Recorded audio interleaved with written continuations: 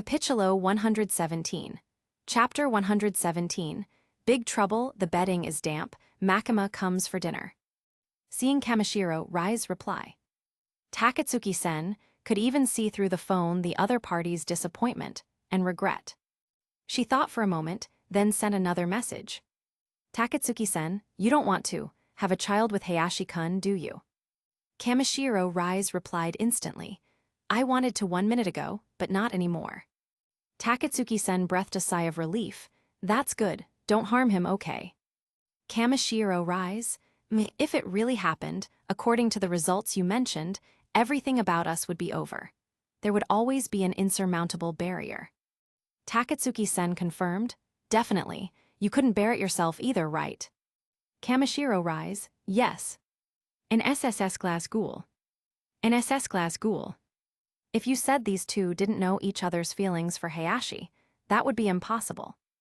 But reality was that besides compromise, there was only cooperation. Were they going to split Hayashi in half and each take half away?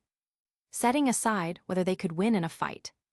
At least Toru definitely wouldn't let them off. Moreover, someone like Hayashi. There was only one in the world. They would never find another person who could get along so harmoniously with them, let alone that Hayashi was also a man. As for the matter of children, when a female ghoul and human had a child, the child would be absorbed by the mother because the child was too weak. When a female human and ghoul had a child, the child would absorb the mother because the mother was too weak. Takatsuki-sen was an example. Her mother was human, too fragile. Although she wasn't absorbed by her, her lifespan would be greatly reduced. And if the child was absorbed by the mother, if it was true love, the mother might go insane. Then everything would be over. So after Kamishiro rise learned this news, she immediately dismissed the thought. To make Kamishiro rise completely stop thinking about this matter, Takatsuki-sen directly said in her message, "Come to my house, I can tell you some things about my childhood. Our current life is already a life countless ghouls could only dream of. Please cherish it together." Kamishiro rise also wanted to understand Takatsuki-sen better. So she directly replied, I'm coming right now. Late night diner. After parking the car and returning home, the three carried large and small packages back to the kitchen to put them away. After having nothing else to do, Kana went to watch TV. Toru looked at the gloomy weather. She wanted to dry the bedding but couldn't, and there wasn't much else to do. Just when Toru was also preparing to rest and snuggle with Hayashi, Kana suddenly stood up and ran to Hayashi's side. Then pointed at the sofa and said, Big trouble, Hayashi. Although she said big trouble, Kana's tone was very calm. What's wrong? Hayashi asked. Kana pointed at the sofa and the thick carpet in front of the TV. On top of the sofa there's water. It feels wet and clammy when touched. It's very uncomfortable. Is it broken? Wet and clammy, broken. Hayashi walked over. Let me see. He walked to the sofa, spread his hand to touch it, smoothed it over and grabbed it. It indeed felt wet and clammy. Oh, it's gotten damp. Damp? Not only was Kana confused, Toru was also confused. What was damp? It's gotten humid. Hayashi looked at Toru to explain. It's been raining continuously these past few days. There's too much moisture in the air, so it became humid. The bedding upstairs is probably a bit damp too, since we're close to the sea. Toru was shocked. The bedding is damp. The bedding was something Toru had always been in charge of. If something went wrong with it, it was like something went wrong with herself. Upon hearing this, Toru hurriedly rushed to the second floor, back to the bedroom to grab the bedding. She grabbed her own bedding. Watilda. Then ran to Hayashi's room to grab the bedding. Toru noticed something was wrong. Why wasn't the bedding in Hayashi's room so damp? It was even still okay. But she couldn't worry about that now. Toru hugged both people's bedding and hurriedly ran downstairs shouting. Big trouble, it's really damp. What should we do, Hayashi-san? Should we just use magic to eliminate it? Also, why isn't Hayashi-san's bedding so damp, but ours is very damp? This question was hard to answer without knowing the reason. But based on his understanding of Toru, Hayashi asked, "Did you open the windows for ventilation?" "Yes," Toru nodded. "That's why. Letting humid air in makes the bedding wet." Hayashi also pointed at the ceiling and walls. "If you open windows during the spring warming moisture season, even the ceiling and walls will be covered with water droplets." Ah, Toru was astonished. Kana also showed a "so that's how it is" surprised expression. In the other world, they hadn't really lived in human society. How would they know these little life tips? Hayashi grabbed his own bedding and Toru's bedding. They were indeed different. "It's just simple dampness. Drying it in the sun would be fine, but there's no sun now, so let's use magic." Memo. Toru stretched out her finger and touched both sets of bedding. Immediately, the bedding became fresh and new. When touched again, they were all in a fluffy state. Toru looked at the other sofas and bedding and hurriedly said, "There are other furniture pieces too. I need to dry them all." So she hurriedly sent the bedding upstairs, closed all the windows, and then began a thorough cleaning. The furniture, decorations, items, etc. in the house were all dried by Toru using magic, without a trace of dampness. After cleaning the second floor, she cleaned the dining room. After cleaning the dining room, she even cleaned the wooden furniture outside. Toru was like a lioness patrolling her territory, driving away dampness from every place, not sparing even a single corner. Hayashi admiringly gave a thumbs up, worthy of being the head maid, truly amazing. Of course, Toru lifted her small chin proudly. Just like that. After Toru finished cleaning up, Hayashi leaned on the sofa reading a book, drinking milk tea, continuing to relax. This continued until 6 o'clock in the afternoon. The sky had fine drizzle. It had been gloomy all day.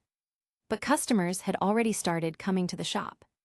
Hayashi stood up to look. Wow, so many people came today. Transparent umbrellas appeared at the alley entrance. A group of people walked into the alley one after another. When they were almost at the door, a blonde woman tossed her umbrella aside and boldly rushed up shouting, "Store manager, open the door, welcome this great me." Without a doubt, this was Power. Yelling, yelling, yelling. Hayashi opened the door and gave Power a hand chop. "What are you yelling about? Why are you shouting so loudly?" "Oh, tilde tilde tilde." Power shrank her head and obediently went inside. Hayashi looked up. Leading the group was Makima, and behind her was a batch of people.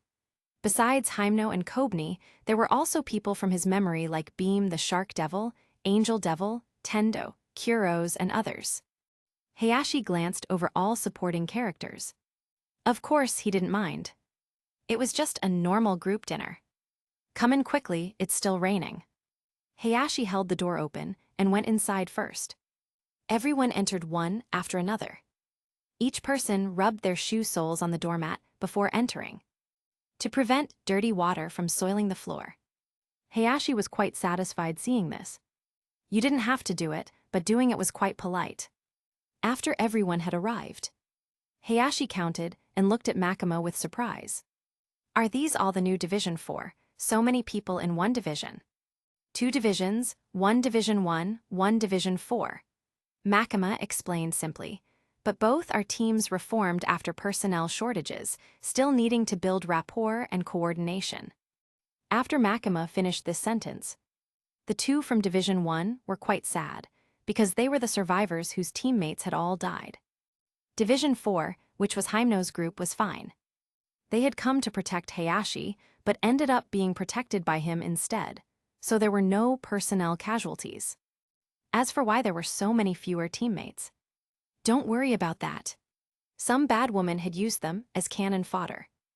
After chatting for a while, "What would you all like to eat? Let's order first." Everyone hurriedly looked at the menu. They began discussing. After a while, the organized menu written together was respectfully handed to Hayashi by Kobni. He looked it over.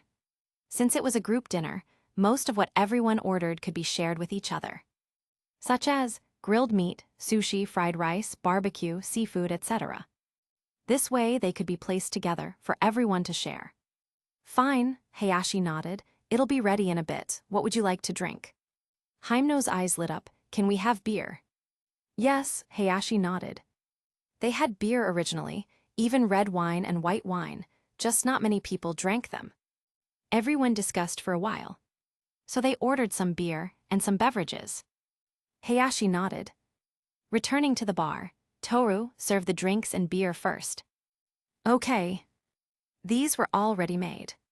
Hayashi took them out and arranged them, and Toru finished serving them in 2 or 3 trips. In the kitchen, the pans on the stove flew back and forth. Dishes were quickly completed one after another. In the dining room, everyone first drank some beverages and beer as appetizers. Tendo was a member of Devil Hunter Division 1. She had a black ponytail, a scar on her nose bridge, and like Hyemno occasionally smoked, but was very serious and earnest in her work.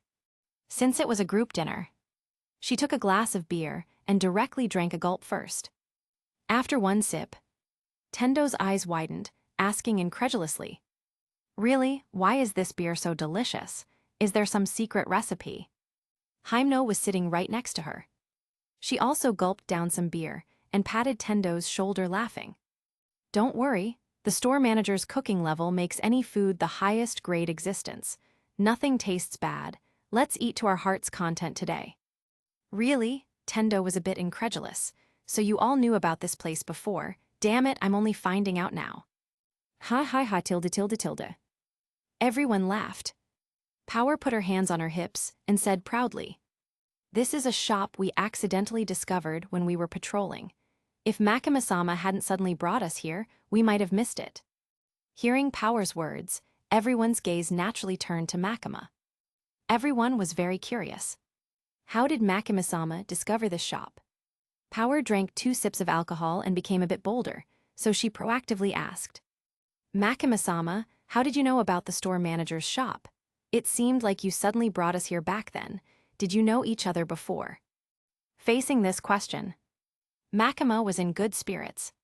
She gently sipped her beer, then recalled for a moment and shook her head. "Not at all." A tilde tilde tilde. Everyone made surprise sounds and became even more curious. So it wasn't that they knew each other before, then how did she know? So precisely. It should be considered fate or sixth sense. Makima gently swayed the glass in her hand, watching the golden-orange liquid swirl and rotate inside. "When I first saw Hayashi-kun and the shop, I felt this place was constantly attracting me. The shop too, and the person too. It would definitely be very delicious." When saying delicious, Makima specifically included the store manager as a person. Everyone immediately widened their eyes, wanting to exclaim. But this involved another aspect. Due to Makima's authority, no one dared to make a fuss about this aspect, all holding it in until their faces turned red in agony. Makima looked at them and smiled faintly. "The dishes will come soon. Prepare to eat meat heartily." Everyone hurriedly nodded. "Toru." Coming tilde. Just when Makima finished speaking, Hayashi's calling voice came from the kitchen. Toru went in, and when she came out, she was carrying plates of grilled meat and seafood. Clatter tilde. After all these were placed on the plates, the aroma of the delicious food slowly entered their nostrils. The mucous membranes and scents had a chemical reaction. This was the taste of deliciousness. Gurgle tilde. Everyone was swallowing, looking at Makima. "Go ahead and eat," Makima said. "Itadakimasu." Everyone could no longer hold back and hurriedly began eating with their chopsticks. Capitulo 118. Chapter 118. Mai's camera arrived, Shiyu's new book inspiration. As the dishes were prepared one by one, plate after plate of food was served by Toru.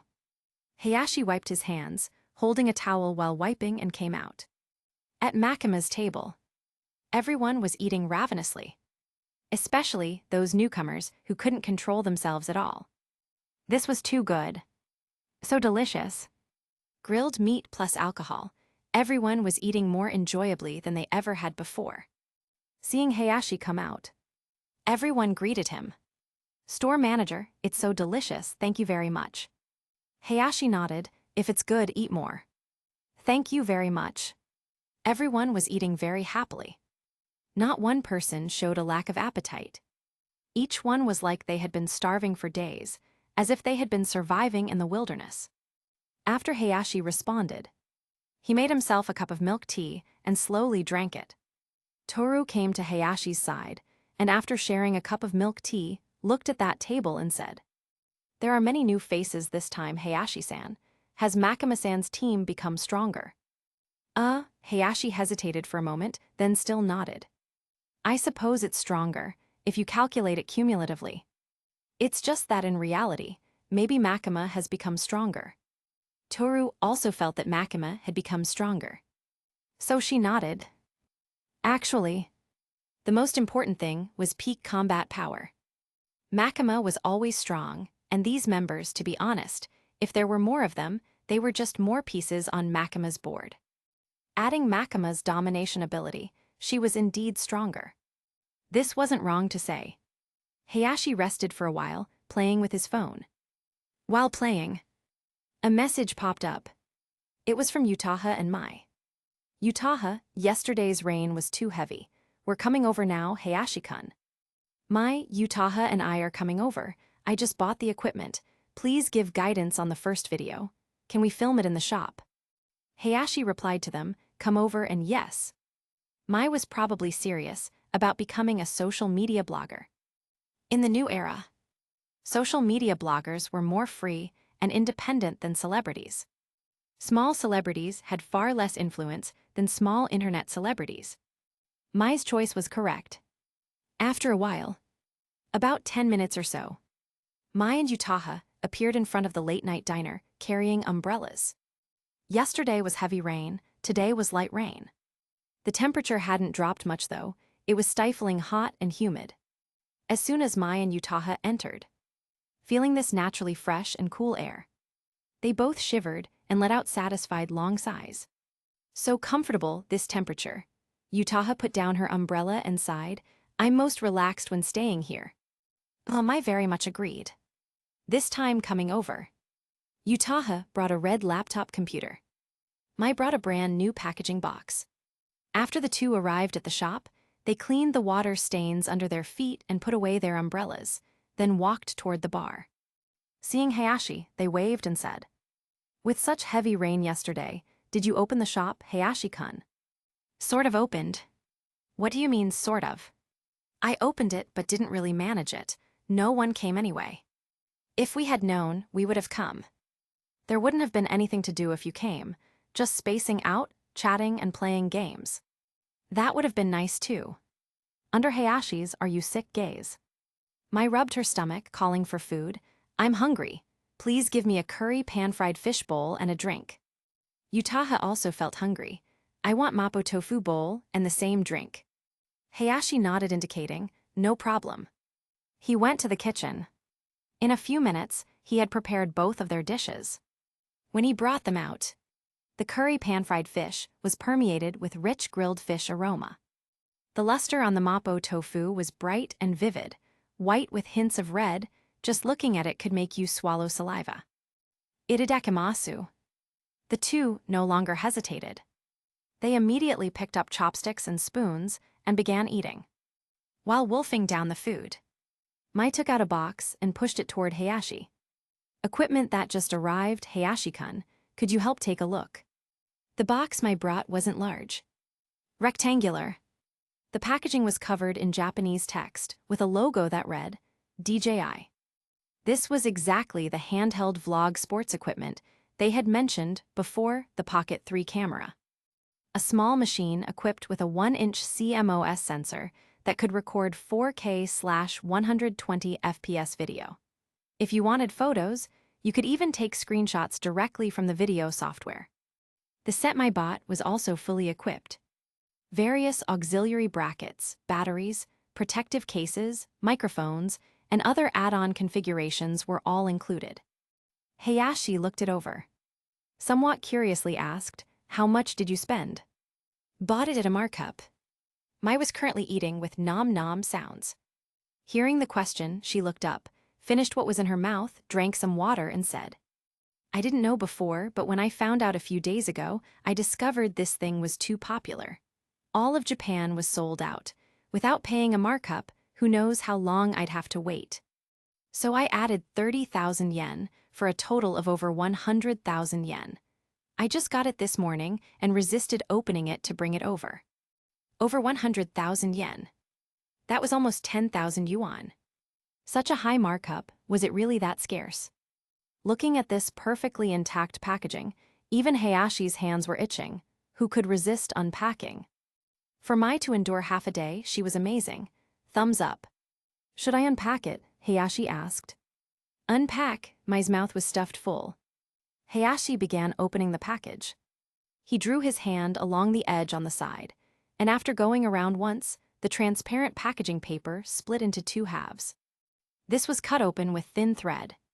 Then he opened the packaging box and began taking out the contents. The main body was naturally the pocket camera. Its overall structure was a multifunctional grip handle plus a gimbal camera. There was also a small rectangular screen on the front of the grip.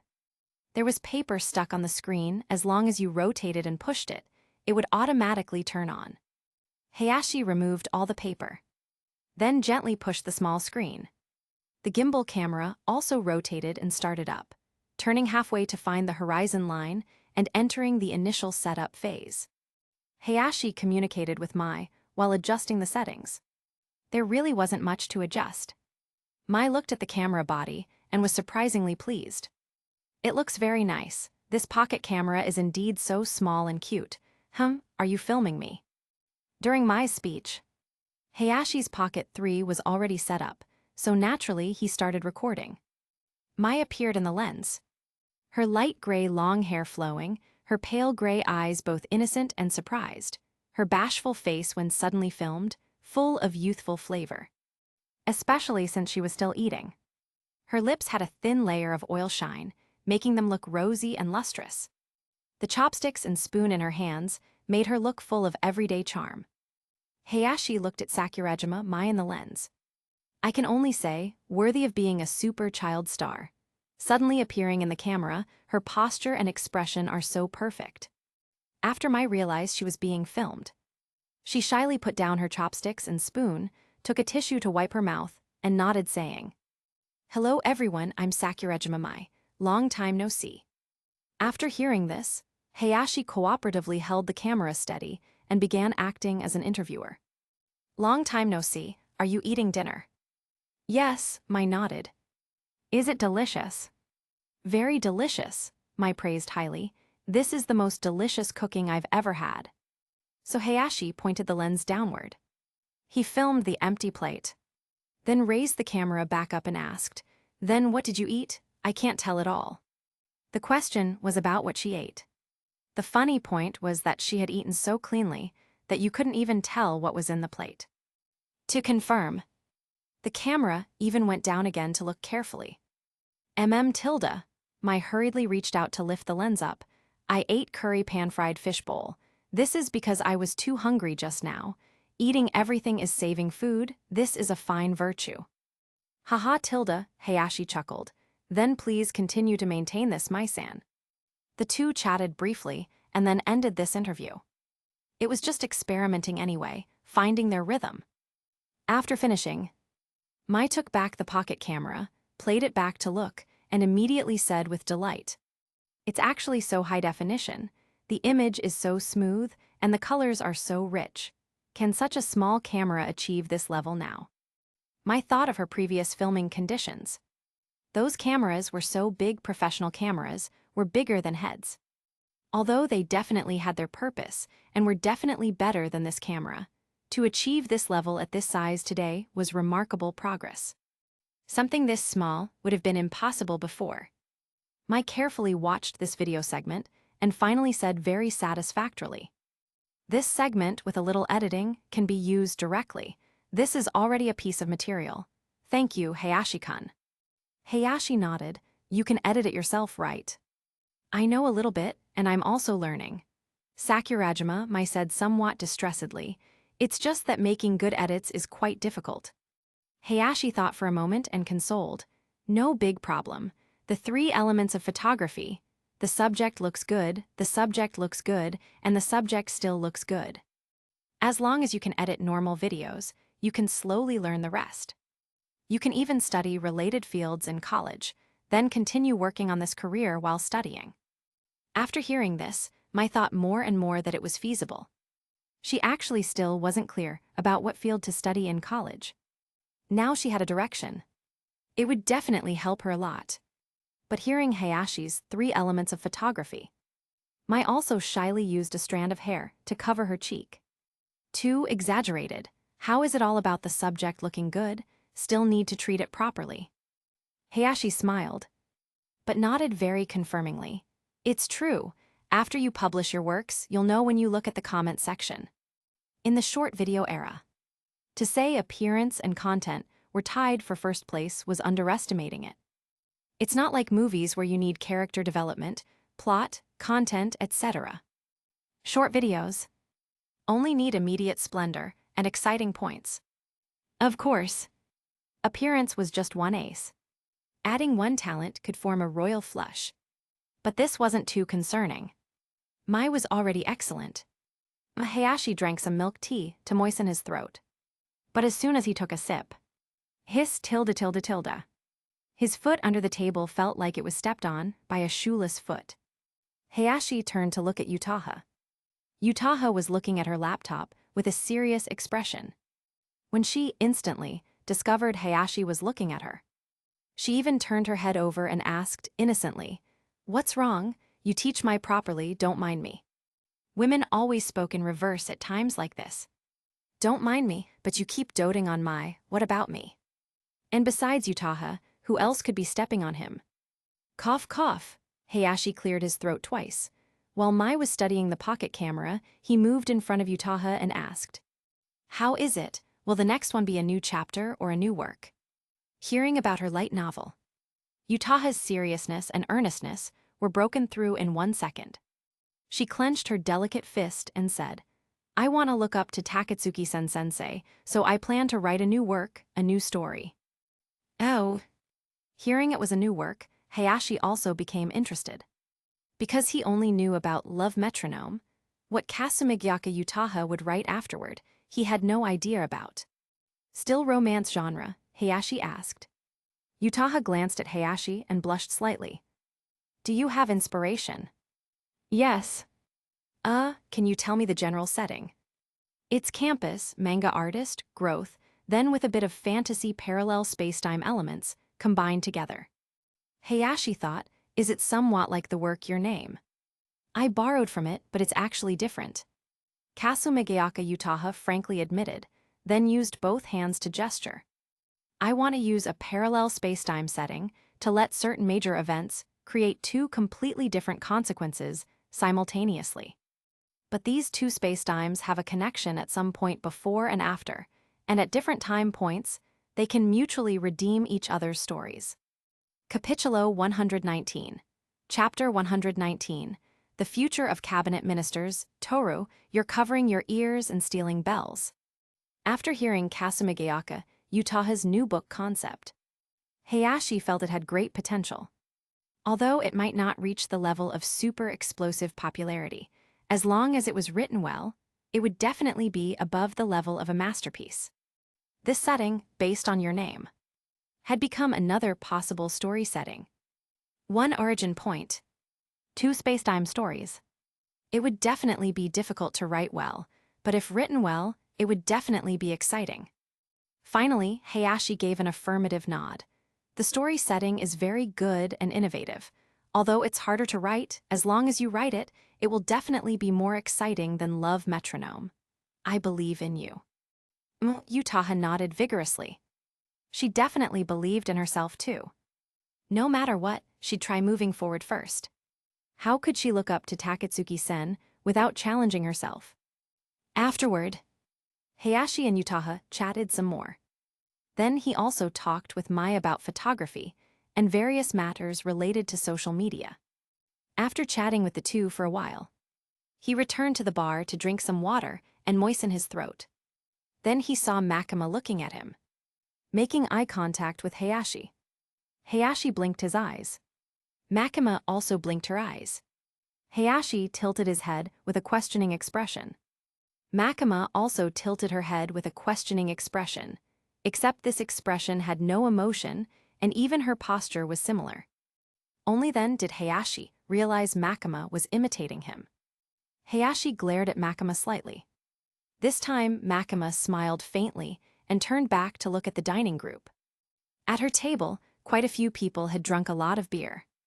Although beer could make you drunk, your mind remained clear. So those scenes of acting wild after drinking didn't appear here. Instead, everyone became more reserved. They drank heartily and ate meat heartily. Hayashi, bored, walked over. He also wanted to grab some food. As soon as he went over, Makima reached out to pull him down to sit, squeezing him into one chair with her, their whole bodies pressed together. Everyone's faces were red from drinking. But seeing this, they all widened their eyes. So intimate. Makima picked up her half glass of beer and brought it to Hayashi's lips, saying softly, "You have a sip too, Hayashi-kun." Sure, Hayashi hadn't had beer in a long time. Fruit wine was fruit wine, beer was beer, the taste was completely different. Hayashi took a big gulp.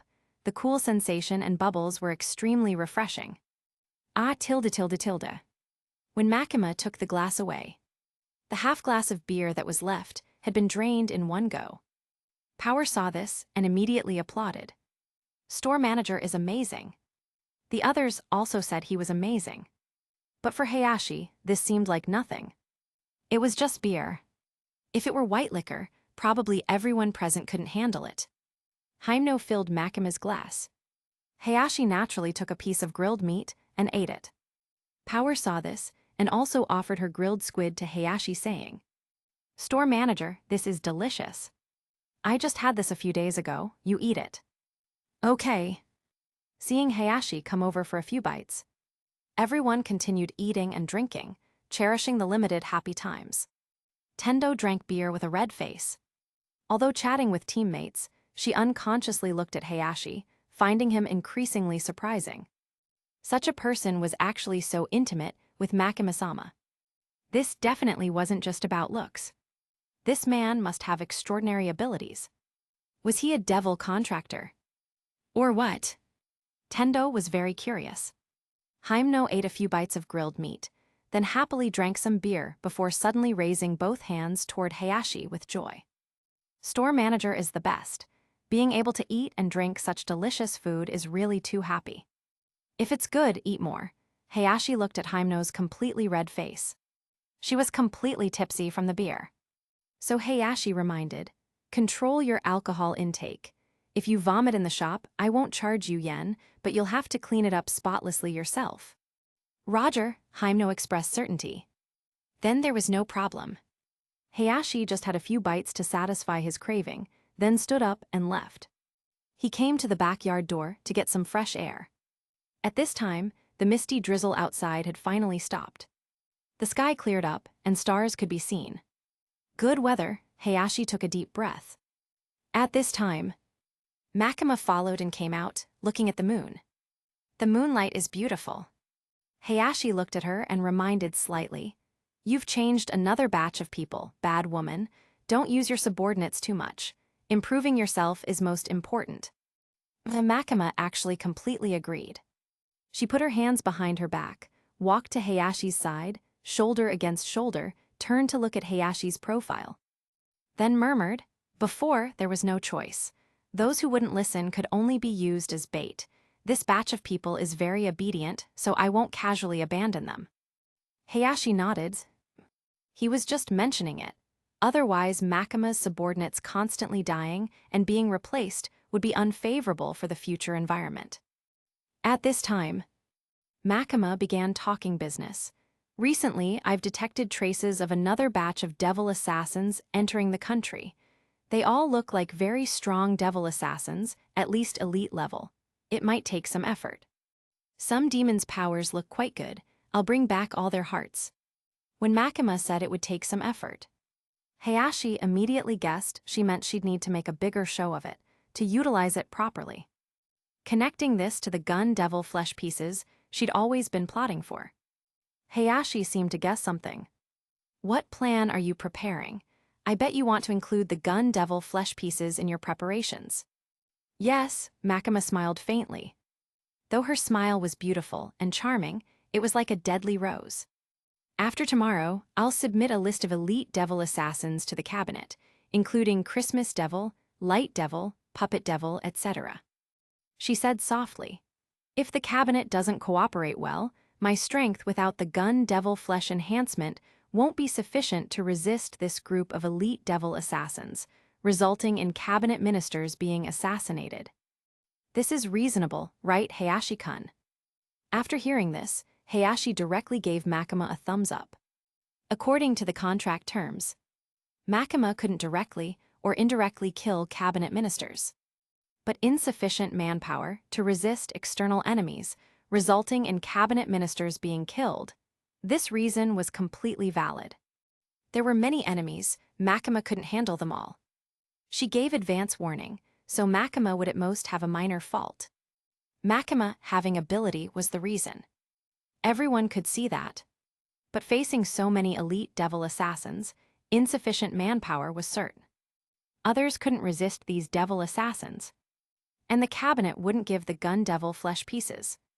So even if it was finally judged as a contract violation, it would only be minor punishment. For Makima, it was completely worth it. Benefits: 1. Get the gun devil flesh pieces. 2. Make cabinet ministers more obedient. 3. Establish authority again, confirming her side's strongest combat power. Most importantly, even if cabinet ministers knew Makima was putting on a little show, the cabinet had no way to deal with it. They could only pay the price with more reverence to enjoy their wealth and glory. The plan is feasible. Hayashi nodded and sighed. It's just that those old men are going to be unlucky. Makima showed no expression about this. Her eyes were full of Hayashi. Those cabinet ministers made contracts with her just to live healthy and long lives, didn't they? As a result, as the only nuclear-level combat force, her request for gun devil flesh pieces was actually delayed, indirectly refused. Then she could only let them see the consequences of not having it. Have those devil assassins already entered the country? Hayashi asked. Some have already arrived. Makima held up 3 fingers. This time there will be 3 very strong assassins, which means 3 very useful hearts. Punishing the cabinet is just incidental. No matter what, these 3 demons must offer up their hearts. That is, offer up their source power. Obediently be killed by Makima, then let Hayashi devour them. After hearing this, Hayashi truly sighed. Devils meeting you is like meeting a ghost. At this rate, you'll be able to realize your initial dream very soon. Makima put her hands behind her back, looking into Hayashi's eyes. Actually, most of it has already been realized. What we're doing now is just to complete it. All right. Hayashi reached out and still pinched her face, just enough to cause slight pain. Really a bad woman. Makima actually extended her face, willing to be pinched. For her, life was too wonderful. Before, she couldn't see any progress bar at all. She could only rely on killing and domination to see a sliver of hope bit by bit, but the process was really slow. And now, every time Hayashi devoured a powerful demon, she knew in her heart that the progress bar had increased a bit. When all the powerful demons were devoured, the progress bar would be almost full. As for those minor demons, either keep them around for presence, to give humans practice, or slowly clean them up. It wouldn't affect her plan. What Makima wanted was only those powerful demons. Minor demons were useless. She looked down on them completely. The 2 chatted outside for a while, letting the warm breeze blow on them before going back. It was still more comfortable inside. Returning to the dining room, Mai was already using her pocket camera.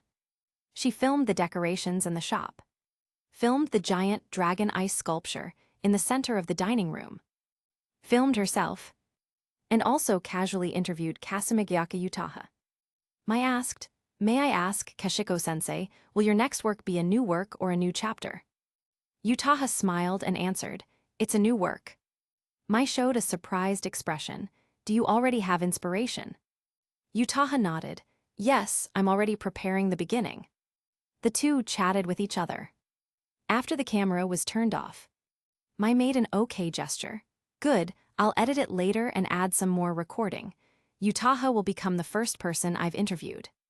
Utaha smoothed her beautiful hair and smiled. If the video becomes popular, you're treating for the next meal. Mai expressed no problem. Just like that. Time came to 10 p.m. Utaha and Mai had stayed about long enough. Utaha had recorded some inspiration in her laptop, and Mai had also filmed quite a bit of material. So the two got up to pay and left. Hayashi saw them off. When he returned to the dining room, Makama's table was in disarray from drinking. Everyone was tipsy, speaking with slurred tongues. Makama herself had also drunk quite a bit. But she only looked tipsy. Actually, she felt nothing. This made Hayashi understand clearly. Everything at the penthouse before had been an act. After a while, Makama came over to pay. Then she left with her people. This group was quite drunk, but everyone could still walk by themselves. Not one person threw a drunken tantrum. They were all well behaved. Power's face was bright red. As she left, she waved at Hayashi saying, "I'll be back, boss. I think you wish you could come every day." Of course. After seeing off Makama's group, Hayashi returned to the dining room. Toru had already cleaned everything up. Hayashi stretched. This life is too comfortable. Toru, do you want sunflower seeds? Yes. Hayashi brought out sunflower seeds. The two went behind Kana and cracked seeds while watching TV. At this time, Kana was watching SpongeBob. The plot had reached Plankton stealing the Krabby Patty secret formula. There was nothing else to do anyway. Crack tilde. Hayashi cracked sunflower seeds while playing on his phone, just passing time like this. From 10 to 12 o'clock. 2 tables of regular customers came. They were white-collar workers from nearby companies who had just finished overtime. After eating and praising Hayashi's restaurant endlessly, they left satisfied. But before leaving, they wanted Hayashi's contact information. Hayashi gave them the restaurant's contact address. After the last 2 tables left, from midnight to 2 a.m., there really were no more customers. Before those 2 tables left, Kana had already fallen asleep lying on the sofa, and Toru turned off the TV. Then at 2 o'clock, closing time, Hayashi snapped his fingers. Toru quickly closed up and swiftly carried Kana upstairs. When Hayashi returned to the bedroom, he found a big, bulging lump in his bedding. "Toru, are you playing ostrich here?" Toru stuck out her head, twisting her body like a cat stretching. "Hayashi-san will know once he comes in." Hissed Tilda, "Then I really have to open this mystery box." Capitulo 120. Chapter 120. Helping with manuscript review, going to Takatsuki-sen's house. 3 a.m. Toru was lying on the carpet, sleeping contentedly. Hayashi told her to sleep on the bed or go back to sleep. But Toru felt the carpet was most comfortable right now, wanting to nap for a bit first. So Hayashi went to put on headphones and play games. Through the gradual improvement of his physical fitness and mental willpower, Hayashi discovered that the sleep time he needed was also gradually decreasing. Previously, he needed 8 hours of sleep. When he first opened the shop, less than 7 hours. After obtaining the devil fruit and continuously devouring, he only needed about 6 hours of sleep per day. Later, through his own training and Makama's constant feeding, he now only needed less than 5 hours of sleep per day. Of course, he could sleep more, because sleeping was comfortable. But if he woke up at noon, he could go to sleep again at 7 a.m. and be fully revitalized. This made Hayashi feel very amazing. If this continues, will I be able to go days, weeks, months, or even with energy replenishment, never sleep forever? Sleep only needs to replenish energy. The upper limit and recovery speed of energy refer to willpower and body. I estimate I can soon sleep once every 2 days. Hayashi went on Steam and played games for a while. Played Sekiro for a while. With his current neural reaction speed and consciousness, clearing the game was incredibly easy. He could see the boss's every move clearly. After clearing it, Hayashi looked at the interface, feeling nothing. The boss isn't even as strong as me. If I went up there, the boss would be cut into 8,000 pieces. He played until 4 a.m. Then Hayashi went to sleep. He woke up before 9 a.m. Opening his eyes, Toru had already left and returned to her own room to sleep. Hayashi picked up his phone to check. If there were no messages, he'd continue sleeping since there was nothing to do anyway. When he opened his phone, there was one message. 8:39 Takatsuki-sen, I've finished the initial draft of my new work. All that's left is review and polishing. Can you come help evaluate it? Sent in the morning, only about 20 minutes ago. Hayashi lay on his bed and started replying. Sure, but sending messages at this hour. You haven't slept, have you? The message was sent, and 2 minutes later came a reply. Takatsuki-sen, I thought you were asleep. I just took a bath and was about to go to sleep. Hayashi, really pulling an all-nighter writing, huh? You're too intense. A normal person writing like this definitely couldn't handle it. Takatsuki-sen, so sometimes I'm quite grateful for my body. Hayashi, when are you free? You could come to the shop this afternoon. Takatsuki-sen, Hayashi, Takatsuki-sen, can you come now? Come to my house instead. Otherwise, thinking about this will keep me from sleeping. You have instant teleportation methods, right? Rise mentioned it before. She mentioned it. That must have been after that night. She tells Takatsuki-sen everything. Your relationship has gotten that close. Hayashi, she really tells you everything. Takatsuki-sen, of course, our relationship now is extraordinary. Hayashi, all right, let me wash up and I'll come over. Takatsuki-sen, if possible, could you make breakfast at my house too? Anything is fine. Hayashi, sure, send me the location.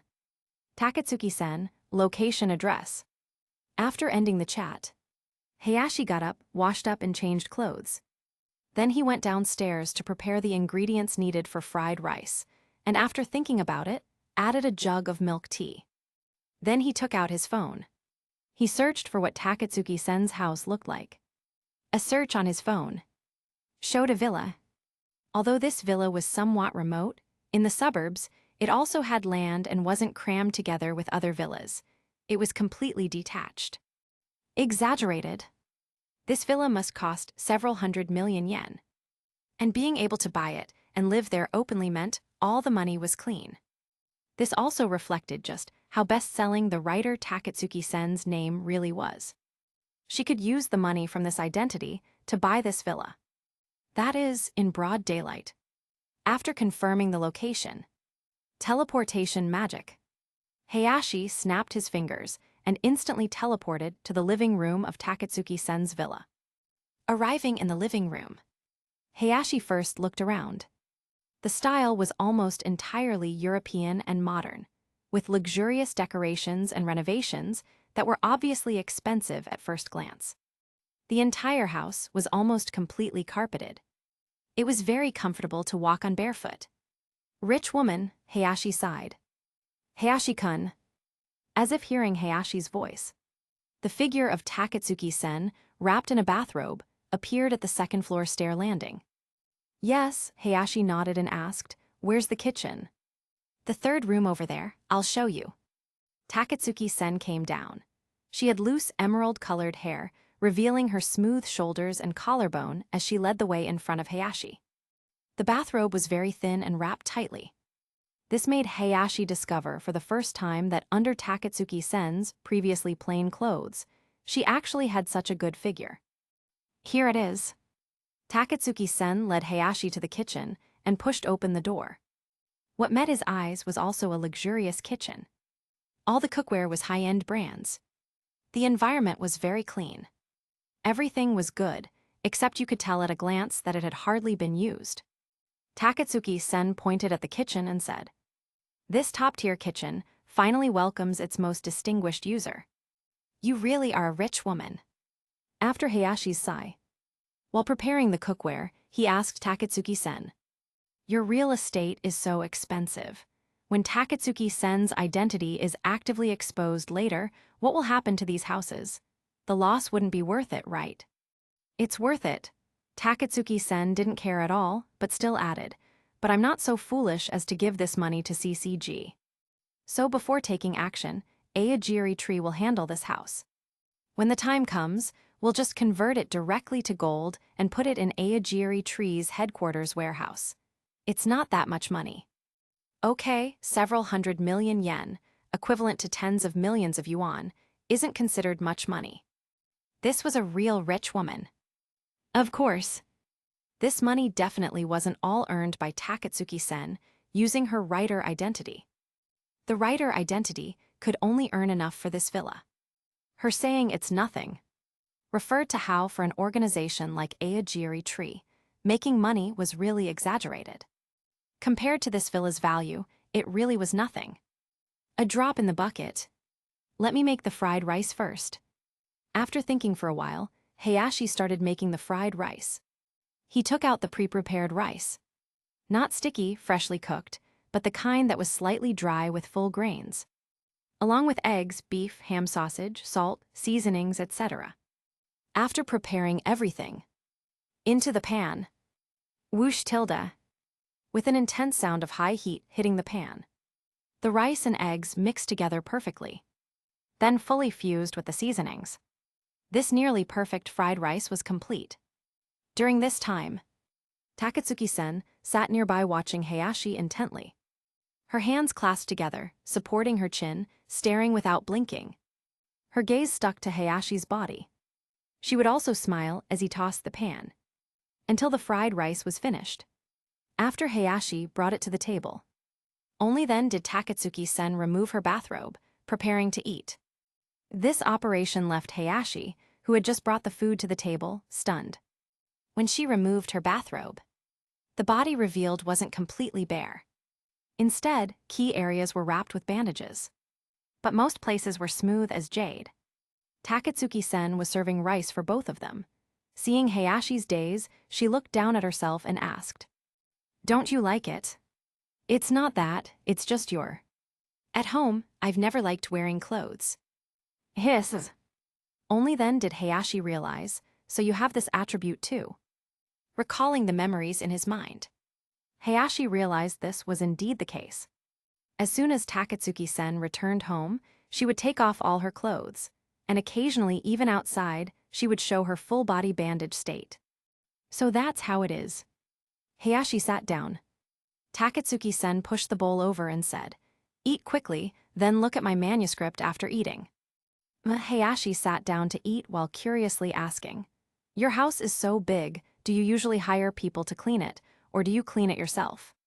"Of course I hire people," Takatsuki-sen said while eating. "I just need to find a housekeeping company every so often. Takatsuki-sen's identity is temporarily that of a great writer, you know." "Such a pity, I guess it'll be gone in a few days." "There's nothing to pity, it's just an identity. It will burn out its most brilliant embers." Have you been watching CCG's recent movements? I get internal intelligence every day. Then, before you completely expose Takatsuki-sen's identity, you'll definitely create some earth-shattering event that shocks all of Japan, right? Yes, specifically, it will be mass prison breaks, exposing CCG's internal darkness and open confrontation. You're going as far as open confrontation. Open confrontation. That would be an open declaration of war. Once they showed themselves like that, Aogiri Tree would become CCG's main target. Just like in ancient chaotic times, when someone first declared themselves emperor. Whoever stuck their head out first got hit first. At that time, Takatsuki-sen's pressure would increase exponentially. But the benefit was, as long as they could hold their ground, Aogiri Tree's power would grow stronger and stronger, and their core cohesion would become increasingly strong. This step was the most important starting point of Takatsuki-sen's plan. That is, establishing the sole authority in the ghoul world. Just like that, Hayashi and Takatsuki-sen finished the fried rice. Leaving the bowls on the table, Takatsuki-sen said she would wash them and asked Hayashi to look at the manuscript first. Coming to the big red sofa in the living room, Hayashi lay down on it, and the softness made his whole body sink in. He placed the milk tea on the table. Hayashi took a sip. Takatsuki-sen went upstairs to get the manuscript. "Here. Let me see." Hayashi sat up and began reading carefully. Takatsuki-sen sat beside him, her whole body pressed against him almost. No, at zero distance. Hayashi opened the first page. It wasn't the beginning, but a freeze-frame sketch of a herbivorous animal boy and a carnivorous animal girl. Each step had tiny changes. You could see the progression until they were lying face to face, embracing each other. Opening the second page, he began reading the manuscript. The story began at an orphanage school where all the students had poor backgrounds. The dear male protagonist was very charming, with countless female animals around him who liked him, but he knew that romance wasn't the way to change his life, always rationally seeking opportunities in this chaotic world. The wolf female protagonist was like a bad girl. After being bullied, she exploded that night and killed those who bullied her. The story that followed was like the outline Hayashi had seen before. Madness, distortion, awakening, cooperation, rebellion, mutual benefit. The deer was the strategist, the wolf was the killing god. Together creating a new world. The entire content wasn't very long. After Hayashi became absorbed in reading, he finished it all. During this time, Takatsuki-sen pressed closer and closer. Even at the end, she was leaning on his shoulder. The first thing Hayashi felt after finishing was admiration. Worthy of being Takatsuki-sen, this actual finished product is even more stunning than the story in the outline. This work had another layer of meaning. Although the dear male protagonist was herbivorous, good-looking, and charismatic, he was ruthless, rational, and farsighted. Although the wolf female protagonist was carnivorous, a killing god, and mad, she was actually forced into it, and her heart yearned for coexistence between carnivores and herbivores. Such contrast. But it's excellent, Hayashi let out a long breath. Seeing Hayashi finish reading, Takatsuki-sen whispered in his right ear, "How is it?" "Very good." Hayashi flipped back to the first page, looking at the animated frames. "These simple illustrations are also excellent." Seeing Hayashi so calm, Takatsuki-sen hugged him tighter, and the softness at her chest pressed more firmly. She opened her mouth and gently bit a bit of Hayashi's ear. And asked again, "Don't tell me you can't see it from this book. I don't believe it. Answer me quickly." How could Hayashi not know? This was basically a customized love letter. If he could still hold back from this, could he even call himself a man? Hayashi turned around, swept Takatsuki-sen into his arms, and headed upstairs. "Come on upstairs." "No, quickly, right here." Capítulo 121. Chapter 121. New book reflects reality, CCG's dark exposé. A morning of fierce battles. Starting from this luxurious villa, Hayashi and Ito left many traces in this luxuriously decorated villa, proving they had fought here. The Ghoul King's body was indeed formidable. But facing Hayashi with unlimited stamina, it was just a matter of endurance warfare. Ito started with ease. Halfway through, she gritted her silver teeth. In the later stages, her whole body tensed. Until finally she made breathless sounds, accompanied by trembling and twitching. 11 a.m. noon. Takatsuki-sen was lying on her big red sofa, her whole body sunk into it, one leg arched up, only showing half her body. But even just half, her curves were so beautiful they could make one hard. Hayashi sat in front of her.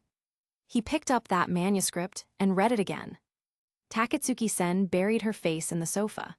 After a long while, after her toes stopped curling, she breathed heavily and said, "You make me doubt whether I'm really that legendary one-eyed owl." Hayashi shook his head. People's physical constitutions can't be generalized. He crossed his legs and explained pleasantly. Besides, physical constitution is only auxiliary in this aspect. There are many other things that need to be considered. Takatsuki-sen thought for a moment and asked, "What about rise?" Hayashi almost couldn't keep his composure when he heard this. He turned to look at Takatsuki-sen, confirming she wasn't joking. Then answered, "About the same as you, but a bit weaker. She doesn't recover as fast as you do, she usually needs to sleep for a while." Takatsuki-sen heard this and let out a long breath.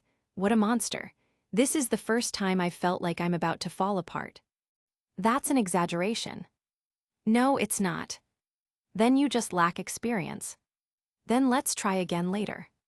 During their conversation, Hayashi kept reading the manuscript in his hands, going through it a second time. Of course, his hands weren't idle either. Left hand holding the manuscript, right hand stroking along the beautiful curves of her back. Smooth and silky. And the slender yet elastic type. A bit like a gymnast's build. During this time, Takatsuki-sen had rested well and turned her head to look at Hayashi, who was still reading her manuscript. She didn't know what came over her. Maybe the events that had just happened made her mind a bit confused. Seeing Hayashi continuously focused on reading her manuscript, she became neurotic and dissatisfied with the existence of her manuscript. Takatsuki-sen reached out and tugged at Hayashi. "Stop looking at it, talk to me." Hayashi thought it was his attitude that was the problem, so he put down the manuscript and leaned over Takatsuki-sen again, making his attitude practical. As a result, Takatsuki-sen was startled and hurriedly pushed against his abs. "No, no more. You should go back to reading the manuscript." Hayashi pinched Takatsuki-sen's face. "Are you flip-flopping here?" You could say. He was quite the miracle doctor, curing lovesickness in 1 second. But don't ask how he cured it, it was physical therapy anyway. Hayashi sat back in his original position. Takatsuki-sen got up and leaned on his shoulder, asking softly, "Do you think this book can achieve the same success as Black Goat's Egg?" Hayashi nodded definitively. "If you don't expose your identity, the results might be similar, but the buzz and traffic after you expose your identity will be extremely terrifying in this era. Your book will be read by many people who already know the answers, will be analyzed and dissected by countless people, and will be overinterpreted by many. So for your future polishing, every word and phrase needs to be carefully revised. Let me help you look it over first." Takatsuki-sen was very happy to hear this. Her slender hands wrapped around Hayashi's neck. The two leaned against each other intimately, and Takatsuki-sen spoke from her heart. "I won't change much, no matter how others interpret it. Because this is a work I created with my true heart. Even if it has flaws, they're part of the work, a bridge connecting to reality, reflecting light and shadow from different dimensions." So this was the difference between light novels and literature. Some things truly weren't just for success. Flaws were also part of the story and reality. Hayashi nodded, showing understanding. "So the original meaning in the book is what you want to express to the world?" "Yes," Takatsuki-sen nodded emphatically. Takatsuki-sen's book really had meaning on many levels. First, as just mentioned, the book wrote stories similar to Hayashi and Takatsuki-sen herself. It not only wrote similar stories and character settings, but also visions and changes for the future. Second, it reflected the reality of ghoul and human relationships. In the book, animals were divided into carnivorous and herbivorous. Carnivorous animals were naturally powerful, could accidentally harm herbivorous animals, and were mentally more unstable. In this environment, even negotiable carnivorous animals lived extremely difficult lives. So it contained various meaningful story plots. People could immediately associate it with reality. Third, the detailed analysis. As long as you looked for problems with answers in hand, this book was full of metaphors everywhere. It made people tremble with fear just reading it. So when Hayashi finished reading it the second time, he exhaled. "Exaggerated, the more I read, the more outrageous it seems. From my perspective, this book will face pressure just from being published. If it weren't for your Takatsuki-sen identity, this book might not even get published. Even if it were published, if it annoyed CCG's higher-ups or some big shot, they might ban your book. You wouldn't even need to expose your own identity." As he tasted it more, and found it increasingly problematic, Hayashi felt this book could naturally become a banned book just by being published. Because Takatsuki-sen's metaphors were too outrageous. "So we need to move fast. Marketing starts tomorrow." Takatsuki-sen lay on Hayashi's back, drawing circles on his chest with her finger. "I'll not only use all of Takatsuki-sen's power to do this. I'll even use Ito's power to secretly print and sell it. This will become the final glory of the Takatsuki-sen identity." Hayashi nodded, then added, that final time might last quite long. As long as your Aogiri tree identity exists, Takatsuki-sen's identity will continue to exist in the shadows. The death of fame isn't a ban. It's when everyone forgets you. Takatsuki-sen nodded in agreement, yes. Afterward, the two chatted more on the sofa, mainly about polishing the book's content and publication operations. Publishing only through publishers. Even if Takatsuki-sen used her identity, the first print run wouldn't be too large. So Takatsuki-sen planned to release electronic and pirated versions simultaneously, completely foregoing royalties, only wanting heat. And while printing, she would organize newly joined Aogiri tree members to hit CCG branches and major prisons hard.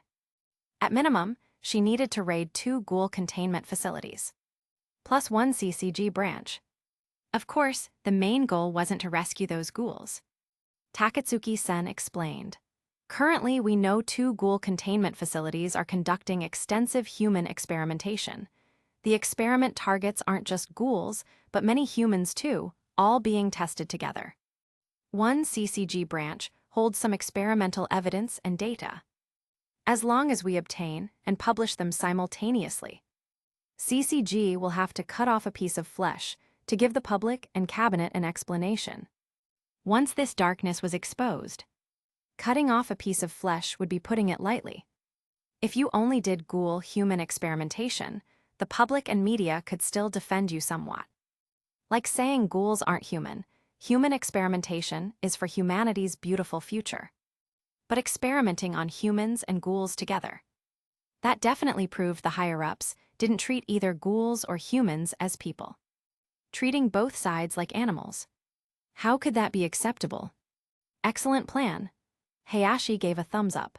Compared to simply massacring CCG to create resistance and opposition, exposing dirt to make CCG's authority collapse is a much better operation. Takatsuki-sen nodded. That's exactly what I think. Attacking the heart comes first, then defeating them. Power had different uses. Being just a brute was too wasteful. Just like that. After chatting more afterward, Takatsuki-sen set the day for exposing her identity as the morning after the planned exposure. Leaving one night was to wait for public opinion to ferment online. Wait for everyone to know. At 11:30, Hayashi looked at the time and stood up.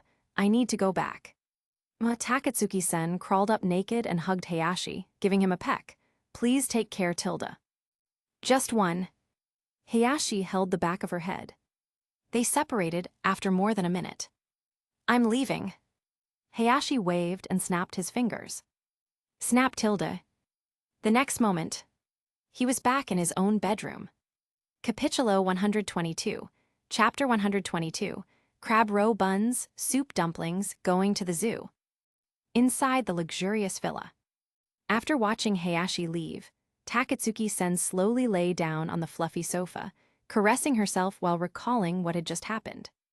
So wonderful. It was almost unbelievable. Before the two met, Takatsuki-sen was outwardly powerful, but her inner heart was filled with darkness.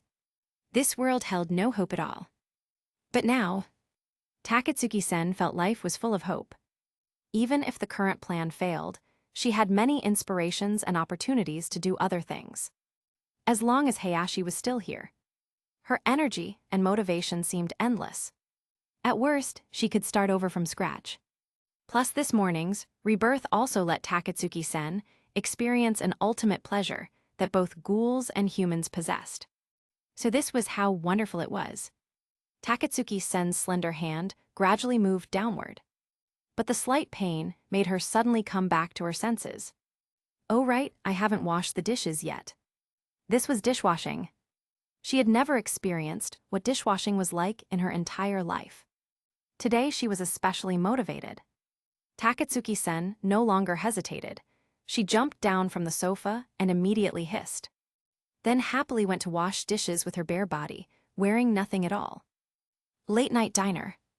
After returning to his bedroom, Hayashi was bored and seeing his computer still on, played some games. He opened Civilization, Never mind. He opened CS, GO and played 2 rounds. Time came to noon at 12 o'clock. Hayashi-san. Toru, who was cleaning, pushed open the door.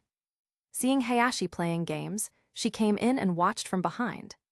Seeing Hayashi dominating in the game. His crosshair kept landing headshots, instant kills, instant kills. Toru stared with surprised wide eyes. Sug, amazing. Hayashi played 2 rounds total. After 2 rounds he stopped, he couldn't keep smurfing like this. His reaction speed and arm control ability got the best feedback in FPS games. The moment enemies appeared, he could react. His crosshair control precision was comparable to cheats. After 1 bullet headshot kills, both the enemy team and his own team would spam question marks. Practice makes perfect. Hayashi closed the game, stood up and stretched. What do you want for breakfast, Toru? Default is still fried rice. Toru thought for a moment. I want buns. Sure. Hayashi went downstairs to make buns. Coming to the kitchen. Hayashi thought for a moment and decided to make something different. Crab roe buns, soup dumplings and shumai. He didn't have crab roe. Killing whole crabs would be too wasteful. He directly bought crab roe from the system, then began making these buns. After rolling the dough, wrapping the filling, and finally putting them in the steamer. Not long after, under the rising steam, Toru and Kana smelled the aroma and came to the kitchen door. Hayashi-san, what kind of buns are these? They smell so good. Kana also sniffed. There's a crab smell. She was very familiar with this smell. She had once accidentally secretly swallowed a whole crab raw. These are all buns you haven't tried before. Hayashi smiled. Get ready quickly. I made extra this time so others can try them later too. Okay, Toru hurriedly went to prepare bowls, chopsticks, and drinks. Kana carried a large water pot, infused it with magic power, and went to water the sunflowers with magic water. Although they had blood packs supplied, magic water also replenished magic power, so the sunflowers certainly didn't mind having more. Noon. Everyone happily ate breakfast. Kana held buns in both hands, 1 in each hand, eating them alternately 1 bite each. Even the shumai she ate 1 bite each, never hesitating. Hayashi averaged 2-3 bites per bun. Then he turned and saw. Toru was also eating 1 bite per bun, and could even manage 1 bite for 2. Throwing them into her mouth with both hands together. What an appetite, Hayashi admired. He wouldn't compete with this. If they could eat, let them eat. Pachita stood nearby waiting to be fed. Hayashi picked up a crab roe bun and tossed it over. Here. Woof tilde. Pachita did an aerial spin and ate the bun. Just like that. After finishing breakfast, Hayashi got up and started lounging around with nothing to do again. He lay on the sofa, read a book for a while but couldn't get into it, so he picked up his phone to scroll through videos. Online. The incident about Takatsuki-sen attacking the CCG branch that day had been largely forgotten. CCG was also vigorously promoting search projects. It looked imposing, but actually it wasn't very useful. As long as ghouls were doing decently well, their disguise abilities were very strong. Those ghouls who could easily expose themselves were basically very weak ghouls with poor mentality. These were almost useless. After a while, Toru came out after cleaning up. She looked at Hayashi and asked, Hayashi-san, are we going to the market today? Hayashi thought for a moment. Honestly, going to the market every day was getting boring for him. Mainly because he had bought and seen many things already. It really wasn't that interesting. Hayashi thought for a moment and asked them, Toru, Kana, is there anywhere you want to go? Eating, drinking, playing, anything's fine. Somewhere I want to go. Toru pointed her finger to her chin, falling into thought. Honestly, she didn't have anywhere she particularly wanted to go. For her, as long as she was by Hayashi's side, anywhere they could go together was fine, she'd like it all. So after thinking for a while, Toru could only helplessly shake her head. How about asking Kana? Toru ran over to ask Kana. Kana, Hayashi-san is asking if there's anywhere you want to go. We don't have to go to the market. Somewhere I want to go. After hearing this, Kana tilted her head and fell into thought. Sure enough, she was about the same as Toru. The environment of the late-night diner was her favorite life so far. With this kind of life, what place would she want to go? But in terms of pure curiosity, there was still some. Just like when they went to school before. At this time, the TV was playing anime. A child was hugging their mother's leg, crying that they wanted to go to the zoo.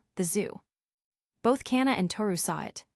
So Kana directly asked, "Can we go to the zoo?" "I'll go ask." Toru hurriedly ran to Hayashi.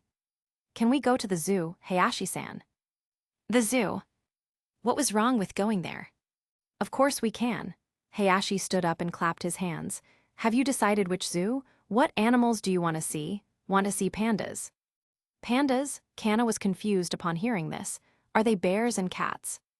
"No, they're not." Hayashi directly searched for pictures. "These are pandas, black and white, pretty, right? Want to see them?" "Pretty, I want to see them." Kana immediately nodded.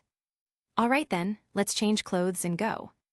Hayashi didn't hesitate and prepared to leave immediately.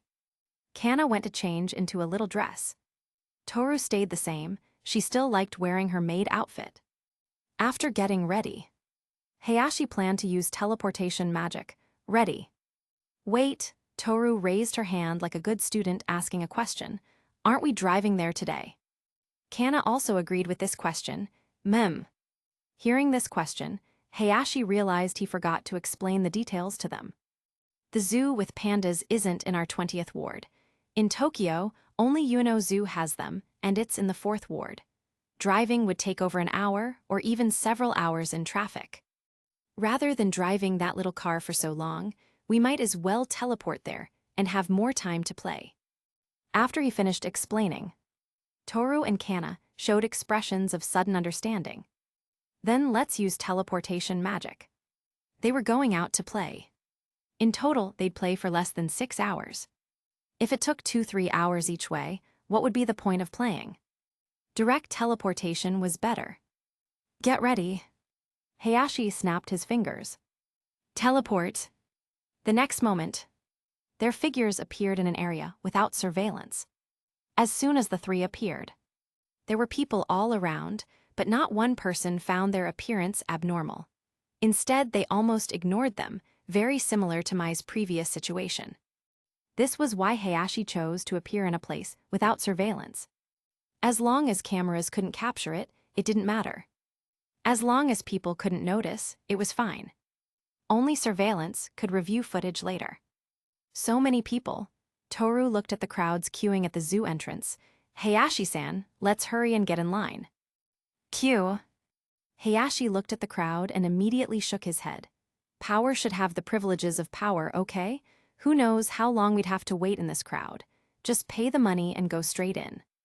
Capítulo 123. Chapter 123. Parrots, Ice Cream, Shoebill Storks, Panda Exhibit. Good news, having power while also having some morals. Bad news, not much morality. After Hayashi had Toru pay the money directly, he just led them and teleported inside. With so many people, queuing was impossible. Besides, he wasn't really cutting in line, right? He wasn't affecting anyone else either. Inside the zoo, Hayashi took out 3 cups of milk tea, one each for him, Toru and Kana, drinking as they walked. The nearest bird garden. The 3 first went to see avian animals, mainly various parrots and peacocks' colorful bird species. Some parrots were even housed together.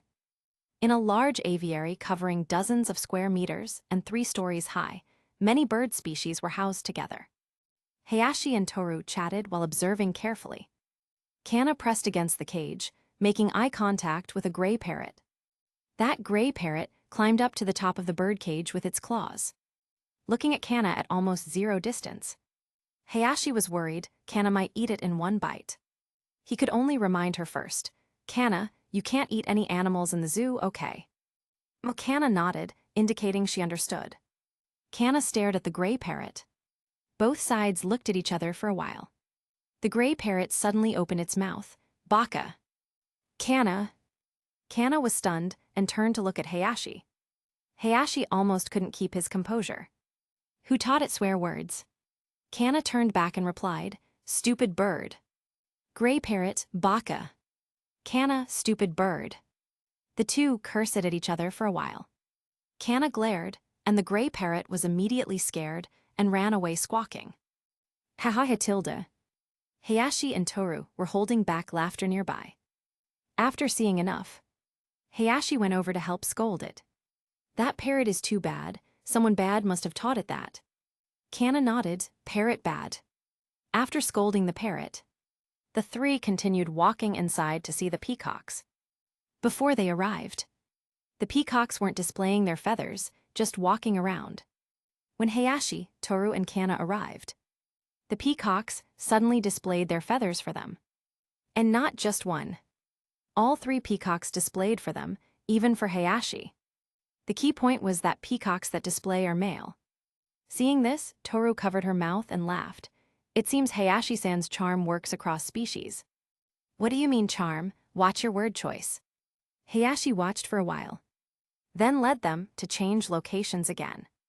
Next they went to the famous shoebill stork area. This kind of bird looked like a supersized gray parrot. It had a very large beak, husky-like eyes, and looked like a ground chicken, the kind that looked very stupid. The sign nearby read, "The shoebill stork is an endangered animal." Toru looked at the shoebill stork's size. Why is this animal endangered? At this time, the keeper started feeding the shoebill stork. The keeper put a fish in the shoebill stork's mouth for it to hold. This shoebill stork had a very large mouth. It held the fish, moving it back and forth. The fish was horizontal and couldn't enter its mouth vertically. It even dropped it with a plop. The shoebill stork lowered its head to pick it up but couldn't. Seeing this, the keeper sighed, picked it up again and put it in its mouth, continuing the training. Tourists seeing this all started laughing.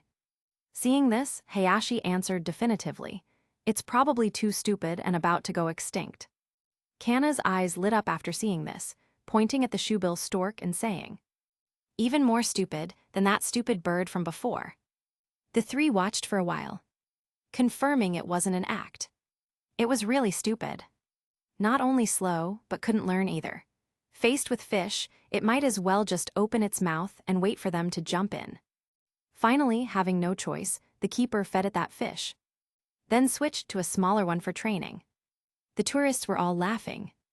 When the three had seen enough, "Let's go," switch to another one. The three went to other areas. They saw monkeys, then camels and elephants. Going round and round, they also saw bears and giraffes.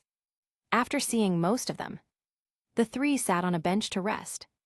Kana sat on the bench, her little legs swinging back and forth. Suddenly, she saw other children asking their parents for ice cream. A family with twins were both pulling their parents' hands. "Daddy, Mommy, I want ice cream." Hearing the children's calls, and noticing Kana's gaze, "I remember there's still extra ice cream in the system." Hayashi mentally checked his system space. There really is. There was still quite a bit of ice cream he'd made before stored away. Seeing this, he turned to look at Toru and Kana, smiling. "Close your eyes, there's a surprise." As soon as he said this, Kana and Toru both obediently closed their eyes at the same time. The next moment, Hayashi snapped his fingers. They felt cool air coming from in front of them. "Okay, open your eyes." With Hayashi's voice, the two opened their eyes and saw two large bowl-sized ice creams floating in front of them, with wooden spoons stuck in them. One strawberry flavor, one watermelon flavor. "Wow tilde tilde tilde." Kana hurriedly grabbed hers, making a delighted sound. Toru also grabbed hers, quickly scooped a spoonful into her mouth, then scooped another spoonful for Hayashi. "Hayashi-san, you eat too." "I have my own.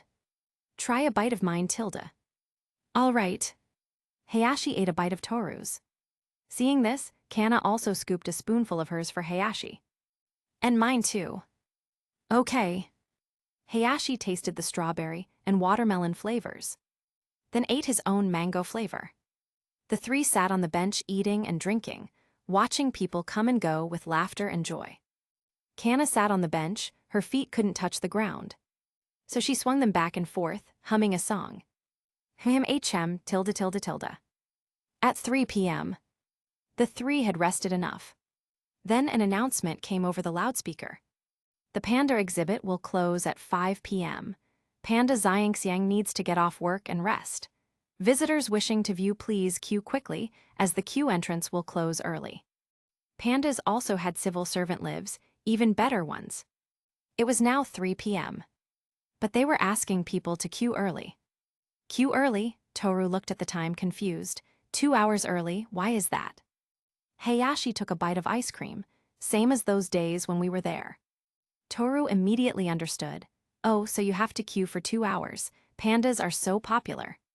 Hearing this, Kana immediately jumped down from the bench. Kana wants to see, let's hurry and go. Then let's go. Hayashi stood up, holding his ice cream. We'll eat as we walk. The three took their ice cream and headed to the panda exhibit. Upon reaching the entrance, before even reaching the entrance, they saw a long queue. And many people had cameras or phones ready, chatting while waiting to film. So popular, Toru sighed. Let's go. Hayashi went directly around from the side. Queuing was impossible. But he wasn't cutting in line either. As long as he didn't disturb others, it was fine. He led Toru and Kana, floating directly above everyone's heads to watch. See, no need to cut in line or queue at all. Capítulo 124. Chapter 124. Watching Pandas, Takatsuki-sen's terrifying marketing. Inside the panda exhibit, it was packed with people. The crowd stretched from front to back with no empty spots. It was hard even to squeeze to the edge to see. Hayashi didn't want the three of them to squeeze around with the crowd. So naturally, they floated in the sky to watch. Levitation spell. With one levitation spell, the three floated up to a height of less than 2.5 meters. Adding an invisibility magic on top made it completely perfect. The three floated into the panda exhibit. Upon entering, everyone was carefully watching the pandas. And phones, cameras, and camcorders were all aimed at the pandas, taking photos nonstop. Of course, with flash turned off. Otherwise, if discovered, they'd be kicked out. After entering, Toru and Kana's eyes were glued to the pandas. Toru hugged Hayashi's arm and hurriedly asked, "What's its name?" Xiangxiang, Hayashi explained. These repeated syllable panda names all indicate the panda is very cute. Toru asked curiously again, "Are all pandas black and white?" Yes, Hayashi was about to say yes, but suddenly thought of something and changed his answer. Not completely. A very few pandas have deficiency mutations and turn brown. This is extremely rare, very few. Oh, Toru understood. So the vast majority were black and white. But Kana became curious at this point. Then why don't they turn pure black or pure white? Genetic color changes included both blackening and whitening. Like white deer or black panthers. Usually black and white were mainstream. But when this question was applied to pandas, Hayashi could only shake his head to indicate he didn't know. Maybe pandas are originally black and white. 2 black would make them black bears, 2 white would make them polar bears, so genes don't allow them to become single colors. They can only have deficiency mutations that fade to brown. Others changed colors, pandas faded colors. This was also an extremely rare case among rare cases. Kana seemed to like them very much. She watched intently in the air, hardly looking away. After a long while, she suddenly asked, "Can we keep one at home?" Hayashi almost didn't hesitate to shake his head. Our house is too small, not suitable. Keeping one isn't great, keeping 2 would be even less adequate. The main problem was that pandas were too rare. Unless they stole one, there was no way to find unwanted pandas. Oh right. Thinking of this, Hayashi suddenly asked the 2 girls.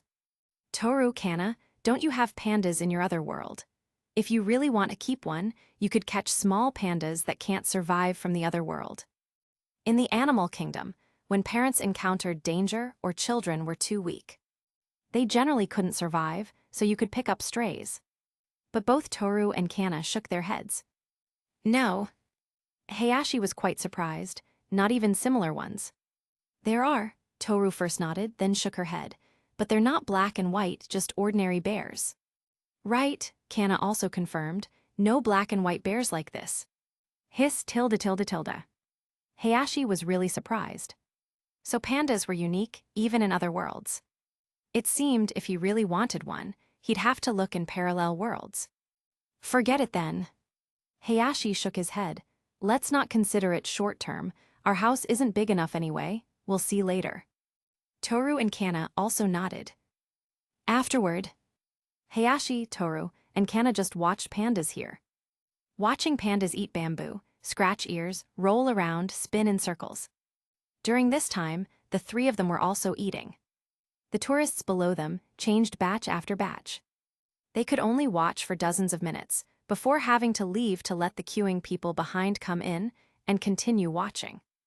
Just like that, they watched until after 5 p.m. Until there was a message notification on his phone. Hayashi took out his phone to look. Sakurajima Mai, I posted my first video. Go check it out, just search my name. What's your account number? I want to follow each other. Takatsuki-sen, pay attention to street billboards, there should be a surprise. Billboards would have a surprise. Hayashi first replied to Mai, telling her his TikTok account, which was actually just an initial account with nothing on it, only used for browsing videos. His likes and favorites were empty, even his avatar and name were blank. After sending it, he was actually instantly followed by Sakurajima, Mai's verified account. Hayashi clicked mutual follow. Then asked, can you control your ability now? Sakurajima Mai, I can already make ordinary people notice my existence, but remembering me is still a bit difficult, so posting videos for social media should help, right? Hayashi, it definitely will. Compared to shouting in public, the internet's effect is much, much better now. Good luck. Sakurajima Mai. After replying to Mai, Hayashi checked the time, it was already 5:30 p.m. Let's go home, Hayashi turned to Toru and Kana. Okay. They had seen enough too. But they still took one last look, then returned to Hayashi's side, waiting for teleportation. Hayashi looked at Takatsuki-sen's message. Let's go to Akihabara first. Snap tilde.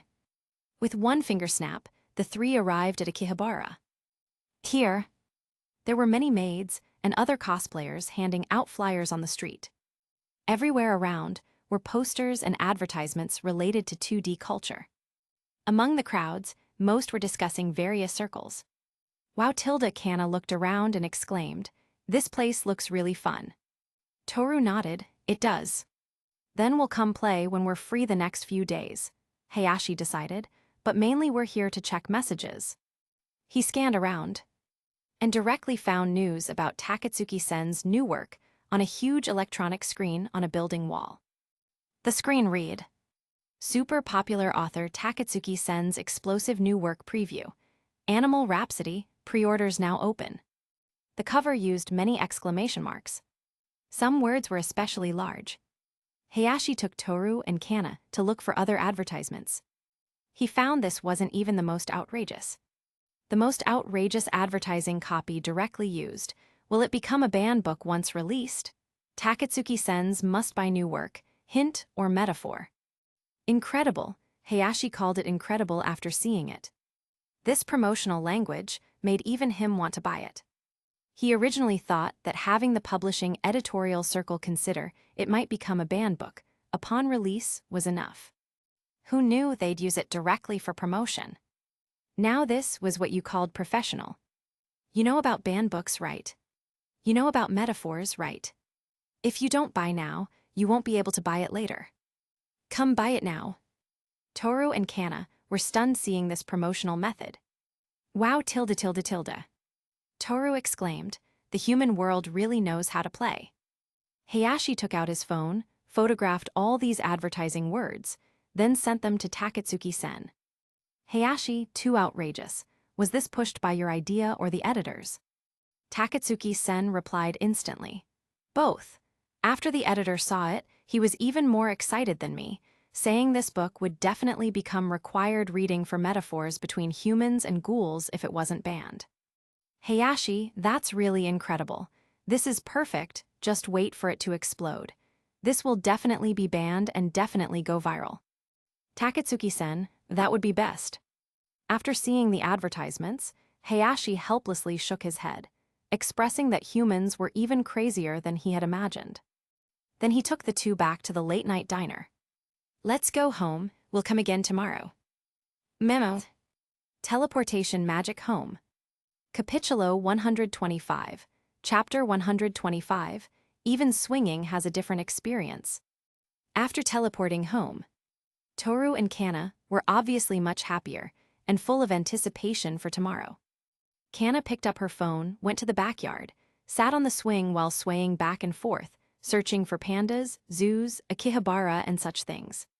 Seeing it was almost time to open, Toru hummed a song while cleaning the dining room once over, trying to keep it tidy. 6 p.m. When the time came, with the small shop opening, 4 people entered from the alley entrance. Takanashi Taoka, Takanashi Rika, Nakiri Arena, Arado Hisako. They came together, then entered together. Upon entering, the hot summer instantly disappeared. The cool, natural temperature made everyone who entered feel a tingle throughout their body, take a deep breath, and feel much more refreshed. Heat made people irritable and decreased appetite. Now in a cool environment, their mood improved, appetite improved, and mindset improved too. As soon as Takanashi Rika entered, she looked around, and after discovering Kana was nowhere to be seen, she ran to Hayashi's side and asked, "Where's Kana? I don't see her." Hayashi pointed toward the backyard. "She's in the backyard, go find her." Okay. The backyard had 2 doors. The inner one led out through the back door of the house. There was another one from the innermost part of the dining room. Strictly speaking, there was also another passage. That was along the edge of the house. There was a walkway that could accommodate 2 people walking side by side, not wide but not narrow either. Takanashi Rika came to the backyard and called softly, "Kana." Takanashi Rika looked around but didn't find Kana. "I'm here." Then Kana's head popped out from the cradle, looking at Takanashi Rika. "Oh, you came, wanna watch TV?" No rush. At this time, Takanashi Rika's gaze was already attracted by the backyard with 3 swings, 3 sunflowers, and an ancient tree. She ran to the swing to take a look, then looked at the cradle that was like a bird's nest, the pure white cocoon-like hammock, and the crimson ancient tree. Each one looked full of story and artistic sense. "Kana, these are all made by Hayashi." Kana looked slightly proud and confident. Everything here was made by Hayashi. Pretty, right? "This is so cool." Takanashi Rika sat on the swing and swayed. "This swing feels so comfortable to sit on." Kana also nodded vigorously with excitement, her face full of happiness. "Right, this was made by Hayashi's own hands, woven with very beautiful little flowers. It's really super comfortable to sit on. I love it so much." Kana raised her 2 cute little hands, as if she wanted to embrace the whole world, constantly talking about how amazing and excellent Hayashi was. Takanashi Rika also nodded excitedly. "Hayashi-kun is really amazing, like he can do everything. This is the most comfortable swing I've ever sat on." "Hee tilde, right?" Kana happily clapped her little hands. Takanashi Rika, "Kana, help me push it, let me play properly, then I'll help push you." "Okay, tilde." Kana nodded adorably, walked behind Takanashi Rika, gently pushed her back, pushing Takanashi Rika up little by little. "Ha ha ha ha, fun, so fun. Kana, use a bit more force, this isn't high enough." Kana looked slightly worried, "But if I use too much force, it might be dangerous. Hayashi specifically reminded me that when helping others push swings, I can't use too much force. Otherwise, if something dangerous happens, he'll knock my head." Saying this, Kana pouted her mouth, poking with her 2 little hands, looking pitiful. But Takanashi Rika, who had Chunibyo, said nonchalantly, "Don't worry, Kana. I'm the future super demon king who will dominate the entire universe. How could I be defeated by a little swing? Just push with confidence and force." Hearing this, Kana tilted her head adorably, remembering what Hayashi had reminded her. "Kana, if your friend wants you to push the swing hard, then you can use a little bit of force. but absolutely cannot let the swing go higher than the railing height, understand. At this time, seeing Takanashi Rika's expectant face, Kana suddenly understood and nodded vigorously. I know. Takanashi Rika, then sit tight. Takanashi Rika immediately said happily, okay. Then her two little hands tightly gripped the swing, her eyes full of nervousness. To say she wasn't scared would be a lie. No matter how tough she acted with her words, she was actually a bit afraid. Moreover, she hadn't played on swings since losing her father. At first she closed off her heart. Although she was much better now than before, she had never touched swings again. So just sitting on the swing made her feel like she was back in childhood. And Kana behind her felt as kind as her father, who used to push her swing when she was little, which made tears flash in Takanashi Rika's eyes. However, she felt more happy than anything. Because it was her father who helped push her swing when she was little. Today this swing was made by Hayashi for Kana, and now she was sitting on it too. Didn't that mean this swing was also made by Hayashi for her? Thinking of this, Takanashi Rika unconsciously murmured, Papa Hayashi tilde.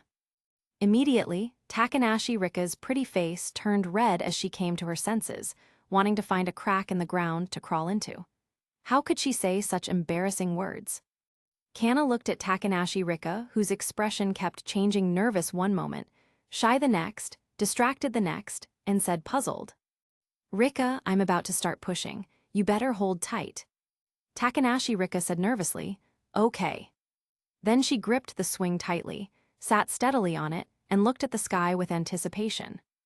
Wasn't swinging just the process of flying toward the sky again and again. She really wanted to fly toward the sky like a little bird. Kana pushed hard, heave. Takanashi Rika, ha ha ha ha, so fun, Kana again. Kana nodded, okay. Then the two little girls played with great joy, couldn't be happier. Seeing Takanashi Rika so happy, Kana was also extremely happy. Moreover, others expressing love for the swing Hayashi made her even happier than others praising herself. And this swing was made by Hayashi's own hands for her. It was her exclusive treasure that others could only envy her for possessing. If they wanted to play, they had to personally come find her, not like her who could play whenever she wanted. And not just the swing, any other toys, as long as she wanted them, she believed Hayashi would definitely make them for her. Thinking of this, Kana's little face was full of happiness. Then looking at Takanashi Rika, who had been playing for a long time, she said happily, Rika, it's my turn to play. 126. Changing tastes, three girls' dessert experience. Takanashi Rika, who was still enjoying herself, couldn't help feeling a bit lost. She still wanted to continue playing, but shouldn't good friends share? And it should be Kana's turn to swing too. The two switched positions. Takanashi Rika looked at the adorable Kana and said with a smile, Kana, then I'm going to start pushing. Kana nodded.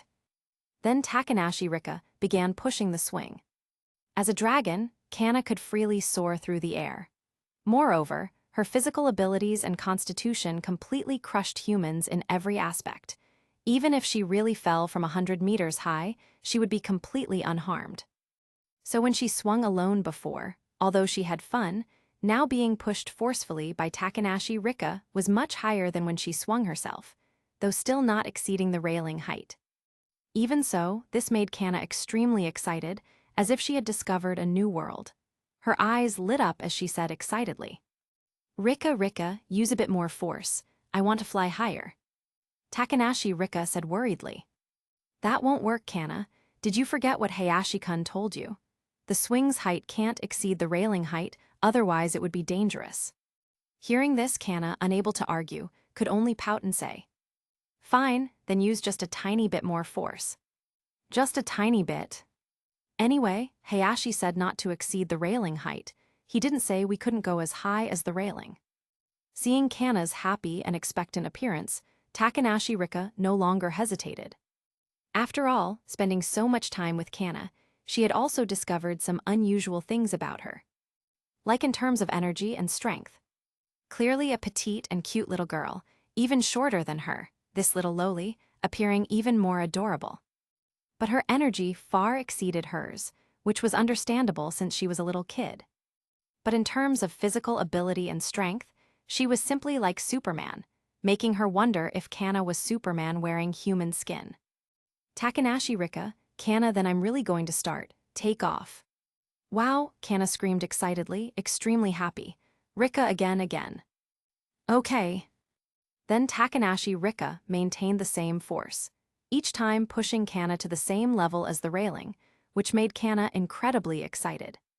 This was much more fun than when she transformed into a dragon and flew to high altitudes. Clearly she could easily leap and fly to heights hundreds of times higher than this. But the feeling was completely different from being gently pushed by someone and swinging up like this.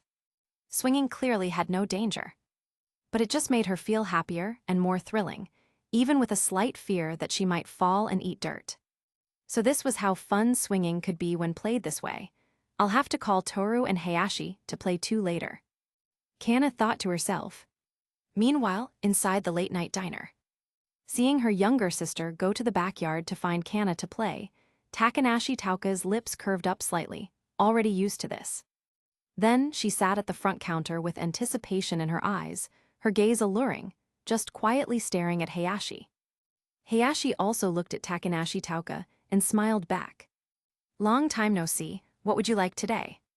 Takanashi Tauka's watery eyes rolled around, she thought for a moment, then said firmly. This time I want to try something different. I want to eat some sweets. Do you have any good recommendations, store manager? Hayashi smiled wryly and shook his head. Takanashi Tauka was still the same, appearing serious on the surface, but seeming to hide a mischievous soul. Being so familiar yet calling him store manager. If it were someone else, Hayashi would find it normal. But if it was Takanashi Tauka, he felt this was definitely teasing. He was actually being teased. Was there any justice left? Any law and order? But speaking of it, Hayashi was still very happy that Takanashi Tauka could come. Hayashi, since you want sweets, I recommend you try osmanthus cake. Takanashi Tauka's eyes lit up and she nodded. Great, I hope the store manager's skills haven't deteriorated. Don't worry, I'll definitely satisfy you. Good, then I'll wait for it. Saying this, Hayashi walked into the kitchen to make that dessert. The two girls, Nakiri Irina and Arato Hisako, who were looking at the menu in Hayashi's shop, also excitedly said together. Hayashi-kun Tilda, we want some too.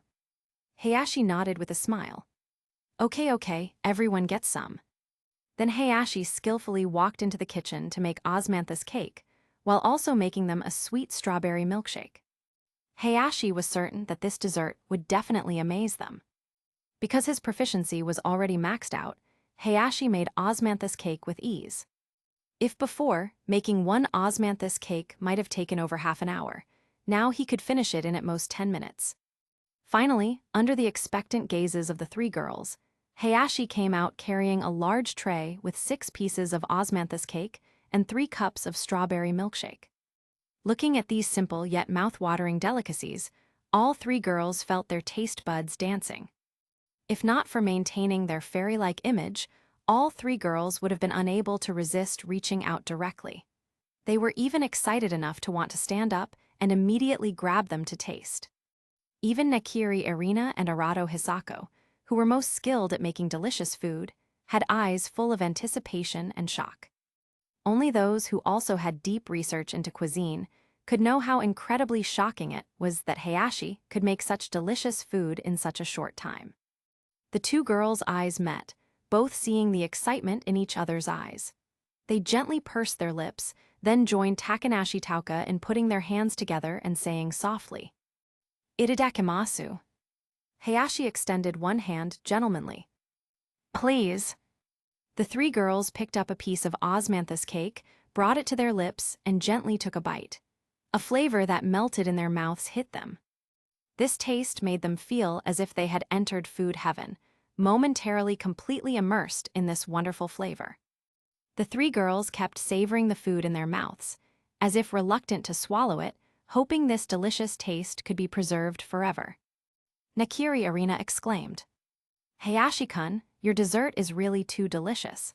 Even the world's top gourmets couldn't make such a taste. Arato Hisako nodded vigorously in agreement. Exactly. I tried many different methods at home before, thinking about imitating your detailed approach. Capítulo 126. Chapter 126. Changing Taste, Three Girls' Dessert Experience. Takanashi Rika, who was still enjoying herself, couldn't help feeling a bit disappointed. She wanted to keep playing, but shouldn't good friends share? Besides, it was Kana's turn to use the swing. After the two switched positions, Takanashi Rika looked at the adorable Kana and said with a smile, "Kana, I'm going to start pushing now, okay?" Kana nodded. Then Takanashi Rika began pushing the swing. As a member of the dragon race, Kana could freely soar through the air. Moreover, her physical abilities and constitution completely surpassed humans in every aspect. Even if she really fell from 100 meters high, she would be completely unharmed. So when she was swinging by herself earlier, although she had fun, now that Takanashi Rika was pushing her with such force, making her go much higher than when she swung alone, though still not exceeding the railing height, it made Kana extremely excited, as if she had discovered a new world. Her eyes lit up as she said excitedly, "Rika, Rika, push a little harder. I want to fly even higher." Takanashi Rika said worriedly, "That won't work, Kana. Did you forget what Hayashi-kun told you? The swing's height can't exceed the railing height, or it would be dangerous." Hearing this, Kana, unable to argue back, could only pout and say, "Fine, then just use a tiny bit more force." "Just a tiny bit." Anyway, Hayashi said not to exceed the railing height, but he didn't say we can't go as high as the railing. Seeing Kana's happy and expectant expression, Takanashi Rika hesitated no more. After spending so much time with Kana, she had noticed some unusual things about her. Like her energy and strength. She was clearly a petite and cute little girl, even shorter than her own lowly self, appearing even more adorable. But her energy far exceeded hers, which was understandable since she was a child. However, her physical ability and strength were simply superhuman, making her wonder if Kana was actually Superman in human skin. Takanashi Rika said, "Kana, I'm really going to start now, take off." "Wow," Kana screamed excitedly, overjoyed. "Rika again." "Okay." Then Takanashi Rika maintained the same force, each time pushing Kana to the same height as the railing, which thrilled Kana beyond measure. This was much more fun than when she transformed into a dragon and flew high into the sky. She could easily leap and fly to heights hundreds of times higher than this. But the feeling of being gently pushed by someone and swinging was completely different. Swinging clearly had no danger. Yet it made her feel happier and more thrilled, even with a trace of fear, afraid she might fall and eat dirt. So this is how fun swinging could be. Later I'll call Toru and Hayashi to play too. Kana thought to herself. Meanwhile, inside the late-night diner. Seeing her sister go to the backyard to play with Kana, Takanashi Tauka's lips curved slightly upward, accustomed to this. Then she sat at the front counter with expectant eyes, her gaze seductive as she quietly stared at Hayashi. Hayashi also looked at Takanashi Tauka and smiled back. "Long time no see, what would you like today?" Takanashi Tauka's watery eyes rolled around as she thought briefly, then said decisively, "This time I want to try a different flavor. I'd like some sweets. What would the manager recommend?" Hayashi shook his head with a wry smile. Takanashi Tauka was still the same, appearing serious while seemingly hiding a quirky soul. Despite being so familiar, she actually called him manager. If it were someone else, Hayashi would find it normal. But coming from Takanashi Tauka, he felt this was definitely teasing. He was actually being teased. Was there any justice in this world? Any law and order? But speaking of which, Hayashi was still very happy that Takanashi Tauka could come. Hayashi said, "Since you want sweets, I recommend you try osmanthus cake." Takanashi Tauka's eyes lit up as she nodded. "Sounds good. I hope the manager's skills haven't gotten rusty." "Don't worry, I'll definitely satisfy you." "Goods, then I'll be waiting."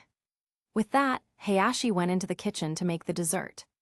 Watching Hayashi's menu, Nakiri Arena and Arato Hisako also excitedly said, "Hayashi-kun, we want some too." Hayashi smiled and nodded.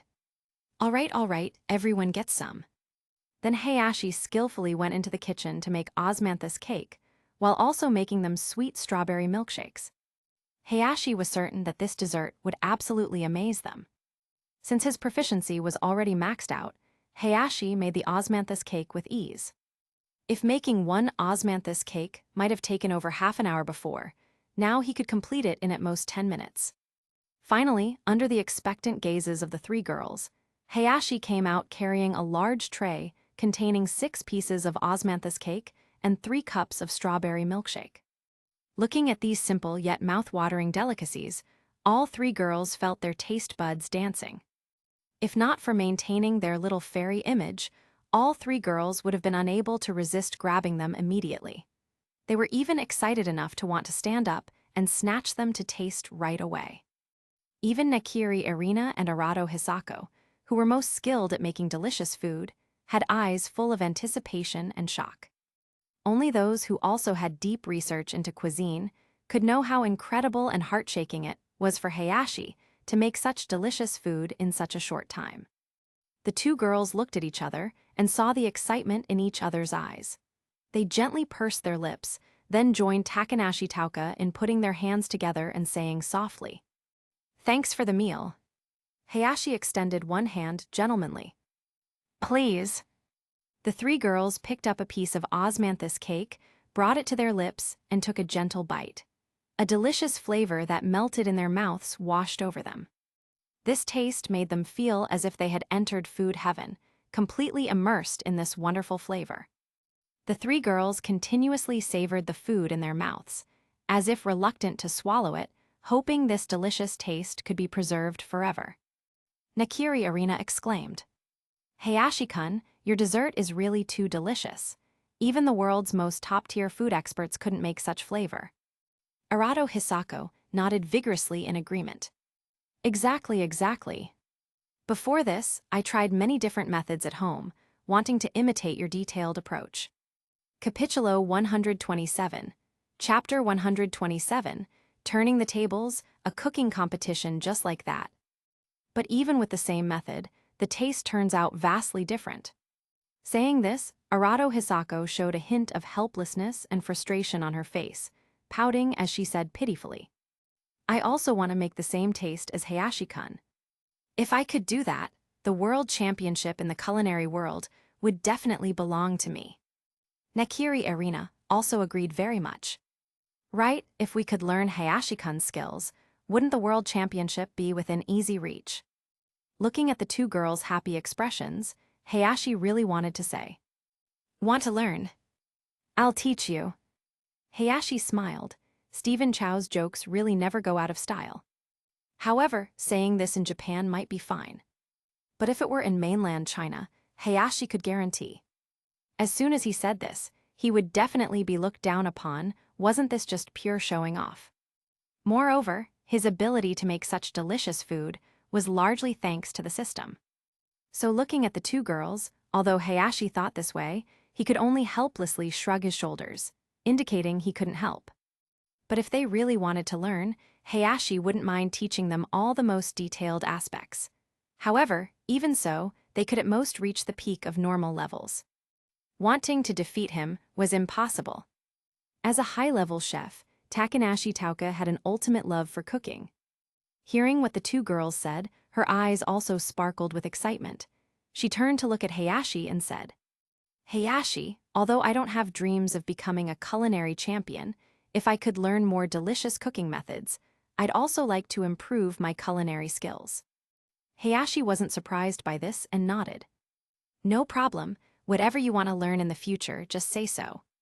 As long as it's on the menu, I can teach you all. Even if it's not on the menu, I can learn and teach at the same time." Hearing this, all 3 girls opened their mouths in surprise. Nakiri Irina said in shock, "Hayashi-kun, even for dishes you don't know, can you master their essence in a very short time?" Arado Hisako said disbelievingly, "Although every dish Hayashi-kun makes tastes like heavenly food, learning a new dish is very difficult. To completely master and understand it, even grasping its essence, without a good teacher's hands-on guidance, success is absolutely impossible." Hearing what the 2 girls said, Takanashi Tauka very much agreed and looked at Hayashi with curious eyes. Hayashi-kun, do you have confidence in making dishes you've never made before? Hayashi smiled and shook his head. Of course not. I'm not a god, I can't know everything, right? As soon as these words came out, all three girls opened their mouths in surprise, their faces full of shock. My goodness. They weren't dreaming, were they?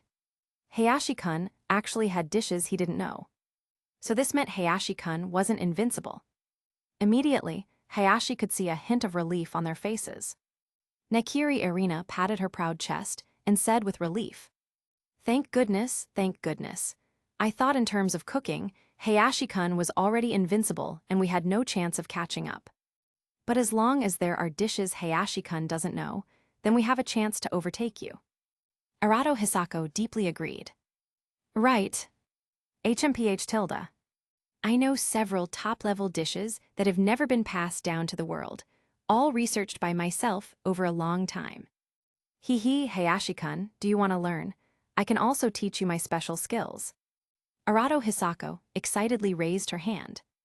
Me too, me too. Well, this was turning the tables. Although the two girls were obviously happy, because they could also teach Hayashi dishes he didn't know. But Hayashi wasn't dissatisfied with this. Instead, he had a bit of competitive spirit. He immediately smiled mischievously. Great, it's naturally good that you can teach me some dishes I didn't know before. However, you'd better be careful. Don't let it happen that in the end, the dishes I make turn out better than you teachers. Don't cry then. Hayashi looked at the two girls provocatively, even raising his eyebrows. Instantly, this stirred up the competitive spirit of both girls. Both Nekiri Irina and Arato Hisako clenched their little fists, showing their cute little canine teeth with an unyielding look. Nekiri Irina. Hayashi-kun, we won't lose to you. Arato Hisako. Hayashi-kun, I admit you're very skilled. But with our own original dishes, you definitely can't make them more delicious than us. At this time, Takanashi Tauka on the side looked somewhat dim. Because although she was a high-level chef, what she learned were all dishes passed down through the world. She herself hadn't researched any unique dishes worth showing off, so for a moment she was too embarrassed to join this topic. Hayashi noticed Takanashi Tauka's mood and joked. Tauka, they're both so confident. If they end up crying later, you'll have to help me comfort them. Hearing this, Takanashi Tauka burst out laughing and said reproachfully, then what if I also end up crying? Hayashi laughed heartily. Then the three of you can sit together and cry as a group, while I take photos of you from the side. Oh right, we have a professional photographer. This would also be an interesting story, very worth recording. Speaking of this, Hayashi suddenly said excitedly, oh right, we could also specifically write a story about you three being troubled by learning cooking, and have Utaha record it all and publish it. I think you'll definitely become famous then, and make a name for yourselves in the culinary world. After hearing this, all three girls immediately had black lines on their heads, gritting their teeth and clenching their fists.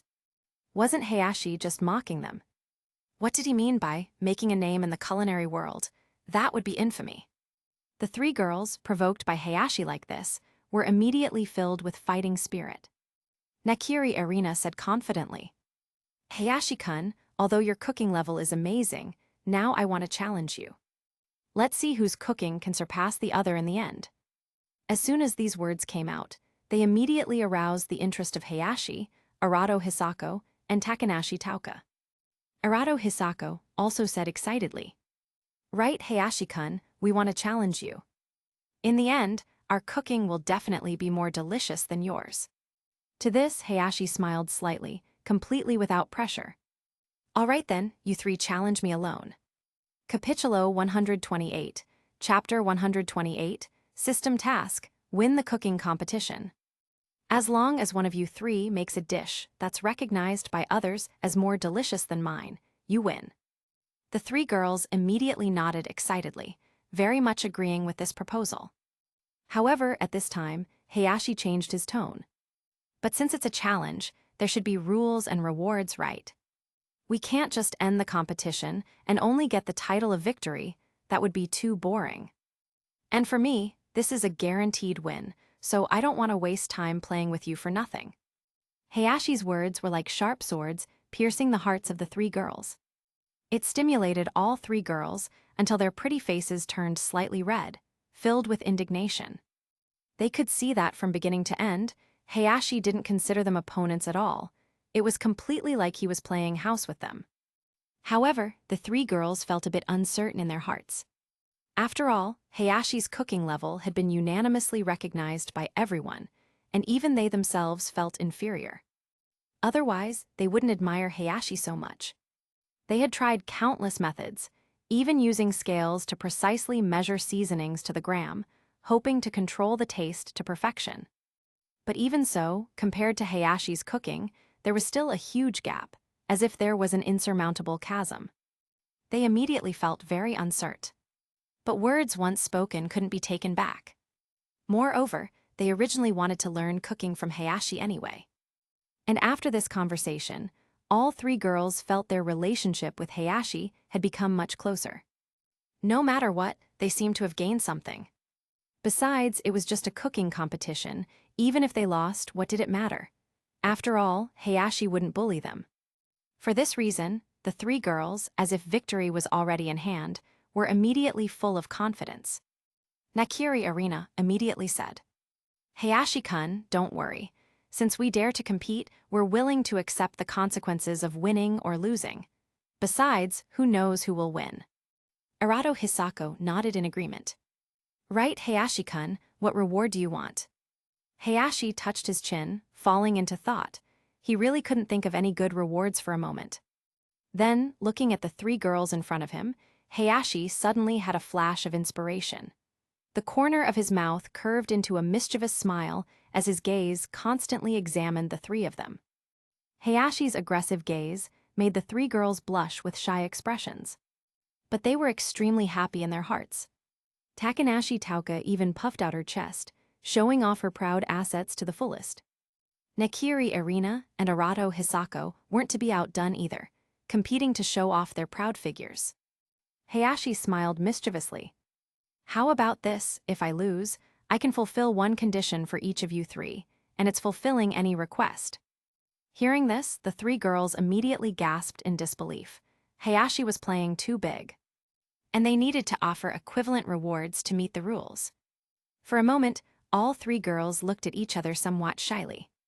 But in the blink of an eye, they had already made up their minds. This was a great opportunity. If they could advance their relationship with Hayashi through this, it would be a heaven-sent chance. Wasn't this exactly the result they'd been hoping for? The three girls who understood this had already determined the outcome. Then Nakiri Arena stepped forward and said, "Hayashi-kun, we've already discussed it. If you win, we can each agree to one of your requests too, unconditionally." Hearing this, Hayashi smiled. "Good, then it's settled." However, Hayashi didn't plan to make any excessive requests. He was just teasing them for fun. But just as Hayashi was thinking, the system's voice rang in his mind. "Ding, random task triggered. Win this cooking competition. Reward, 10,000 World's Food Lottery card." Hayashi's eyes lit up. He didn't expect this could also trigger a system task, and it was another 10,000 World's Food Lottery card. He had been looking forward to this reward for a long time. However, this also made Hayashi both laugh and cry. Now he couldn't go easy on them, even if he wanted to. Looking at the three girls, Hayashi was full of fighting spirit. Since it was a competition, and he was determined to get the system reward, he naturally had to give it his all. So Hayashi directly made the decision. "Since it's a competition, there's no time like the present, let's start now." Hearing this, the three girls were stunned. Nakiri Arena said in surprise, "Hayashi-kun, but it's late at night, and don't you still need to open for business?" Takanashi Tauka and Arato Hisako also looked at Hayashi puzzledly. To this, Hayashi smiled calmly and waved his hand. "Don't you know what business is usually like at my late-night diner? At this time, there probably won't be any more customers. And since it's a competition, naturally we need to be prepared for any unexpected situations. Are you scared?" The three girls were left speechless for a moment, their mouths slightly open, wanting to speak but stopping. Looking at the dark night outside, they really wanted to complain. Please, what competition is held late at night? And they all had normal sleep schedules. They had just agreed to come eat together tonight and were already a bit sleepy.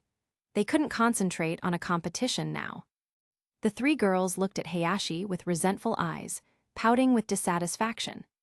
Hayashi smiled slightly, directly ignoring their reactions. He had slept well before getting up. Besides, with Hayashi's current energy, he could stay awake for many days and still be energetic, completely incomparable to these three girls. Moreover, even if he gave them enough time to prepare, Hayashi would still win without doubt. Hayashi was now eager for the system reward and didn't want to delay any longer. To this, Hayashi directly said, "Toru Kana, close up, we're closing early today." Toru, who had been wiping tables nearby while listening to Hayashi's conversation with the three girls, immediately raised her hand excitedly. "Hayashi-kun, Roger." Then Toru quickly closed all the doors and windows. After returning to the bar counter, she said excitedly, "Hayashi-kun, everything is ready. The competition can start any time." Looking at the enthusiastic Toru, Hayashi smiled and responded, "Good, then let Toru, Kana, and Takanashi Rika be the three judges. They'll be responsible for supervising us and calling start and stop." The three girls nodded, having no objections to this. Toru's eyes lit up with excitement, sparkling with stars. Of course she loved such fun activities. Capítulo 129. Chapter 129. The competition begins, Hayashi's invincibility. And she could actually be a food connoisseur. She loved eating delicious food the most. Glancing at Takanashi Rika and Kana, who were still playing in the backyard, Toru directly rushed out to the backyard at extreme speed. Before the two girls could react, she grabbed them by their collars and brought them back into the late-night diner. The two girls were still in a completely confused state, having no idea what had happened. At this time, Hayashi and the three girls were already prepared. The first match would be between Hayashi and Takanashi Tauka. Since Takanashi Tauka didn't have any dishes she had invented herself, the competition format changed. Nakiri Arena would present one of her research dishes for the competition. She would instruct both contestants on-site about the required ingredients and how to combine the seasonings. After everything was explained, both Hayashi and Takanashi Tauka nodded, indicating they understood. Toru raised her hand on the side. "Hayashi-kun, Takanashi Tauka, are you ready?" Hayashi smiled and responded, "No problem." Takanashi Tauka was somewhat panicked, nodding restlessly with even a hint of retreat in her heart. The pressure was so intense. Takanashi Tauka thought nervously. Although she knew the required ingredients and seasoning ratios, including the preparation order. But for an unfamiliar dish being made for the first time, the success rate was very low. Even when she learned cooking before, her success rate was only 70%. And the results she made only looked decent on the surface. The taste could only be called average, nowhere near perfect. To completely master a dish, one had to go through hundreds or thousands of practice sessions to truly grasp its essence. Otherwise, it was impossible to make perfect cuisine. If she were competing against other opponents, Takanashi Tauka wouldn't be as panicked as now. But looking at the confident Hayashi, who smiled handsomely at her, the smitten Takanashi Tauka felt both completely charmed and even less confident. "Ah, whatever, I definitely can't win anyway. I can only hope Nakiri Arena and Arado Hisako can win." Noticing Takanashi Tauka's nervousness, Arado Hisako also comforted her. "Tauka, don't worry. Hayashi isn't a god. No matter how outstanding his cooking ability is, when making an unfamiliar dish, there will definitely be flaws. Just do your best." Nakiri Arena also nodded in agreement. "Right, Tauka, go for it, believe in yourself." Takanashi Tauka looked gratefully at the two girls and nodded firmly. At the same time, she encouraged herself. "I'll do my best.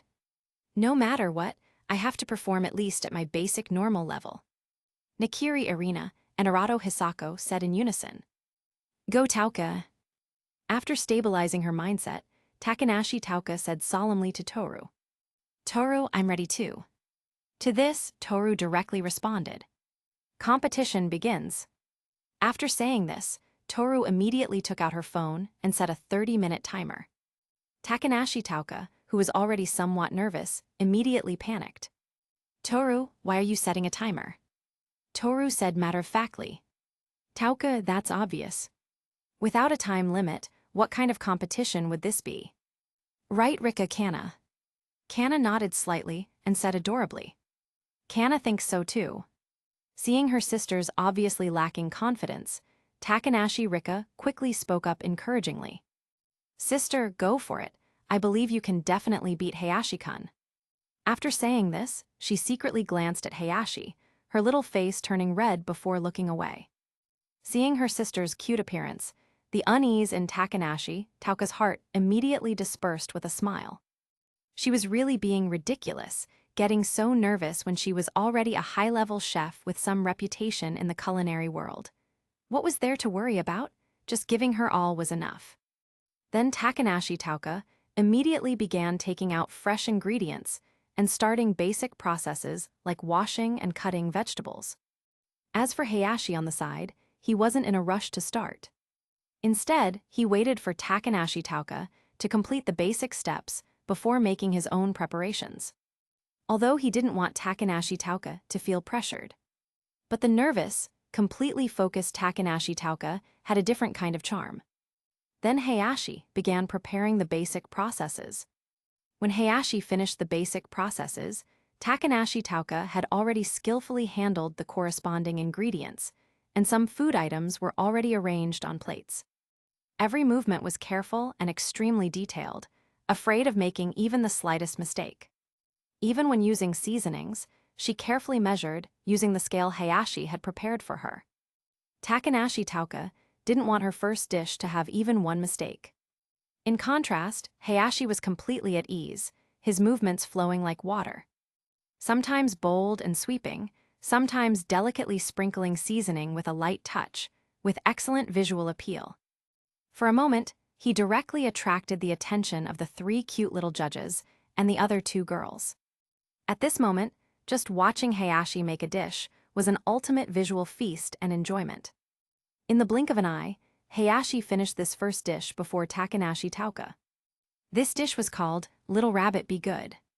True to its name, when this dish was completed, it looked like a very well-behaved little white rabbit on the plate. It was made from multiple ingredients and had many beautiful patterns carved on it, making it extremely artistic. Looking at the lifelike little white rabbit in front of him, Hayashi's lips curved slightly upward, very satisfied with it. He had been cooking in this late-night diner for so long.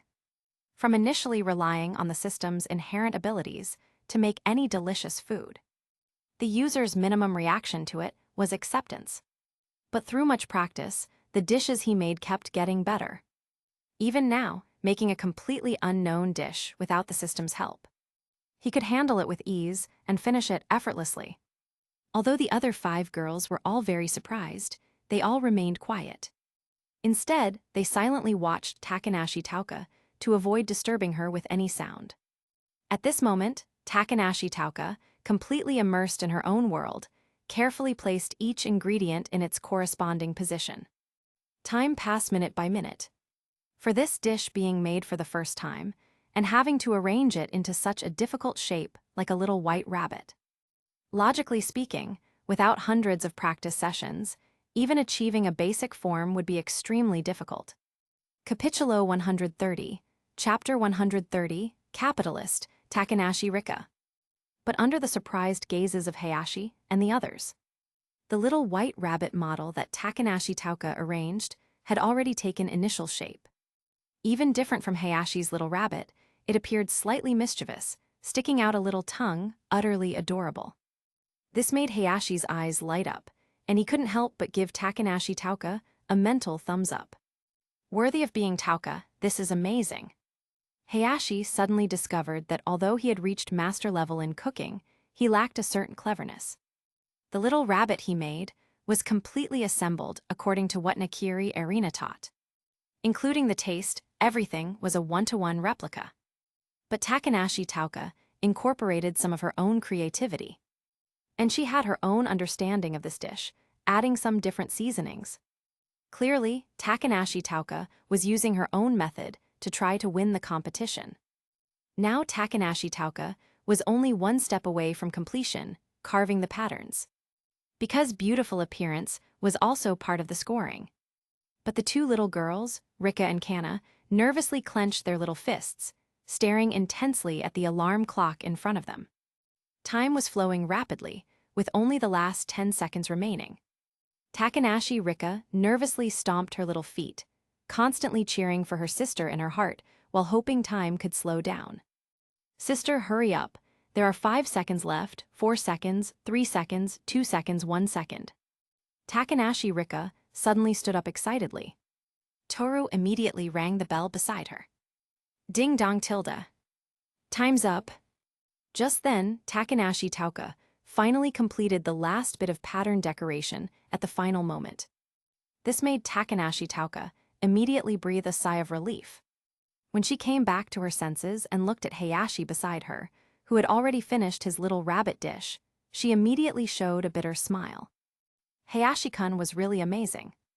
Even with newly encountered cuisine, he could complete it so skillfully in such a short time.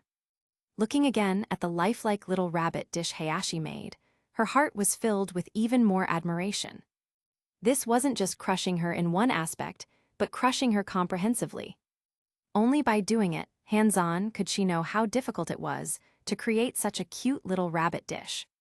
Even a somewhat advanced chef like her needed half an hour. And she believed that even after hundreds or thousands of practice sessions, compressing the time to the extreme, it would be absolutely impossible to compress it to 20 minutes or less.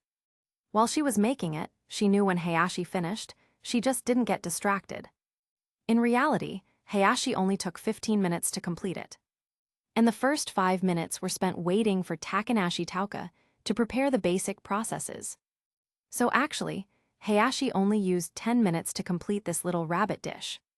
However, the quality of cuisine didn't only depend on speed. That was just one scoring component, and it accounted for very little.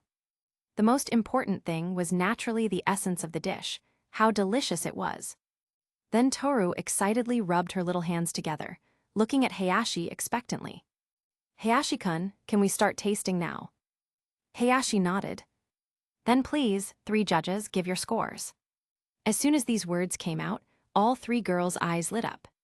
My goodness, they could actually score Hayashi. This was so fun. Then Toru cheerfully jumped down from her chair. She came in front of Hayashi's little rabbit be good dish, stroking her chin and putting on a calculating appearance. "The appearance is good, very cute. I'll give full marks of 3 points for appearance. However, you still need to study and practice hard to do even better." After saying this, with a matter-of-fact expression and one little hand behind her back, she came to Takanashi Tauka.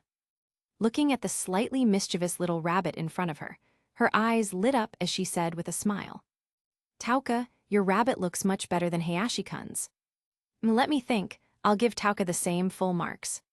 Takanashi Tauka nodded happily, "Thank you, Toru." Toru smiled and returned to her seat. Then it was Takanashi Rika's turn to judge. For appearance, undoubtedly both should get full marks. However, at this time, Takanashi Rika looked at Hayashi shyly. Every time she looked into Hayashi's eyes, her little face couldn't help but become more rosy. Even in the end, her entire face was as red as a red apple, even her ears were completely red. But seeing her sister's expectant gaze, Takanashi Rika steeled herself. "Tauka is my sister, so full marks. Then, I'll give Hayashi-kun 2 points."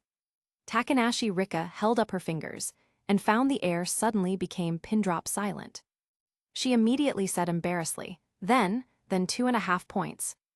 Then she secretly glanced at Hayashi again. She found Hayashi was just smiling, looking at her with doting eyes, without any blame at all. This made Takanashi Rika even more embarrassed. But she really wanted her sister to win this competition. Although doing this was very unfair to Hayashi. For a moment, Takanashi Rika embarrassedly pouted her little mouth, with both little hands behind her back, like a student who had done something wrong and was waiting for criticism. "Rika is so cute," Hayashi thought. Then he patted Takanashi Rika's little head and said with a smile. This scoring is fine. Judges can give whatever score they want. Hearing this, Takanashi Rika immediately felt like her world had been redeemed. The one eye that was visible sparkled as she looked at Hayashi, her gaze full of worship. Sure enough, Hayashi-kun was the best boy in the world. Hey Tilda. Takanashi Rika saw her sister give her an approving look and thumbs up. The other girls also nodded, which made Takanashi Rika happily return to her seat. Then it was Kana's turn to comment. Toru, Kana, your turn. Okay, Tilda. Kana jumped down from her chair. You should know, her height calling her a little lowly would be praise, calling her a little potato would be approval. She was just a little kid. But she was sitting on the high bar stools in front of the counter at this late-night diner. So when Kana jumped down, she wasn't even half the height of the stool. She was completely adorable, unable to see what was on the counter at all. For a moment, Kana, who couldn't see the counter, could only barely glimpse what was on the counter even when standing on her tiptoes. Capítulo 131. Chapter 131, Cruel Toru, Poor Little Rabbit. But this was tiring. Then Kana decided to just fly up. However, she suddenly felt herself being lifted up, looking back. Wasn't this her favorite Hayashi-kun?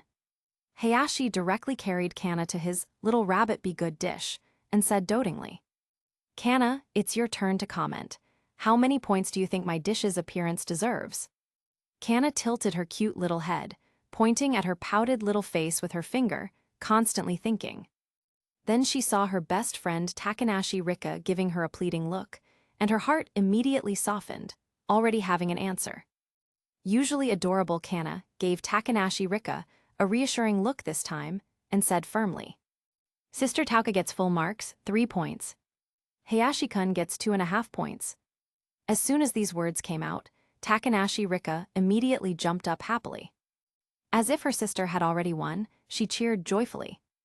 Yay Tilda, yay Tilda, yay Tilda. Seeing Rika's happy appearance, Hayashi also felt happy. However, this was good. It seemed his originally assumed certain victory was ultimately defeated by these two little capitalists. Facing these two little capitalists acting so willfully, what could Hayashi do? He could only tearfully accept it. Toru looked at the deflated Hayashi and said with a smile. For appearance competition, Tauka gets 3 points, Hayashi-kun only gets 2.5 points. Hearing this, Hayashi was directly stunned. Shouldn't we take the average of the 3 scores? Toru just smiled and shook her head repeatedly, putting on an inscrutable expression, smiling mischievously. Hayashi-kun, we are the judges, we make the rules. If I say you get 2.5 points, then it's 2.5 points. Do you have any objections? Faced with Toru's aggressive, matter-of-fact appearance, Hayashi was immediately speechless. No objections, not a single objection. What else could he say? He was ultimately defeated by these little cuties joining forces. But it was fine. This round, Takanashi Tauka and Takanashi Rika were sisters, so favoritism was normal. Hayashi accepted this result. But if, when he competed with the other 2 girls, these 3 little ones dared to score like this again, causing him to lose the competition and miss the system reward, then he would have to have a good talk with them. Seeing the deflated Hayashi, the girls secretly rejoiced, laughing so hard they couldn't close their mouths. Being able to take advantage of Hayashi was not common. Seeing herself currently leading Hayashi by half a point, Takanashi Tauka gradually gained some confidence. This meant that in the next round of taste competition, even if she scored half a point lower than Hayashi, it would still be a tie. At least it was much better than having no chance at all. The second round of taste judging began. Toru looked at Hayashi's little rabbit be good dish, and just looking at it made her taste buds dance and her mouth water. There was no help for it. Hayashi's food always tasted excellent, and this was a dish she had never tried before. How could it not make one anticipate? But if Hayashi's dish was too delicious, wouldn't eating Takanashi Tauka's afterward completely fail to bring out the taste of Tauka's dish? Or make people think Takanashi Tauka's dish was terrible? Toru found herself in a dilemma, hesitating. This wasn't her exaggerating. Because every time she ate Hayashi's food first, then ate snacks she used to love, they would taste bland. It was like having 100 beauties standing in front of you, choosing the top 10.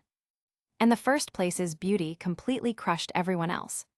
When you gained the favor of first place, then looked at the 8th and 9th place beauties. Even though they each had their characteristics, and were equally beautiful in others' eyes. In your eyes, they could no longer stir any waves. Even no different from those girls who couldn't make the top 10, all seemed ordinary. Only because first place's brilliance was too dazzling. So Toru immediately decided to taste Takanashi Tauka's dish first, see how many points it could get, then taste Hayashi's. This way she wouldn't worry about scoring Takanashi Tauka too low and making her unhappy. Toru felt that if she made Takanashi Tauka sad, she would definitely be very upset and full of guilt. Anyway, this wasn't some official competition. She didn't care about that, not making her good sister sad was most important. That big bad Hayashi, if he's unhappy later, at worst I'll apologize to him under the covers. Thinking of this, Toru's little face turned slightly red, and the corner of her mouth unconsciously curved upward. She secretly glanced up at the fresh and handsome Hayashi in front of her.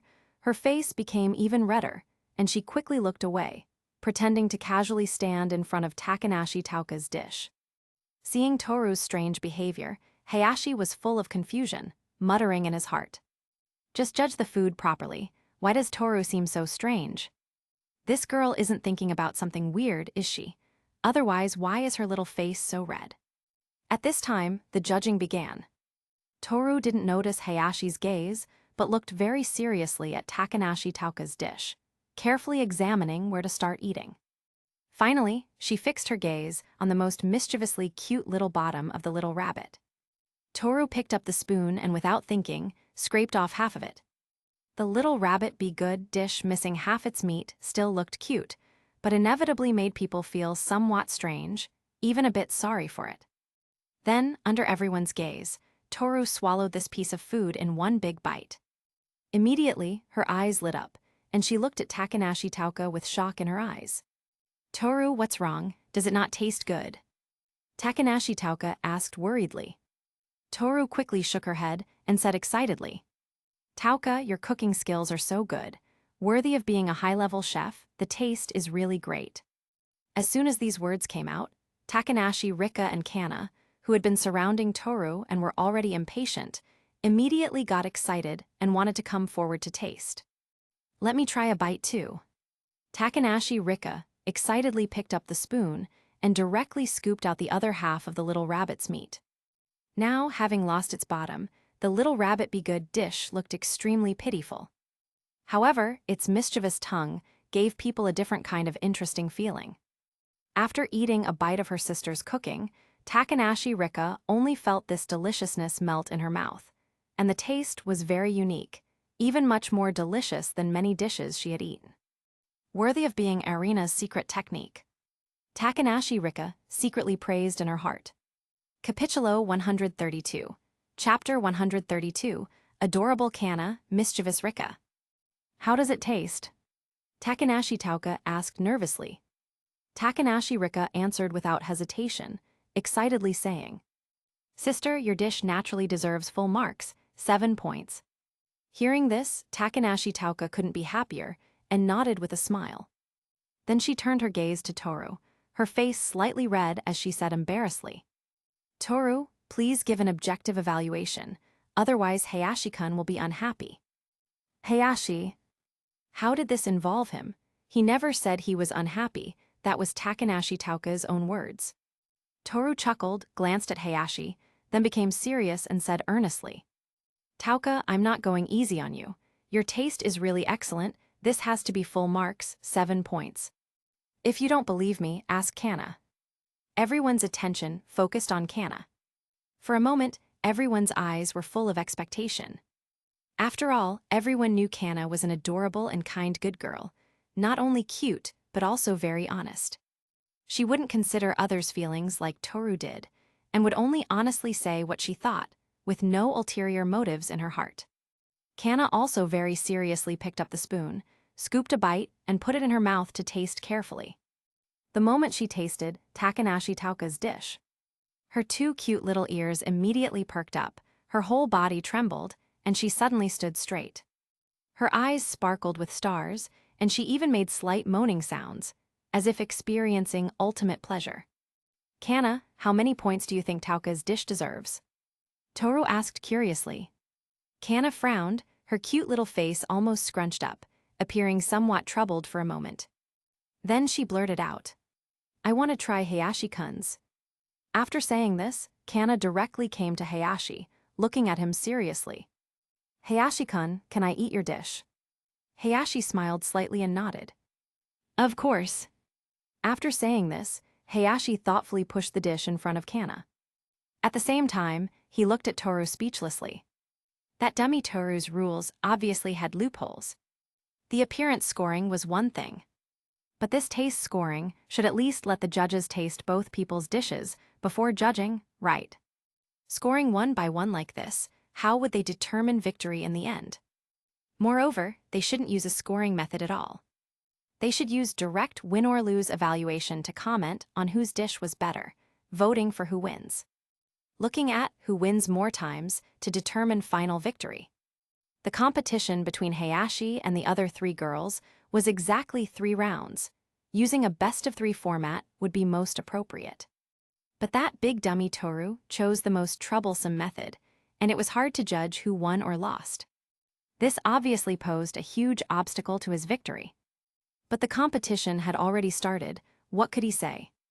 And with Toru's personality, if he criticized her now, she would pout the next second with a pitiful expression.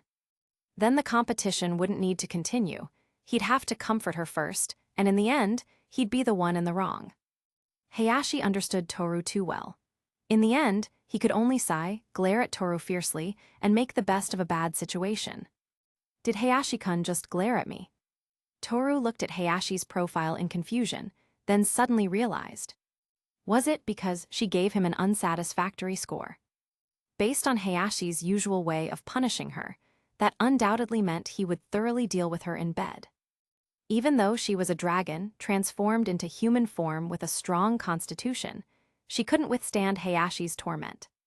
She had deep experience of how powerful Hayashi's strength and stamina were terrifyingly formidable.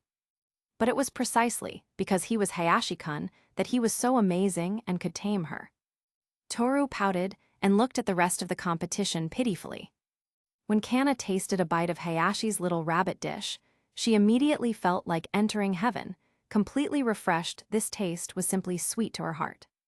If Takanashi Tauka's dish made Kana feel as comfortable as getting a foot massage, then eating Hayashi's dish was like being served by several girls together.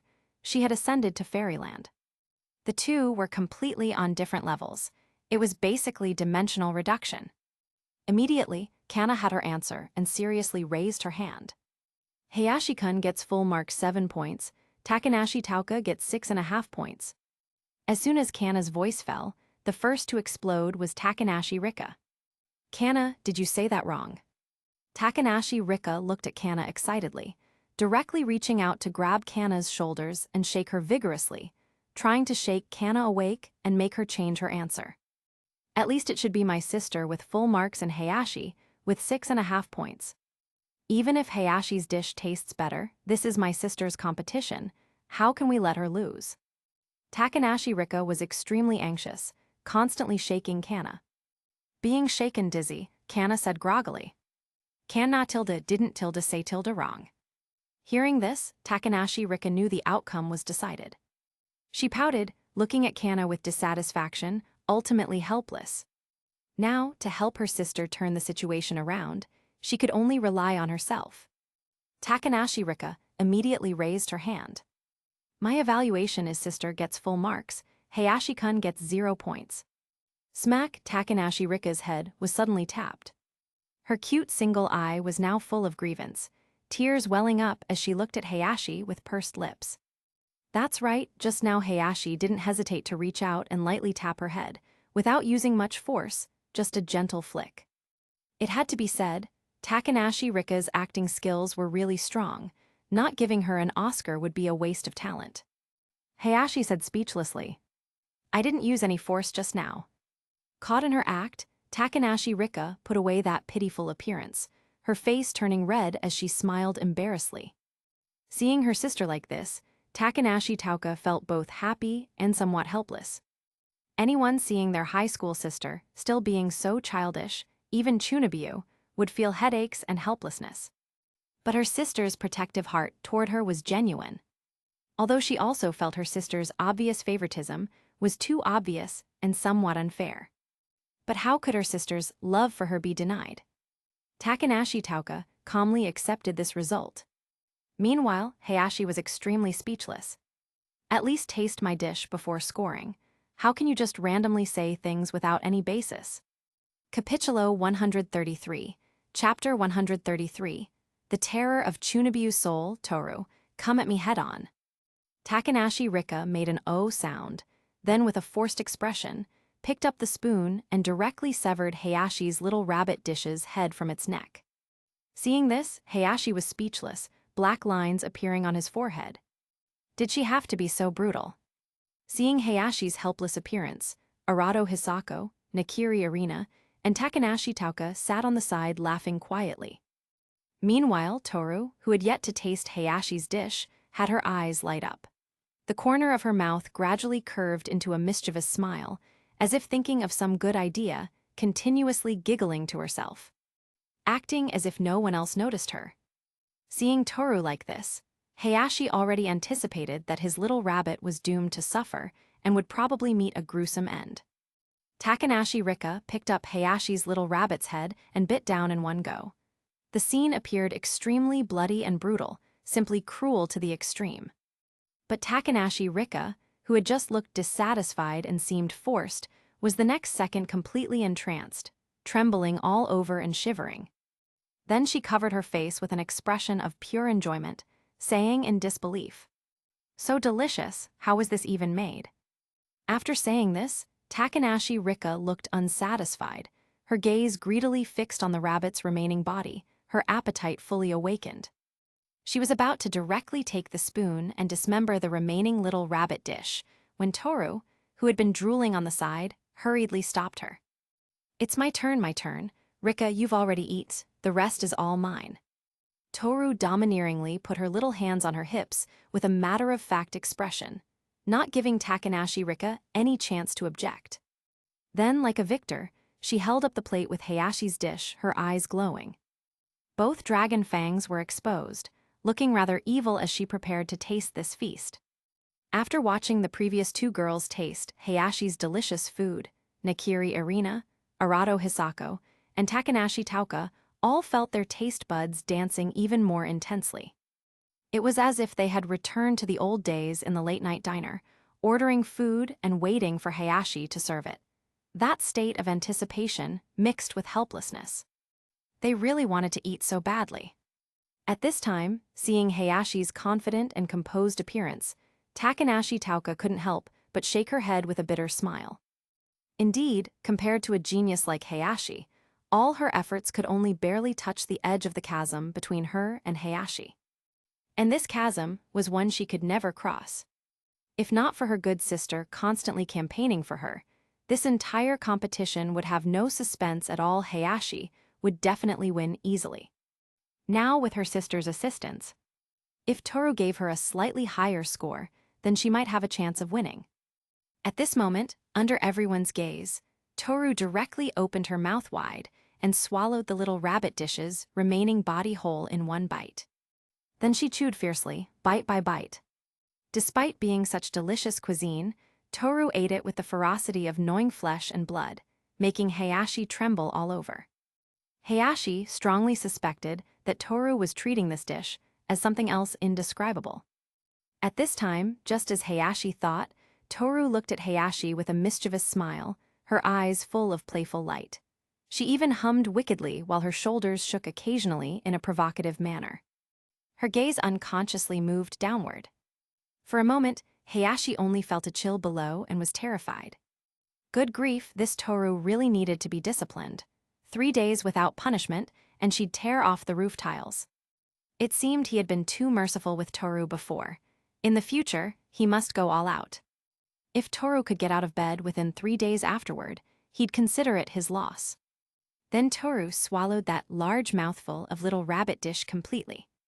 After finishing, she didn't forget to lick her lips, then crossed her little arms and made slight moaning sounds with a mysterious expression. This immediately tugged at the hearts of all the girls, except Hayashi. Hayashi just watched Toru's performance with a calm gaze. Toru herself had some Chunobu traits, just not very obvious. But ever since Takanashi Rika, this Chunobu girl with an explosive Chuni soul, arrived. Hayashi discovered that Toru's Chunobu soul was also slowly awakening. Fortunately, Kana, the most adorable girl, had always maintained her purest innocent charm and hadn't been infected by these two. Otherwise, Hayashi would really be crying without tears. Takanashi Rika liked to dress up with one eye covered. But that beautiful short hair, sweet face, plus the high school girl's JK uniform, every aspect radiated the aura of a sweet loli. Meanwhile, Toru wore a maid outfit with a proud figure, quite the beauty of a voluptuous loli. But now they had both been infected with Chunobu souls, adding a strange element to their beauty. Although Chunobu itself was quite interesting, Hayashi really had trouble accepting it.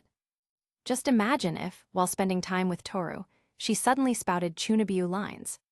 "Come on, Demon King, come at me head on." Just thinking of this scene made Hayashi tremble all over. Scary, too scary. No, I can't let Toru's Chunobu soul fully awaken, otherwise who knows what terrifying situations she'll create. You have to know, her true form is the Dragon King. If during battle, she suddenly transformed into her dragon form and used that rough dragon voice to laugh excitedly. "Hayashi-kun, I can still hold on, keep coming at me head on." If that happened, Hayashi would be truly desperate. Naturally, Hayashi didn't want such a terrifying scene to occur. But Chunobu souls were extremely frightening. Look at now, they had already become somewhat different from before. Previously, Toru in her maid outfit would follow beside him, always smiling sweetly and caring for him especially. Whatever needed to be bought, she would actively take initiative, and she would clean too, simply a perfect level maid. But now, she would inadvertently perform some shocking and terrifying actions. Just like earlier, such a cute little rabbit body that even he would need 7 or 8 bites to finish.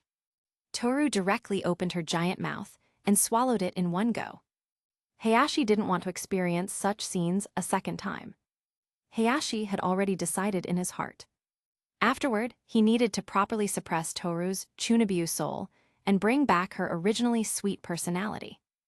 As for Takanashi Rika, he also needed to properly discipline her. At this time, Takanashi Rika was drooling and looking enviously at Toru, frantically chewing that delicious dish. Capítulo 134, Chapter 134, Hayashi lost. The second match begins. Suddenly, she felt a gaze staring at her. Following the gaze, she saw Hayashi's eyes full of burning intensity, staring fixedly at her. In an instant, Takanashi Rika's brain went completely blank, her face turning bright red. Even white steam was rising from her head in circles, so embarrassed she couldn't find anywhere to hide, not daring to meet Hayashi's gaze at all. She just tightly gripped the corner of her clothes, shyly looking away. Naturally, Takanashi Tauka also saw her sister's cute appearance. Looking again at how Hayashi was gazing at her sister with such burning eyes, Takanashi Tauka's heart was filled with envy. Could it be that Hayashi-kun likes my sister's Chunobu side? Thinking of this, Takanashi Tauka's pretty face turned red, feeling extremely shy. Did she also need to learn from her sister and become more Chunobu for Hayashi to like her more? But she really couldn't do it. Yet seeing how much attention Hayashi paid to her sister, it would be a lie to say Takanashi Tauka wasn't envious. She gently bit her lip, her eyes becoming more determined. To gain Hayashi's recognition and win his favor, she naturally needed to change in the direction Hayashi liked. Otherwise, she would only be gradually distanced by Hayashi, and her position in his heart would become lower and lower.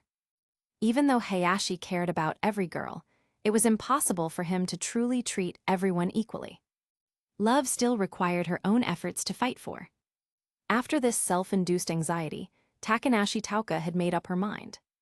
As long as Hayashi liked it, she was willing to try anything. Hayashi, that's really not necessary. Meanwhile, under everyone's expectant gazes, Toru smiled mysteriously, preparing to give the final score. After careful tasting, I give Hayashi's delicious dish a perfect score of 7 points. When Toru said this, no one was particularly surprised. After all, Hayashi's cooking skills were evident to all. Then everyone curiously looked at Takanashi Tauka, all eager to know what score Toru would give her. Takanashi Tauka was extremely nervous, her little hands clenched into fists as she continuously prayed in her heart. Perfect score, it must be a perfect score. As long as she could get a perfect score, she could tie with Hayashi, at least giving the other 2 girls a slim chance. Trying to defeat Hayashi in cooking was almost impossible. But even with just a tiny chance, she had to give it her all. Nakiri Irina and Arato Hisako understood this principle as well. So all 3 of them were nervously holding their breath, gripping their little hands tightly, fully expecting to hear the answer they longed for. Tauka's dish is also very delicious, also getting a perfect score of 7 points. Toru said, "Yay, yay, yay." Instantly, the 3 girls Takanashi Tauka, Nakiri Irina, and Arato Hisako jumped up excitedly. Their happy expressions were as if they had completely won the competition, all dancing with joy. Even now, the 3 girls felt this joy even exceeded the happiness they usually felt when participating in official competitions and winning championships. For them, being able to tie with Hayashi was already the highest honor. Seeing this scene, Hayashi's lips curved slightly upward, finding it quite interesting, and couldn't help but show a hint of a smile. Just then, Hayashi saw Toru wink at him with a "you understand me" expression. How could Hayashi not understand? Toru giving Takanashi Tauka a perfect score was obviously intentionally going easy on her. And that was indeed the case. Originally, Toru had planned to give Takanashi Tauka 6.5 points according to her own standards, which would already be quite considerate.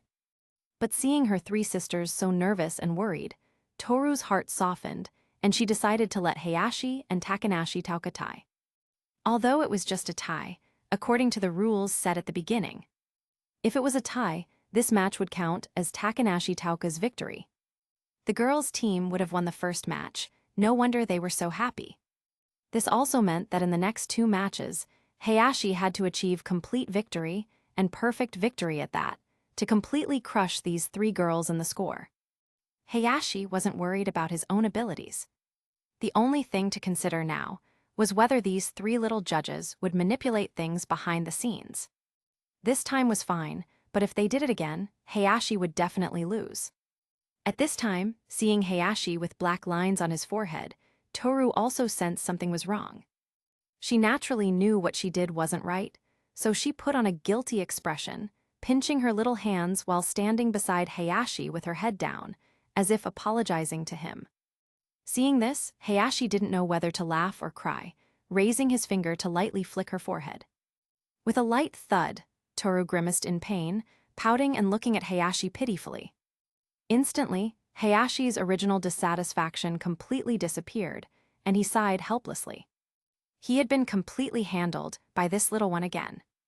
This little pitiful thing was already putting on such a pitiful appearance. Could he really punish her? He was really at the mercy of these little ones. Hayashi said, with a mixture of laughter and tears. "All right, I won't punish you. But from now on, you must judge seriously and can't act arbitrarily anymore." Hearing Hayashi's gentle tone, Toru's eyes lit up, immediately becoming all smiles and secretly breathing a sigh of relief. Then she immediately stood at attention, saluted, and said with a grin, "Leader, rest assured, I will definitely complete the mission." Seeing Toru's Chunobu appearance, Hayashi could only helplessly accept it and nodded. Then Hayashi looked at the other 2 girls and saw the eager Nakiri Irina say to Arato Hisako, "Hisako, let me handle the second match." "Okay." Arato Hisako agreed. Actually, she and Nakiri Irina had already discussed that the first match's victory was largely because the 3 girls were going easy. Otherwise, the first match would have had almost 0 chance of winning. However, another major reason was mainly because this new dish was a high-difficulty dish researched by Nakiri Irina. And Takanashi Tauka had relied on her years of cooking experience to make it perfectly, even surpassing it. It was precisely this point that allowed the three girls to accept going easy with a clear conscience. If Takanashi Tauka's Little Rabbit Be Good dish had been a complete failure, even ugly and unrecognizable as a rabbit. Even if they wanted to go easy, they wouldn't have had the opportunity. Capítulo 135, Chapter 135, Genius Arena, The Terror of Dark Cuisine. So after some deliberation, Nakiri Arena and Arato Hisako decided to seize these only two opportunities for victory and maximize their potential. This way their girls' team could defeat Hayashi and get one up on him. Otherwise, trying to surpass Hayashi with their cooking skills would be nothing but a pipe dream. So Nakiri Arena, who had several signature dishes in her arsenal, naturally stepped up to battle. At the same time, she had Arato Hisako carefully review her own researched signature dish, her one and only specialty, making sure not to make even the slightest error. Standing before Hayashi, Nakiri Arena's eyes were full of fighting spirit as she said excitedly and enthusiastically, "Hayashi-kun, I'll be challenging you in this round." Hayashi smiled slightly and nodded. "All right." In the following time, Hayashi and Nakiri Arena only needed to coordinate as he learned Nakiri Arena's second unique dish that she had invented herself. And this second dish was earth-shattering and ghost-sweeping. If the first, Little Rabbit Be Good dish still fell within the normal range of top-tier cuisine that could be encountered, using ingredients that were all quite good and appetite-inducing. Then the second dish made people tremble all over, feel chills down their spine, and experience despair as if falling into an ice cellar. Hayashi stared at Nakiri Arena in disbelief. "Arena, you're not joking, are you? This second dish of yours, are you sure it's not dark cuisine?" Hayashi was extremely speechless, feeling like Nakiri Arena had just been telling him a ghost story. But Nakiri Arena at this moment had a mischievous smile, her eyes full of excitement and confidence. "Hayashi-kun, if I want to beat you, don't I need to bring out something earth-shattering and ghost-sweeping? Otherwise, how could there be any chance of victory?" "Hayashi-kun, you're absolutely right, this second dish is dark cuisine." Hayashi was speechless. Arena wasn't even pretending anymore. Since it was dark cuisine, how would they compete? Who could make it taste worse? His system's passive ability made even the worst result acceptable, so wouldn't he definitely lose? But of course, the actual situation wasn't like this.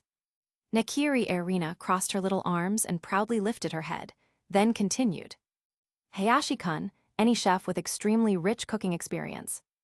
Just hearing about my ingredients and proportions would definitely think it's dark cuisine. And initially, it indeed is." Pausing here, Nakiri Arena continued. "But later, through repeated experiments, I finally discovered a very interesting point.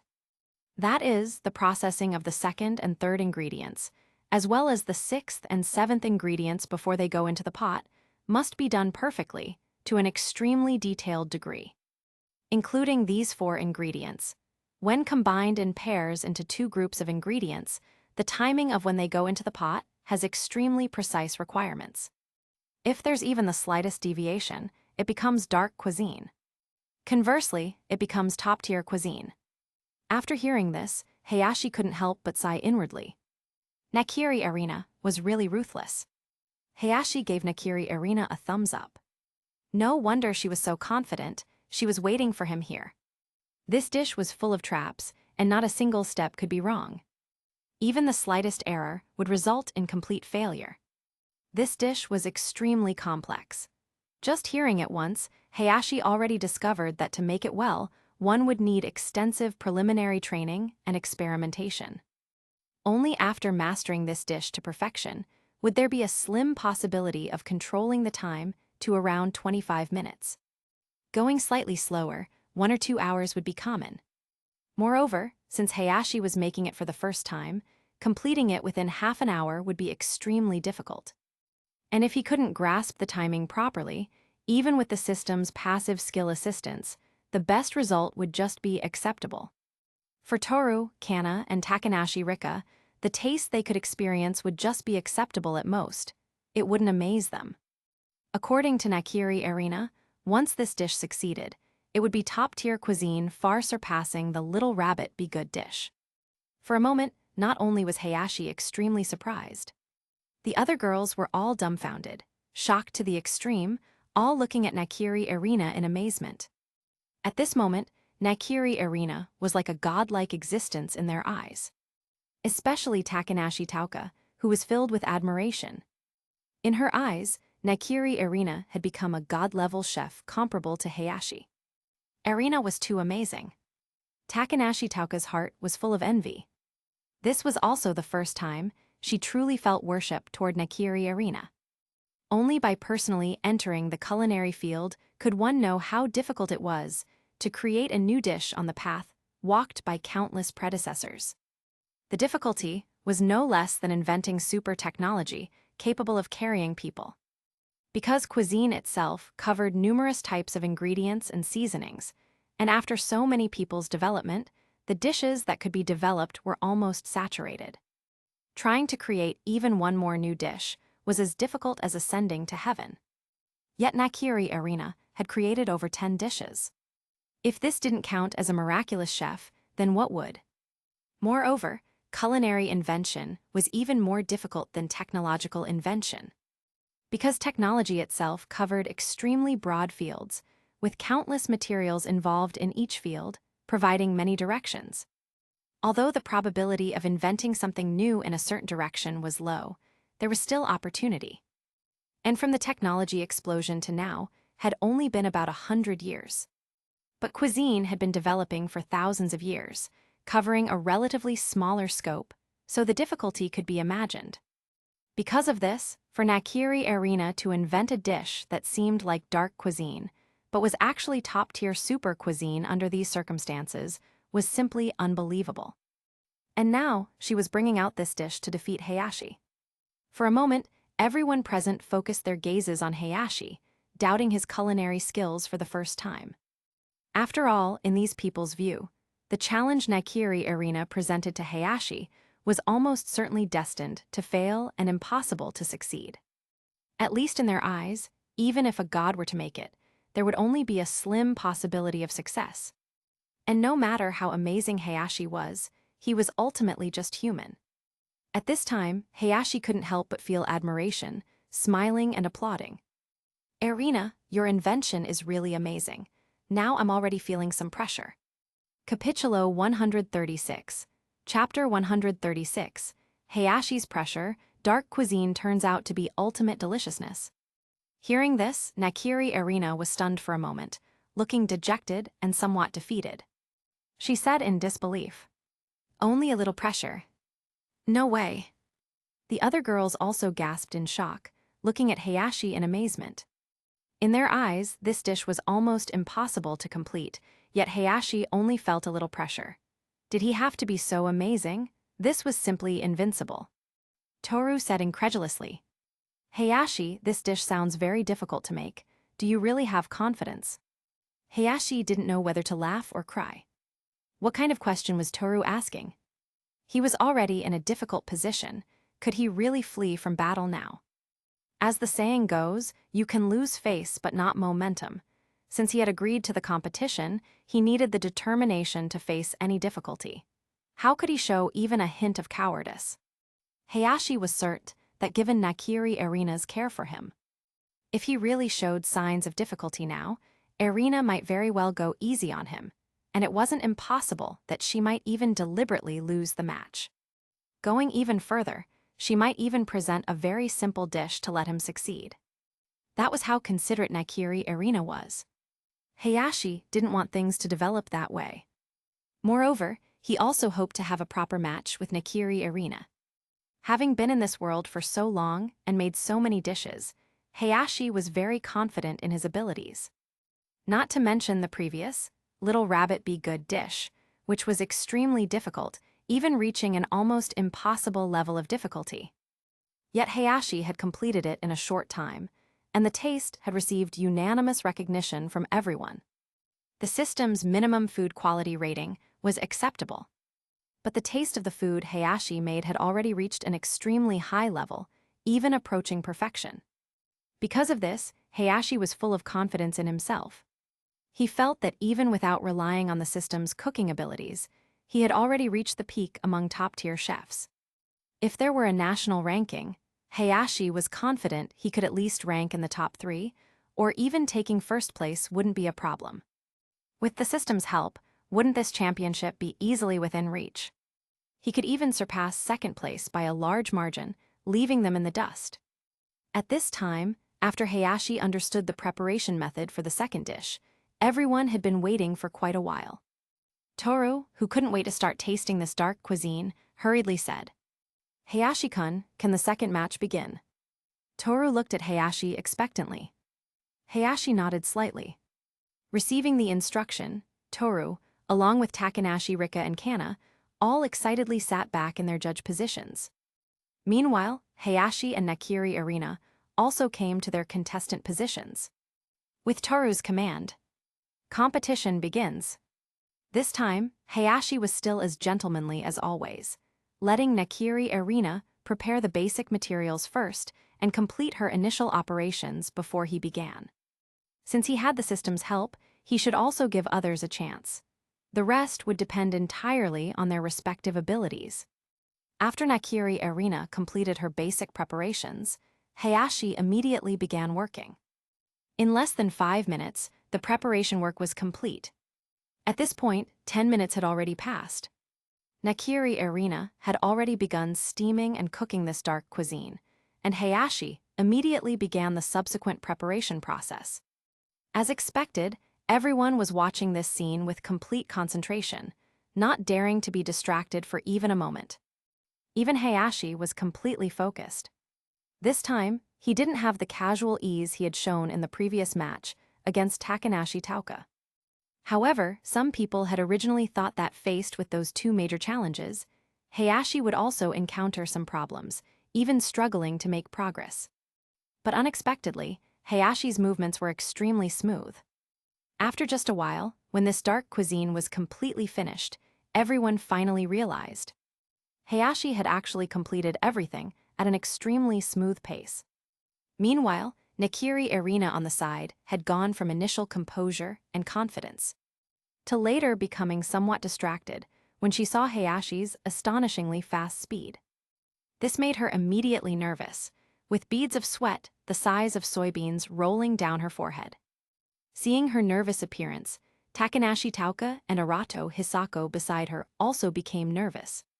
Seeing this, Hayashi momentarily didn't know whether he should be happy or worried. To be happy would seem ungentlemanly. This was a girl he cared about, so how could he feel happy about her failure? But to say he wasn't happy, Hayashi felt he already had victory in his grasp and couldn't help but breathe a sigh of relief. However, since it was a competition, naturally he had to give it his all. And Hayashi believed that given Nakiri Arena's personality, she wouldn't want anyone to go easy on her during a serious competition. That would be disrespectful to her.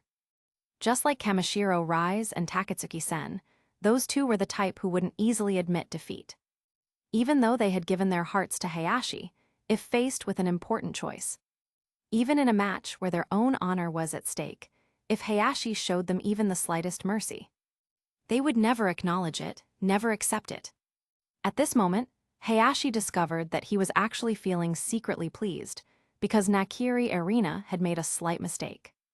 In his heart, he had already regarded Nakiri Arena as a true opponent. Immediately, Hayashi set aside his distracting thoughts and looked forward with anticipation to whether Nakiri Arena could turn this dark cuisine into an exquisite delicacy under such extreme pressure. Time passed minute by minute.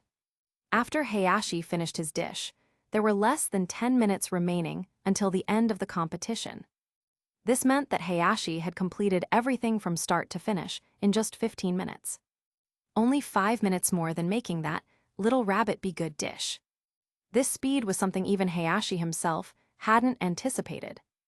Hayashi had originally estimated his speed would be around 25 minutes, and even going slightly slower to 30 minutes would be barely acceptable. But he hadn't expected his current abilities, had already become so astonishingly powerful. Not only had he perfectly completed the dish, but looking at it, the appearance was peculiar, with all sorts of chaotic ingredients inside. Even the arrangement of ingredients looked like rolling skulls, as if beckoning to people, trying to lure them into hell, truly terrifying. Yet the aroma wafted over irresistibly. Just one whiff made people drool, their taste buds dancing wildly, wanting to have a taste. They couldn't wait to know what kind of ultimate deliciousness this top-tier cuisine would be. After finishing, even Hayashi couldn't help but taste a bite. Instantly, it was as if entering fairyland. The taste was exquisite. Capítulo 137, Chapter 137, Dark Cuisine Successfully Made? Frightened Toru. It was even more delicious than the osmanthus cake Hayashi had made before.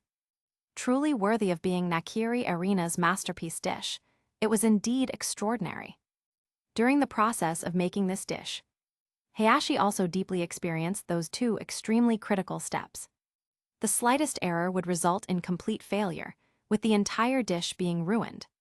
Just one tiny mistake in the seasoning preparation would turn this top-tier delicacy into the ultimate dark cuisine. It might even be poisonous if eaten. Thinking of such consequences, Hayashi couldn't help but feel a chill.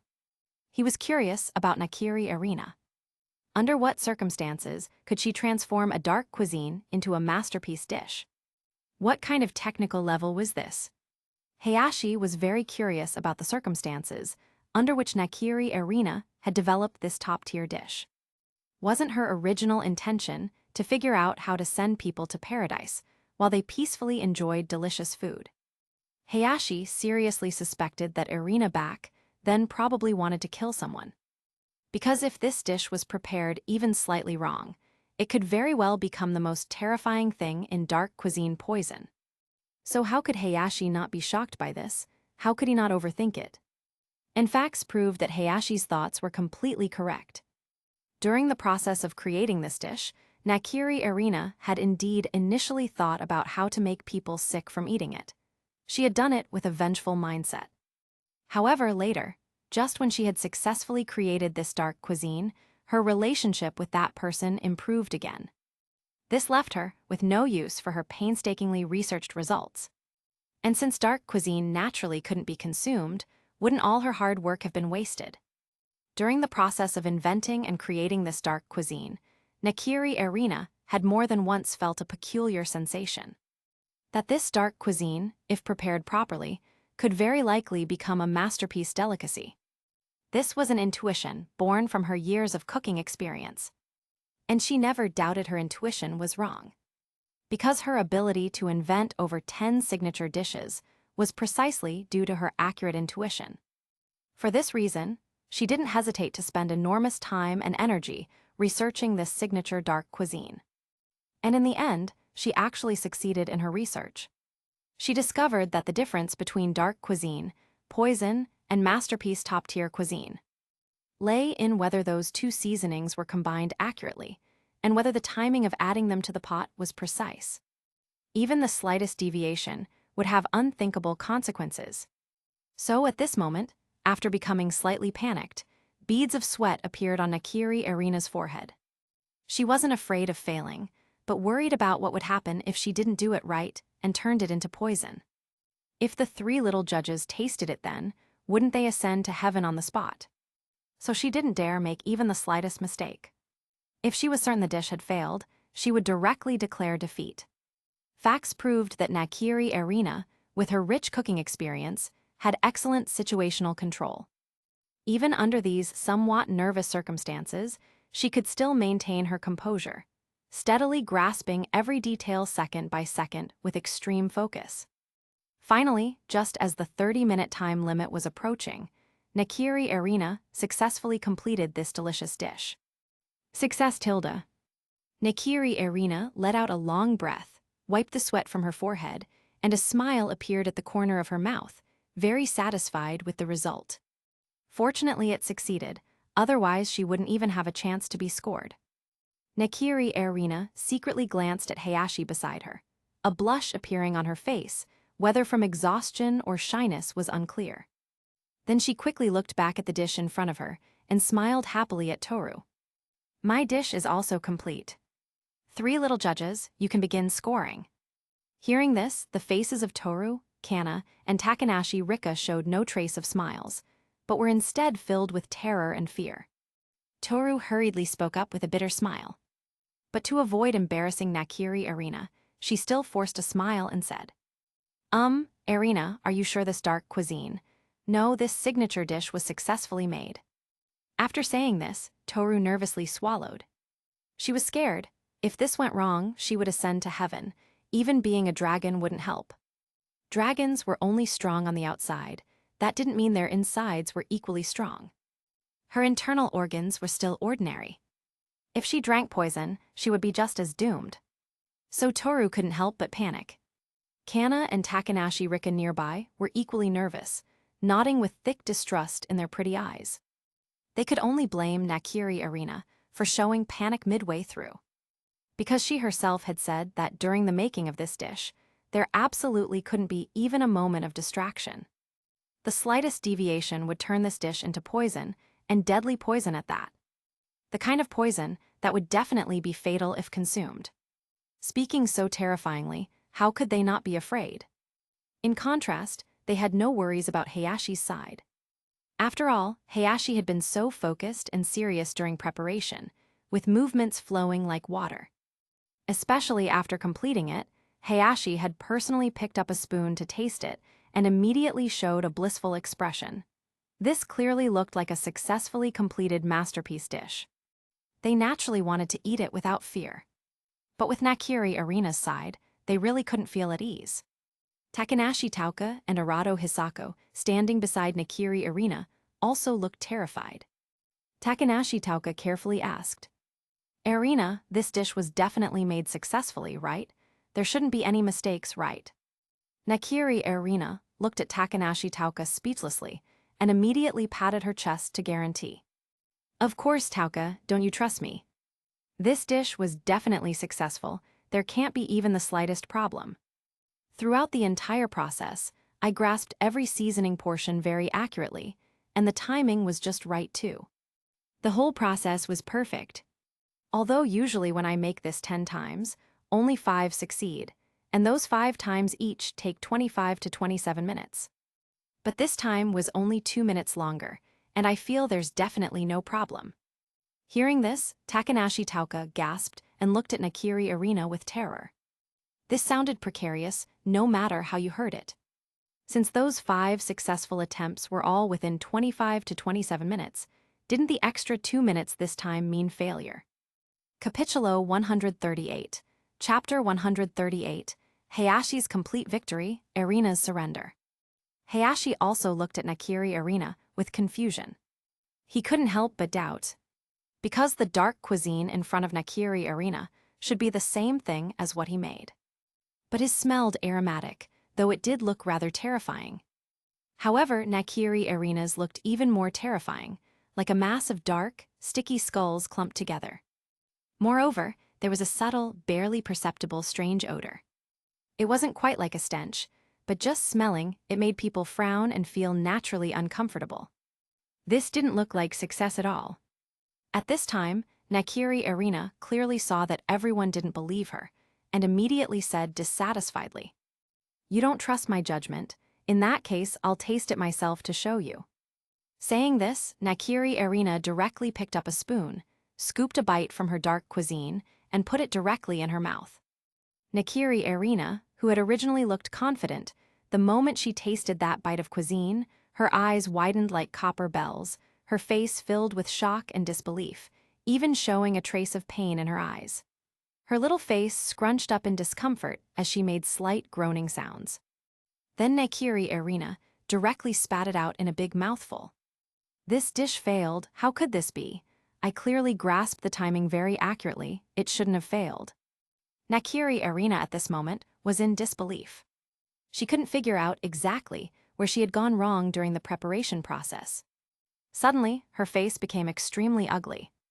Because she remembered, she knew exactly where she had made the mistake. It turned out that while Hayashi was cooking, she had been constantly curious about whether he could actually make it, her thoughts always on Hayashi, causing her left hand to unconsciously want to peek at him. Combined with Hayashi finishing so quickly, this caused her to become slightly distracted and actually mix up the order of 2 seasonings. This caused what should have been a masterpiece delicious dish to instead become a dark cuisine with a strange taste. However, nothing would happen to Nakiri Erina because she had really exaggerated before. In reality, even if this dark cuisine was made to the worst degree, it would only taste strange, like eating flies, uncomfortable but not life-threatening.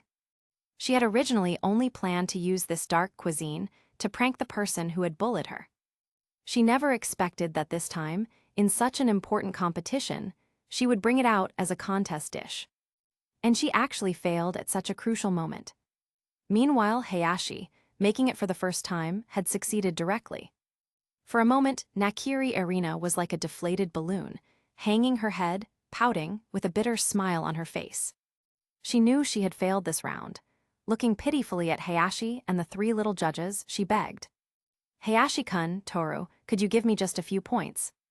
If you don't give me any points at all, our girls' trio will lose directly." Nakiri Erina turned her pleading gaze to Takanashi Tauka and Arado Hisako, feeling like she had really done something terribly wrong. If both scoring categories in this round were rated 0, the girls' trio could directly declare defeat. And Arado Hisako wouldn't even need to compete. Although Takanashi Tauka had won the previous round, the score was still a tie, unable to create any gap. If the next 2 round scores couldn't be pulled back, or even surpass Hayashi, then they would fail. For a moment, Nakiri Erina was filled with regret. She hated that she shouldn't have been so stubborn and confident.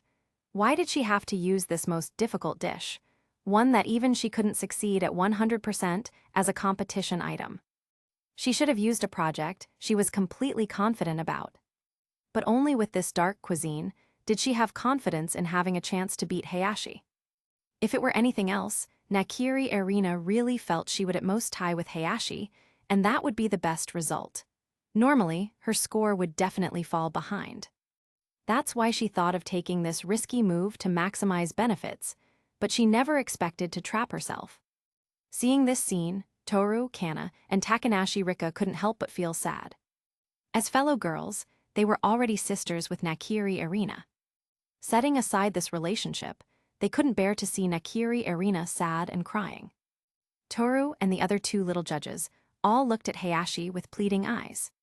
To this, Hayashi immediately shook his head with a bitter smile and said righteously, "How about this for this round? We'll give Erina's scoring appropriately. Appearance score gets 2 points, taste score gets 6 points. How about that?"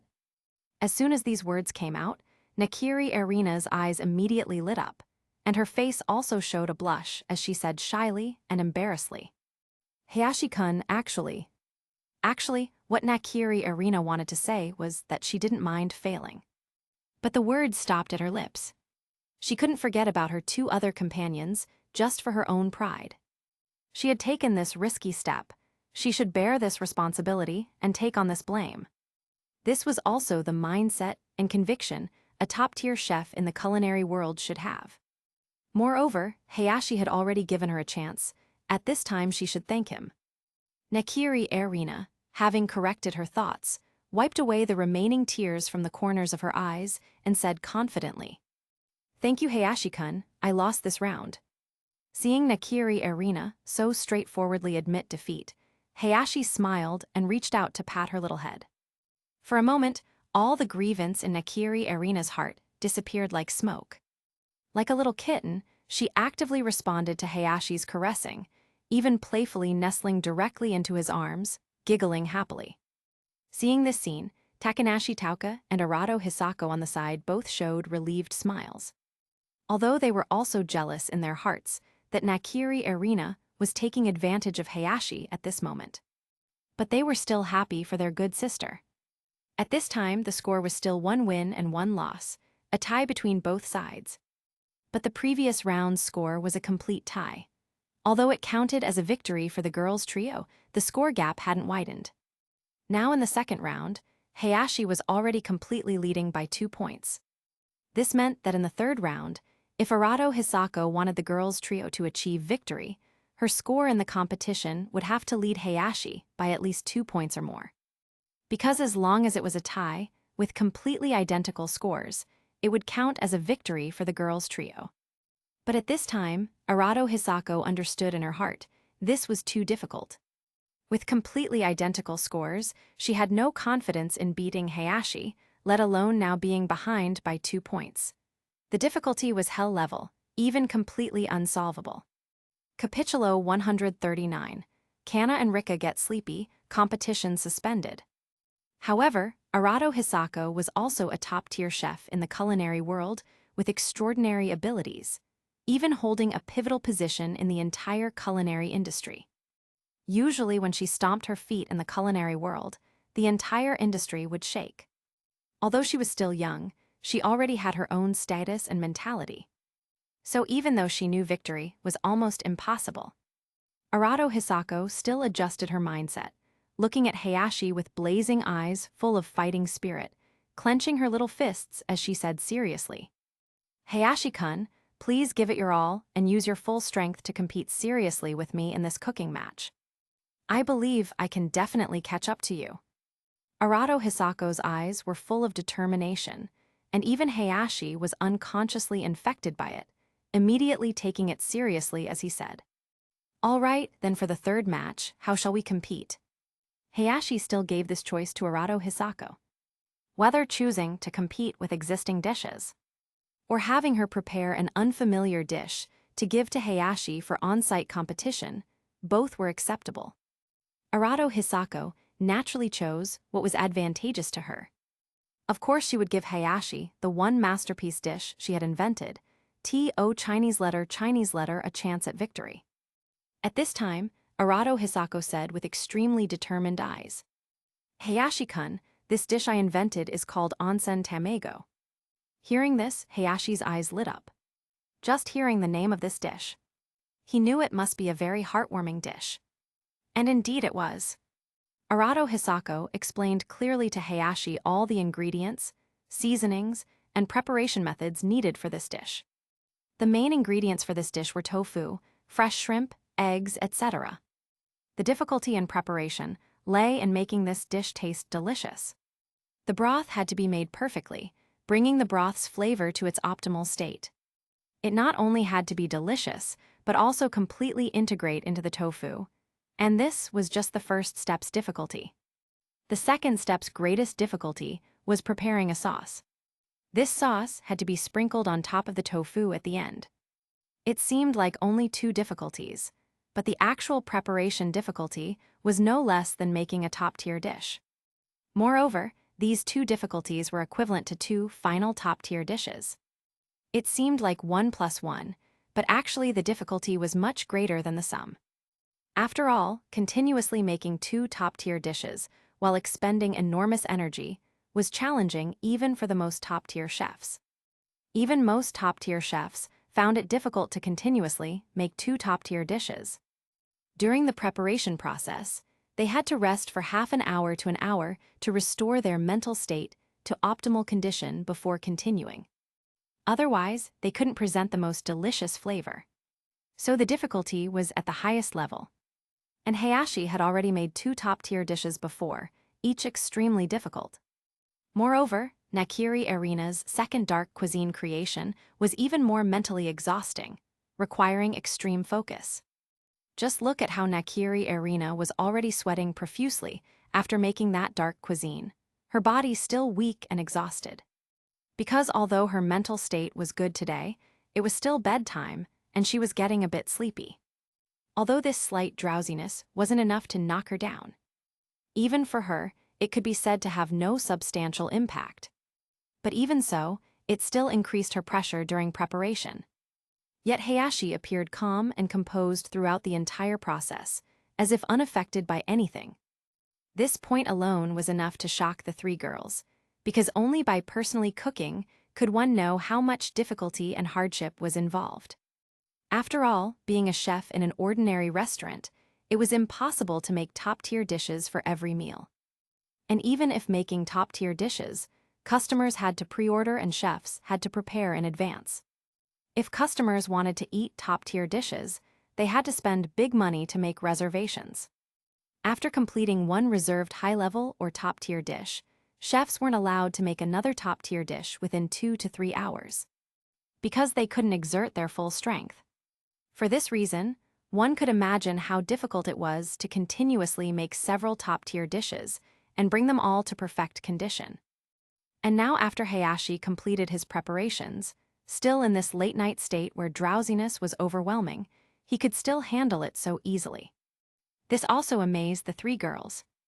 And this was also the point where Arado Hisako felt she had the best chance of winning. She was betting that Hayashi's energy was insufficient now. Moreover, this onsen tamago dish took an extremely long time, directly extended to 1 hour. Because she simply couldn't complete it within half an hour. Having made this for so long, with her experience, the fastest she could achieve was 45 minutes. Any shorter time would only make this dish extremely unsuccessful. And with longer time, Hayashi's energy would be even harder to sustain. This was why Arado Hisako was so confident at this moment. Moreover, while explaining this dish's preparation process to Hayashi, Arado Hisako deliberately explained those two difficult points to Hayashi several times, just to delay time and make Hayashi more tired. It had to be said, Arado Hisako had quite a few little schemes. The three people, Toru, Kana, and Takanashi Rika, all simultaneously opened their mouths and yawned, their faces full of drowsiness. To say they weren't sleepy would be a lie, they just wanted to have a good sleep now. Toru yawned and said, "Hayashi-kun, Hisako, are you ready yet? If you don't start soon, I'm going to fall asleep." Kana beside her cutely lowered her little head, swaying her body and head, her two eyes already drowsily narrowed to slits as she said weakly, "Kana too." Takanashi Rika similarly nodded, indicating she could barely hold on either. Then Kana and Takanashi Rika leaned shoulder to shoulder, head to head, snuggling together and falling asleep. Even Hayashi couldn't help but smile and shake his head, saying, "It seems tonight's competition can only be temporarily suspended." As soon as these words came out, Arado Hisako, who had just been full of confidence and prepared to compete with Hayashi, was immediately shocked and stunned. Her two eyes widened in disbelief as she looked at Hayashi. Please, did it have to be such coincidence? The opportunity she had worked so hard to get, and the only possible chance for victory, was just gone like this. Once Hayashi recovered his energy, wouldn't she definitely lose? Arado Hisako was extremely unwilling and immediately objected. No, this competition must continue.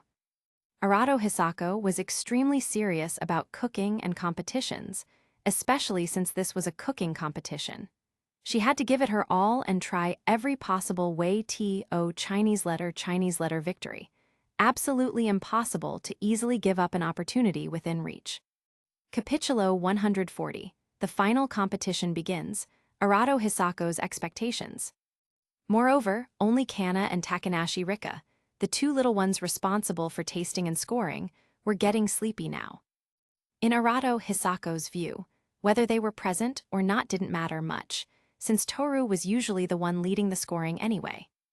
Hayashi could see Arado Hisako's thoughts and didn't know whether to laugh or cry. Whether continuing the competition or resting now, he had no problem with either. He wanted to let Kana and Takanashi Rika, these two little cuties, go rest properly, while also letting Arado Hisako willingly continue the competition. Otherwise, if Arado Hisako harbored dissatisfaction and resentment about this matter later, that wouldn't be good. So he had to think of a solution that would satisfy everyone. As a modern person, Hayashi naturally held the philosophy of wanting everything only children make choices. He could let the two little girls go sleep, while simultaneously letting the competition continue. Takanashi Tauka and Nakiri Arena could serve as judges. Hayashi believed they would definitely uphold principles of fairness and justice. Then Hayashi smiled and said, "All right, don't worry, let's continue our competition." After saying this, he patted Arado Hisako's little head, indicating she could relax. Hayashi's words put Arado Hisako at ease, but she still looked worriedly at Kana and Takanashi Rika, asking, "What about those two? Hayashi smiled slightly. Let's have Tauka and Irina be the judges. After saying this, Hayashi carried one in each arm, picking up Kana and Takanashi Rika and placing them on the bed, then returned to the kitchen to continue the competition.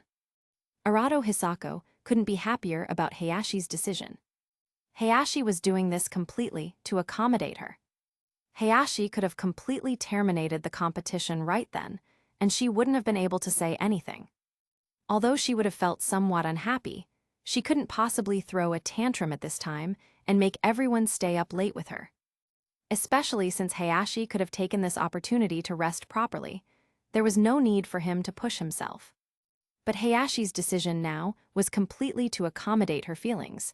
How could Arado Hisako not be happy? Tilda, as expected, Hayashi-kun still cares about me very much. Arado Hisako's watery big eyes blinked as she looked at Hayashi, a blush appearing on her face. Then she eagerly prepared to start her cooking competition. If anyone cared most about this competition right now, it was naturally Arado Hisako. The two newly appointed judges, Takanashi Tauka and Nakiri Irina, were very excited at this moment. Just watching Toru, Kana, and Takanashi Rika taste various delicious foods had made them incredibly envious. Every time they saw Toru take a bite of Hayashi's cooking, she would be like she was under a spell, her eyes sparkling with bright stars as she excitedly exclaimed, as if that one bite could make her happy for life. Takanashi Tauka and Nakiri Irina naturally understood that feeling. So while watching from the side, they always wanted to ask if they could also have a bite. But unfortunately, every time they had this thought, Toru or the other two girls would devour all the remaining food with ravenous appetites. At the most exaggerated times, Toru would even lick the plates completely clean. They didn't even need washing. Now they finally had their chance, and both girls' faces were full of smiles. At this time, Toru said, "Tauka, Irina, welcome. Since the three of us are judges, let's score in the most fair and just way." Toru stared straight at both of them. Although she also very much hoped that Arado Hisako, her good sister, and the girls' trio she represented could win. But competitions ultimately had to be decided by strength. Moreover, now two of the judges were also contestants, so Toru inevitably worried that they might favor Arado Hisako in their hearts. When it came to scoring, if they had some personal thoughts mixed in, wouldn't Hayashi-kun be at a big disadvantage? Although she didn't want Arado Hisako to lose either, she even less wanted Hayashi to lose. And with Hayashi's abilities, after the second match, under fair circumstances, victory should have been directly declared. Being able to compete until now was completely due to her and the other two girls going easy, leading to this result. There could be a first and second time, but not a third and fourth. Toru was clear about this. So she wanted to remind the two. However, Nakiri Irina and Takanashi Tauka completely missed Toru's meaning, simply thinking Toru was welcoming them. As for Toru's squinting eyes, that represented her warning gaze. To the two girls, this was completely a sign of sleepiness. In an instant, both felt sorry for this cute little one and wanted to hold Toru in their arms and love her properly. Wow, Toru is so cute. Takanashi Tauka looked with affection, an impulse rising in her heart. She really wanted to hold Toru in her arms and squeeze her thoroughly. Nakiri Irina even directly reached out to pat Toru's little head, excitedly squealing. Hayashi chuckled lightly, looking speechlessly at the three girls playing together, not knowing whether to laugh or cry. "Please, can't you see that your good teammate is already very nervous and looking forward to the competition starting? You're still playing so happily, you really don't have the self-awareness that judges should have. Please, could you properly read Self-Cultivation of Judges?" Hayashi half-jokingly teased the two. This also made Toru, Takanashi Tauka, and Nakiri Irina put away their playful mood and sit seriously at the judges' table, which was actually the bar counter. They nodded very seriously. Toru raised her hand again and asked, "Hayashi, Hisako, are you ready?" Both Hayashi and Arado Hisako nodded. Toru immediately shouted loudly, waving her arm. "Competition begins." Then came the usual basic procedures and preparation process. Hayashi still gave Arado Hisako some leading opportunities. Everyone was accustomed to this process and accepted it with peace of mind. Arato Hisako wasn't surprised either. She raced against time, striving to compress the most basic preparation process, things like washing vegetables, to the extreme. Every second saved was a second gained. This way she could have the energy and extra time to make her dish more perfect. You had to know, this dish required a full hour to prepare. Even for her, it was difficult to maintain such high-intensity focused work. She could easily enter a state of high-pressure fatigue. Capitulo 141, Haunted in the Middle of the Night, the future Emiya Shiru. Moreover, staying up late at night made this situation even more dangerous. Just when Arato Hisako was halfway through her preparation process, Hayashi, who had been chatting with the other three girls, suddenly became serious and turned to look toward the kitchen wall. There was clearly just a wall there, no windows, no doors, but Hayashi's gaze was fixed intently on it, his brow furrowing tighter and tighter. Hayashi's abnormal behavior naturally made Toru, Takanashi Tauka, and Nakiri Erina feel puzzled as they looked in the same direction with confusion. Hayashi never acted without reason. If he was suddenly like this, there must be a cause. For a moment, as humans, Takanashi Tauka and Nakiri Erina couldn't help but have scary thoughts pop into their minds, their bodies involuntarily beginning to tremble. Takanashi Tauka stammered. "Hayashi-kun, what's wrong? Is there something there?" Nakiri Erina was directly scared into screaming by this sentence. "Tauka, stop talking. I'm scared there aren't really ghosts are there." Nakiri Erina, saying this made things worse. With her words, she directly scared Takanashi Tauka, who was already terrified, nearly jumping up and hugging Nakiri Erina. Then the two girls hugged each other and started wailing loudly. Only Toru looked confused and puzzled. "What ghosts? There are no ghosts in this world," Toru said dismissively, while finding the two girls' fearful appearance quite amusing. Having been in the human world for so long, she naturally knew what ghosts represented. But that was just something used to scare people, something that didn't exist. She wouldn't pay any attention to it. Moreover, if there really were ghosts, she could just breathe dragon fire and burn them to nothing. Besides, she was a powerful dragon. Nothing could escape her perception. She believed her dragon eyes could see everything. She carefully looked toward that wall direction, but found nothing there at all. Yet Hayashi's expression was so serious, and Toru even saw shock and disbelief in his eyes. For a moment, Toru's originally completely unconcerned heart became panicked. Her voice trembling, she asked quietly, "Hayashi-kun, don't scare me. There really are no ghosts in this world, right?" This made things even worse, directly scaring the two already terrified girls stiff on the spot. They didn't dare move and tears streamed down their faces. Arato Hisako, who had been in an extremely focused state, was also completely awakened by them. Author, simple number 1. She looked at the three with shock and confusion, then looked at Hayashi, puzzled. "Hayashi-kun, what happened?" Arato Hisako walked curiously to Hayashi's side and looked up following his gaze, but saw nothing. But just then Hayashi spoke. "Sir, barging into someone else's restaurant in the middle of the night is very impolite. Moreover, it's illegal." The moment Hayashi's words fell, Arato Hisako, who had been somewhat confused and completely unaware of the situation, felt her hair stand on end. Like a startled kitten, she jumped back several steps. Her hands gripped Hayashi's arm like giant pincers, her teeth chattering as she said in terror, "Hayashi-kun, who are you talking to?" Help.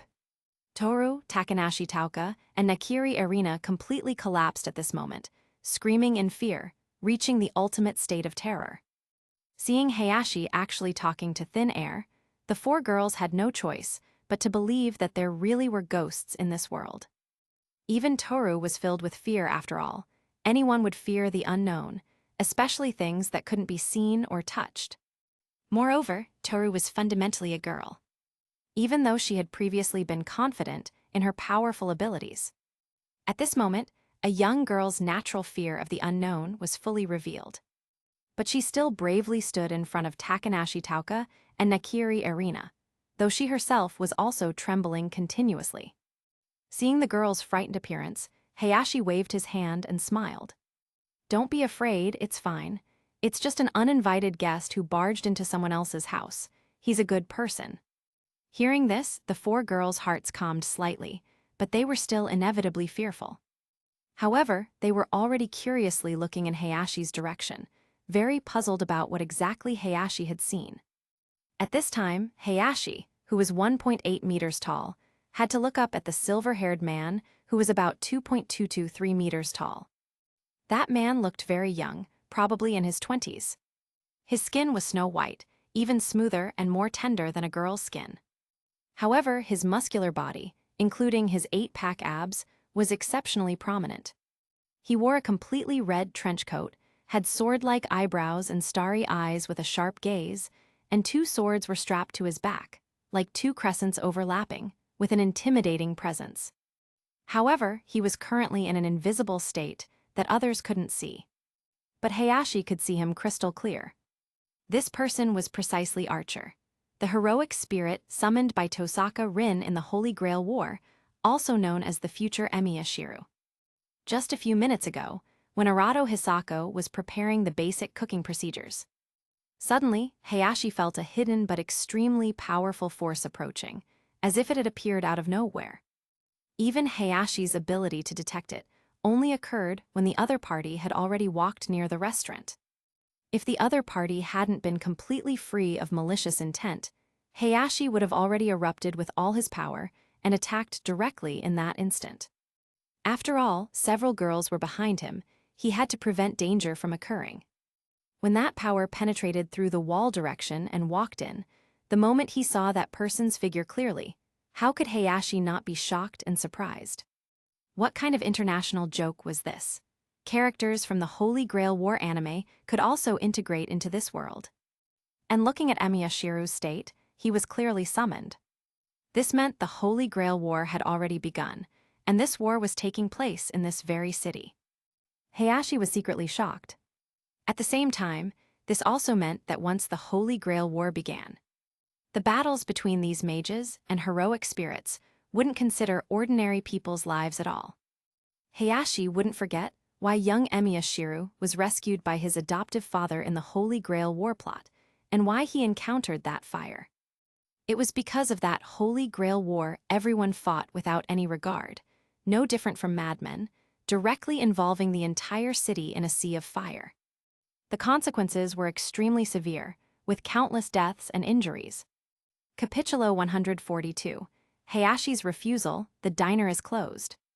Fortunately, in the plot where the future Emiyashiru, that is Archer, appeared, although the battles were extremely fierce, they didn't cause too much damage to the city, and most of the major battles took place in the outskirts, so there wasn't much impact on the city's residents. This was one point that gave Hayashi slight peace of mind. But this was, after all, a merged world, and Hayashi couldn't guarantee that the original plot wouldn't change at all. Just like now, the future Emiyashiru had coincidentally appeared in his restaurant. If he said this was just coincidentally smelling the aroma and coming in to taste the food, Hayashi definitely wouldn't believe it. Please, these heroic spirits might not need to eat, unless their masters were hungry. The future Emiyashiru looked at Hayashi and discovered he couldn't see through Hayashi's strength. Beneath his calm expression was shock like surging waves, with a flash of ultimate surprise in the depths of his eyes, and even his brow furrowed very subtly. But having experienced countless cycles of battle and slaughter through endless years, the future Emiyashiru, that is Archer. He had long practiced various skills, including remaining unmoved even if Mount Tai collapsed before him. Even if the sky fell, his expression wouldn't change one bit. For this reason, he could remain so composed. Archer looked at Hayashi and spoke. "From your expression, you seem to know me." The corner of Archer's mouth curved into a wicked arc. A flash of hostility flickered in his eyes, and his fingers remained in a tense state. As long as Hayashi showed the slightest movement, he would instantly draw the twin swords from his back. One blade would directly slash at Hayashi's neck, while the other would strike toward the other girls. This was called attacking what the enemy must defend. Before entering, he had already observed through Hayashi's interactions with the girls that these girls were extremely important to Hayashi. They could even be said to be as important as Hayashi's life. Although his combat thoughts were extremely despicable, warriors who had survived countless battlefield slaughters were just like this. They had to utilize everything available and every weakness to achieve victory. Otherwise, how could he, originally just a human body, possibly engage in crazy battles with those powerful heroic spirits later and successfully survive to the end? Without such unscrupulous, despicable mentality, he couldn't have survived until now. However, Archer didn't attack immediately. Because he could see that in Hayashi's eyes, there was only shock and curiosity, without hostility or fear. Especially, he could tell that Hayashi's initial appearance clearly showed he recognized him, which made him inevitably curious. In his past heroic spirit battle career, he didn't remember ever meeting the Hayashi before him. Though he was quite handsome, that was true. Hayashi naturally also sensed the extremely subtle hostility emanating from Archer, his lips curving upward without any panic. He was no longer as powerless as before. Now he possessed numerous powers and extremely strong abilities. Moreover, he could clearly see the gap between his own strength and his opponent's. Hayashi was confident that in just an instant, he could grab the future Emiya Shiru's neck and lift him up like picking up a chick. Or directly pin him to the ground, unable to move. Hayashi was even confident he could instantly unleash the power of his ice domain, instantly turning him into a block of ice that would then shatter. Although Archer's spiritual body seemed like nothing could harm it. But don't forget, Hayashi now possessed many powerful abilities. Even spiritual bodies could be damaged. For this reason, Hayashi could be so calm and composed. Looking at the future Emiya Shiru before him, Hayashi smiled slightly. "Guests are welcome, but we're already closed now. If you need anything, please come earlier tomorrow." Hayashi's smiling appearance seemed to carry no threat whatsoever. The future Emiya Shiru didn't dare underestimate him in the slightest. From the moment he stepped in here, he had sensed two extremely terrifying powers. The strongest among them was the girl in maid outfit beside Hayashi, who looked extremely cute. That is Toru. Archer could sense an extremely powerful force from her. Even for a moment, when Toru felt fear toward him, this invisible heroic spirit, he seemed to see a massive dragon. Archer couldn't help but suspect that the girl he saw, that is Toru, might actually be a transformed dragon. If it were before, Archer would definitely have scoffed and laughed it off. How could there be dragons in the world? Those were just fictional creatures. But after experiencing so many battles, having seen much, he naturally knew that in ancient times or certain special dimensions, there did exist such terrifying creatures as dragons. As long as it was a dragon, its power would be extremely frightening. However, Archer wasn't worried. Because he was a spiritual body, dragon power couldn't touch him, while he could harm the opponent, so he wasn't afraid. The other power he sensed naturally came from Kana on the second floor. Kana's power was equally turbulent and violent, but like Toru, it was well suppressed within her body, not spreading wildly. But Archer could still sense that these two hidden powers were very terrifying and powerful. But they still couldn't harm him, which was why he could enter so calmly without any worry. But it wasn't until the moment he came before Hayashi that he realized he was wrong, terribly wrong. Having two girls with such terrifying powers, neither had detected his presence. Yet this young man before him, from whom he couldn't see any power and had always thought was an ordinary person, had looked straight at him the moment he appeared and approached this late-night diner. At that time, he thought it was coincidence, just Hayashi happening to look in this direction. But now, Archer was very certain that Hayashi was looking at him. Moreover, to remain so calm after being able to see him, that could only mean he was absolutely a strong person. Archer didn't see a trace of panic in Hayashi's eyes. And he really couldn't figure out how terrifying and powerful Hayashi's strength was. But his instincts kept reminding him, flee, flee quickly. Even though he had once in a brutal battle had both legs severed, his left arm also cut off, leaving only one arm. And was severely wounded, lying on the ground barely clinging to life. But he had never felt such despair in his heart as he did today. That was a fear like facing death itself. He knew he couldn't escape. Even if he fled, unless Hayashi was willing to spare him, he would still only face death. Even his master Tosaka Rin, who was waiting outside for his return, would likewise be unable to escape the fate of being killed. Capítulo 143. Curiosity under fear. Hayashi-kun, I want to see the ghost. So Archer immediately accumulated power, his gaze fixed intently on Hayashi. He even had the thought of drawing his sword to strike at the girls beside Hayashi, forcing Hayashi to defend. But seeing that Hayashi showed no hostility, he couldn't help but breathe a sigh of relief. He tried his best to appear completely non-threatening, his voice carrying a slight tremor. Manager, I'm here to eat. After saying this, he glanced at Arado Hisako behind Hayashi, who had just begun preparing her dish. His meaning was clear. He wasn't here to cause trouble, he was here to eat.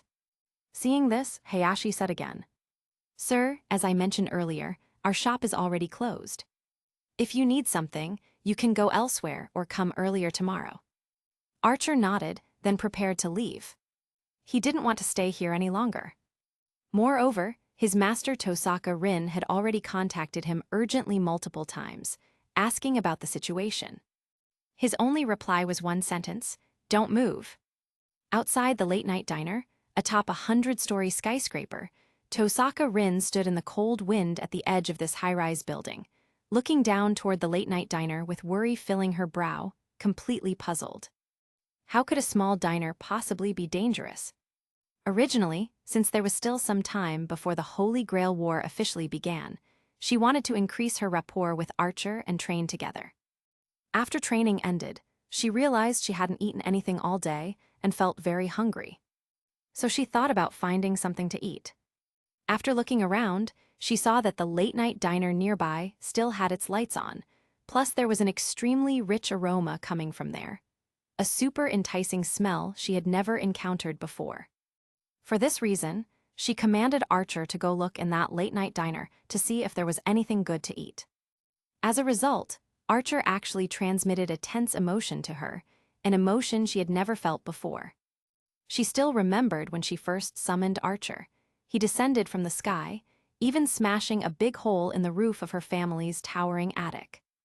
Then this Archer was buried under countless boulders. But when she dug Archer out, he maintained a composure and confidence like an emperor sitting on his throne. Combined with his muscular body, over 2 meters tall, silver hair and cold gaze, he looked like a top-tier powerhouse in every way. Even after exchanging a few words with Archer and analyzing his strength, she discovered that Archer's power was terrifyingly formidable. Originally, she wasn't particularly confident about winning the Holy Grail, only hoping for a miracle. But unexpectedly, after understanding Archer's strength, her confidence soared. She even believed that even if the other 6 heroic spirits, even if 2 or 3 of them attacked together, their side would have a chance of victory. Because Archer's abilities were terrifying to the extreme. His class was ranged attack, yet this guy particularly liked close combat. You had to know, his specialty was ranged combat as an archer.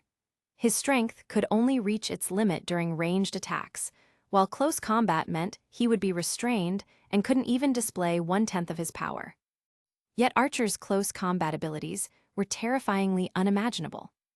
Tosaka Rin deeply suspected that even the close combat classes among the 6 major classes would find it difficult to easily defeat him in close combat, and might even be defeated by him. If he used his ranged archer abilities, how terrifying would he become? Tosaka Rin didn't dare imagine. For this reason, Tosaka Rin was in a great mood and wanted to eat something good even late at night. But as a result, on Archer's first stop after she sent him out, he transmitted an emotion of despair to her. That was the despair and powerlessness when encountering a completely unmatchable opponent. She could even sense a soul-trembling reaction from the emotions Archer sent her. After all, they had a master-servant relationship connected by soul contract, so she could directly sense the other's emotions through their souls. She could feel that Archer wasn't confident he could resolve the trouble before him, but rather had absolutely no confidence in solving the current problem. He was more afraid that if he moved recklessly, it would displease that mysterious person who could instantly strike him down. Tosaka Rin was shocked, immediately understanding how dangerous her current situation was.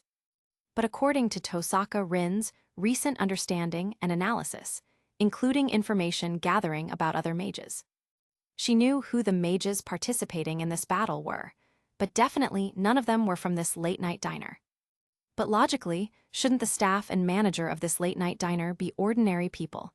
How could they be so terrifying? For a moment, Tosaka Rin was very puzzled and worried. Could it be that she would die before achieving success? That would be too unlucky, her wish hadn't been fulfilled yet. Then Tosaka Rin looked gravely toward the late-night diner. Inside the late-night diner, Archer was now preparing to step backward, like a minister facing an emperor, extremely cautious. After all, Archer really couldn't guarantee that Hayashi wouldn't change his mind and take his life. Toward such an absolute powerhouse, he held ultimate reverence and always maintained the principle of using words to resolve things rather than resorting to action if possible. Besides, he had no confidence in escaping from Hayashi's hands. Even though he was a spirit body that could turn invisible, it would be useless.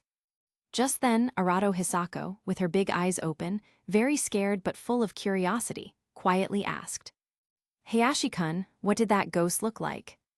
Arato Hisako's eyes were filled with intense curiosity. As soon as these words came out, Takanashi Tauka, Nakiri Erina, and Toru, who had been trembling and immersed in fear, all looked at Hayashi with curious gazes, all very excited. They were all curious about what this ghost would actually look like. Hayashi smiled. "Don't worry, he's sort of a ghost, but not really a ghost. Just a normal person, except he's a spirit body. Of course, calling him a ghost wouldn't be wrong either, but there's nothing scary about it." This made the girls even more curious. "Really? Does he look similar to us humans? Are there any differences?" Toru asked excitedly. At this moment, a thought appeared in her mind. That this so-called spirit body, that is, the ghost, was actually the same as her. For example, her essence was a dragon, but she could transform into human form. In her view, this so-called spirit body was actually some kind of non-human creature that took human form, but could turn invisible, nothing particularly special beyond that. Capitulo 144, Are all ghosts like this? Toru's confusion. If it was only like this, then there was absolutely no need to be afraid at all.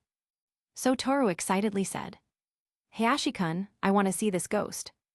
As soon as these words came out, Takanashi Tauka, Nakiri Erina, and even Arato Hisako, who had been the first to be curious, were all startled and stared with wide eyes.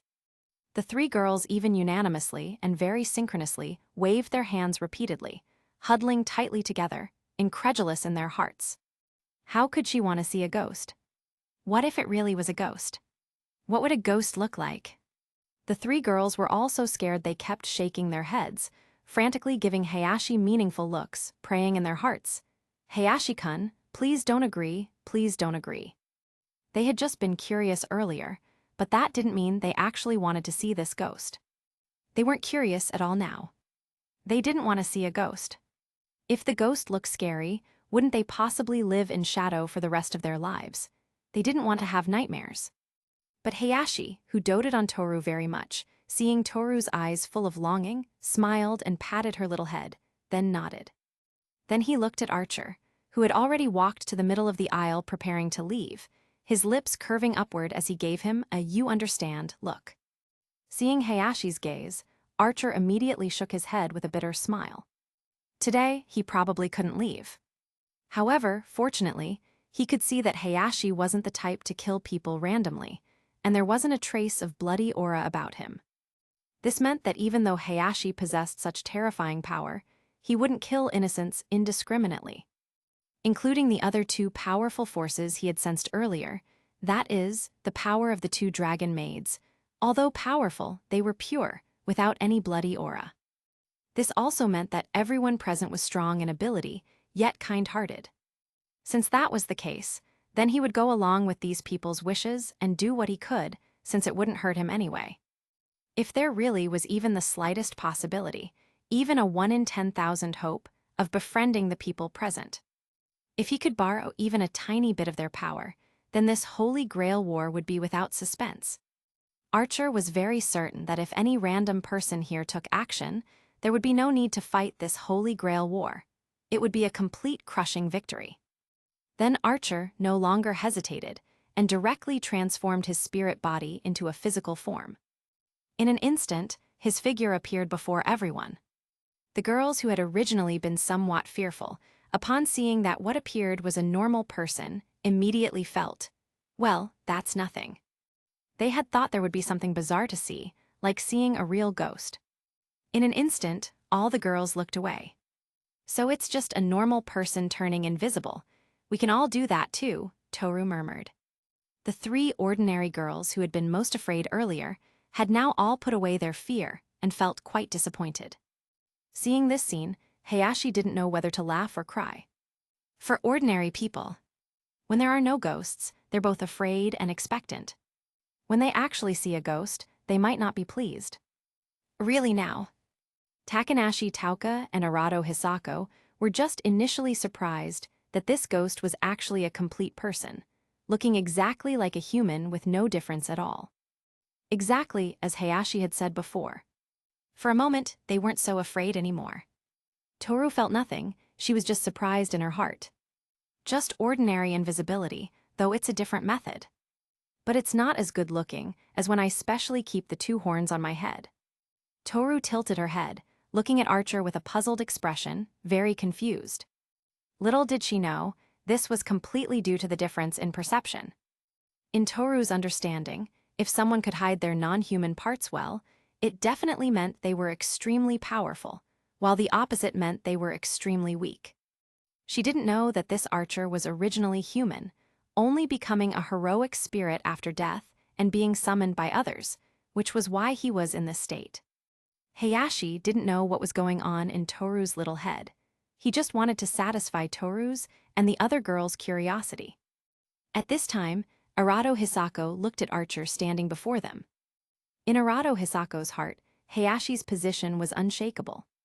Moreover, Archer had absolutely no qualification to be compared with Hayashi. In her heart, Hayashi was truly perfect. However, Arado Hisako's eyes lit up with a trace of curiosity.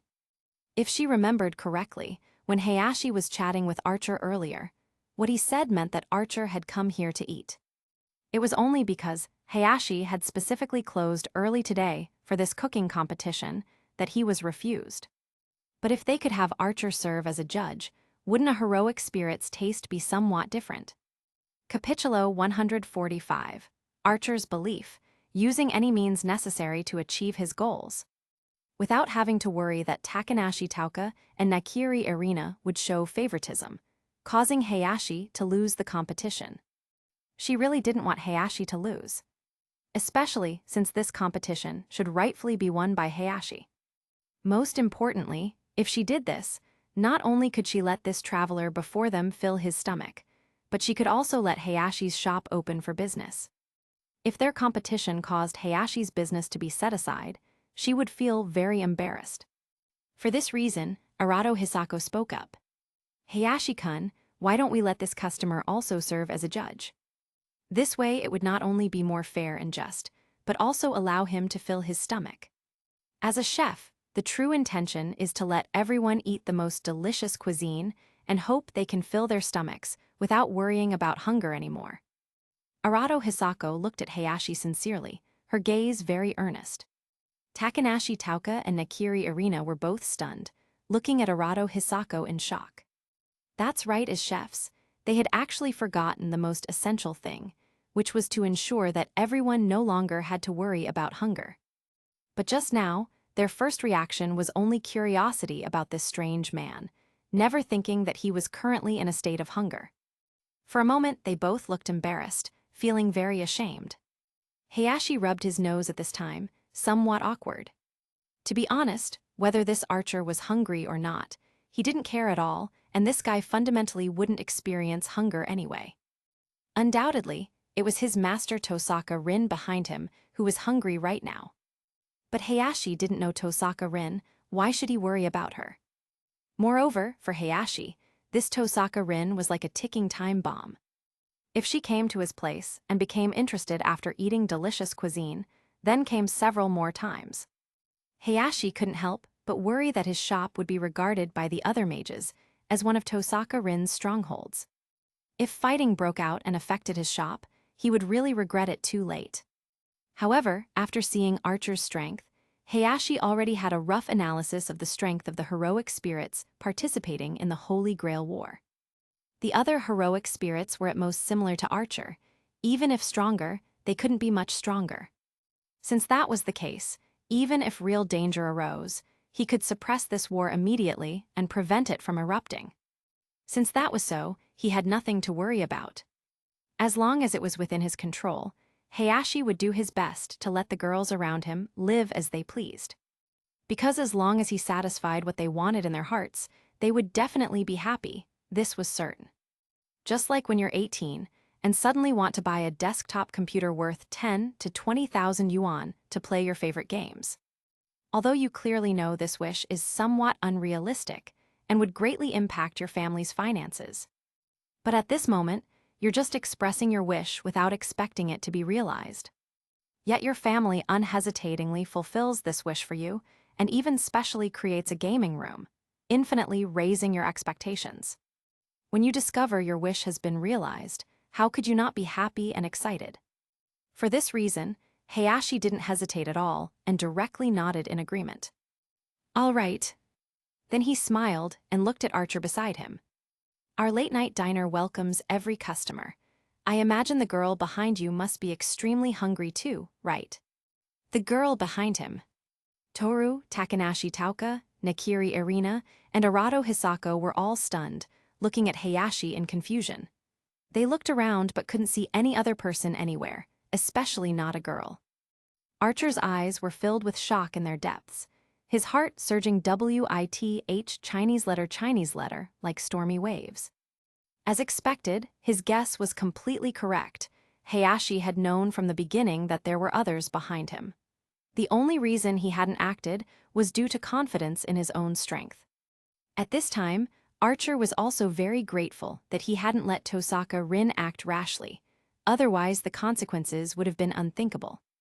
You had to know, the high-rise building where Tosaka Rin stood was a full 300 meters in straight-line distance from this late-night diner, and this was just the distance parallel to the ground.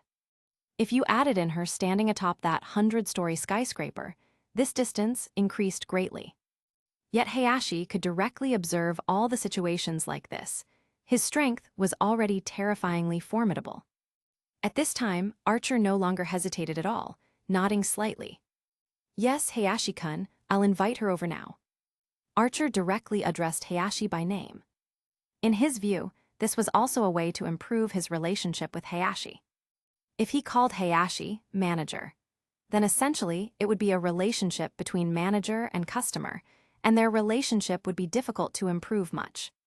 But if he directly addressed Hayashi by his real name and then introduced himself, they could be considered acquainted friends. If he could later hint around the edges and find ways to get closer to Hayashi, even request Hayashi to take action, or have the two girls beside him take action, then for this Holy Grail War, he wouldn't need to worry anymore. It wasn't surprising that Archer had so many schemes. After all, his ability to respond to Tosaka Rin's summons and come to this real world as a heroic spirit was because he also had his own wish to fulfill.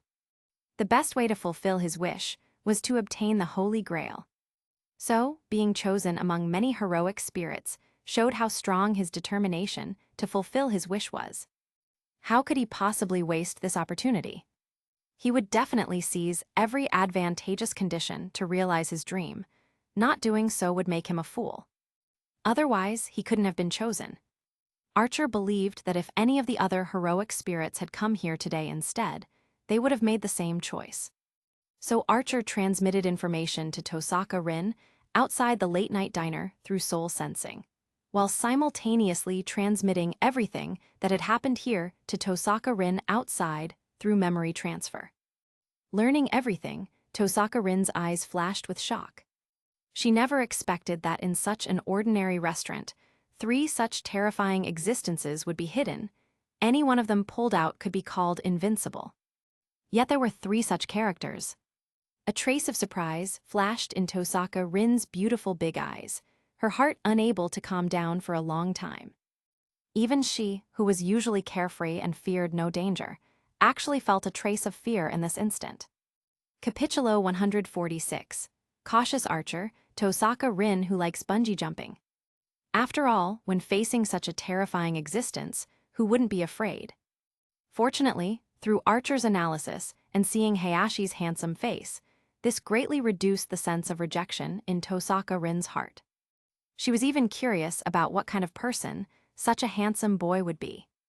Moreover, that refreshing aroma of delicious food that hit her was made by Hayashi, which made her admire him even more. If there was a boy who could cook, presumably any girl would be moved. No wonder there were so many girls around Hayashi. But Tosaka Rin wasn't that kind of casual girl. Although she really liked his cooking skills, regarding boys who had so many girls surrounding them, that didn't mean she would become one of them too. She had always looked down on such playboys. But it didn't matter, as long as she could invite Hayashi to become her assistant, that would be enough. If that didn't work, she could just stick to her original purpose and fill her stomach. Archer, come get me. Tosaka Rin transmitted through thought, then standing atop the 100-story building, she stepped forward into empty air, her entire body falling straight toward the ground. The speed was so fast it created violent wind sounds, even making her skirt rustle. Since this building had 100 floors, even falling from the highest point to the ground would take quite a while. At this time, inside the late-night diner, Hayashi watched this scene with surprise and delight. Indeed, this Tosaka Rin had the same personality as in the original. She really loved this kind of thrill of falling from great heights. But she didn't think about what would happen if he didn't let Archer go. Wouldn't she be smashed into a pile of meat paste?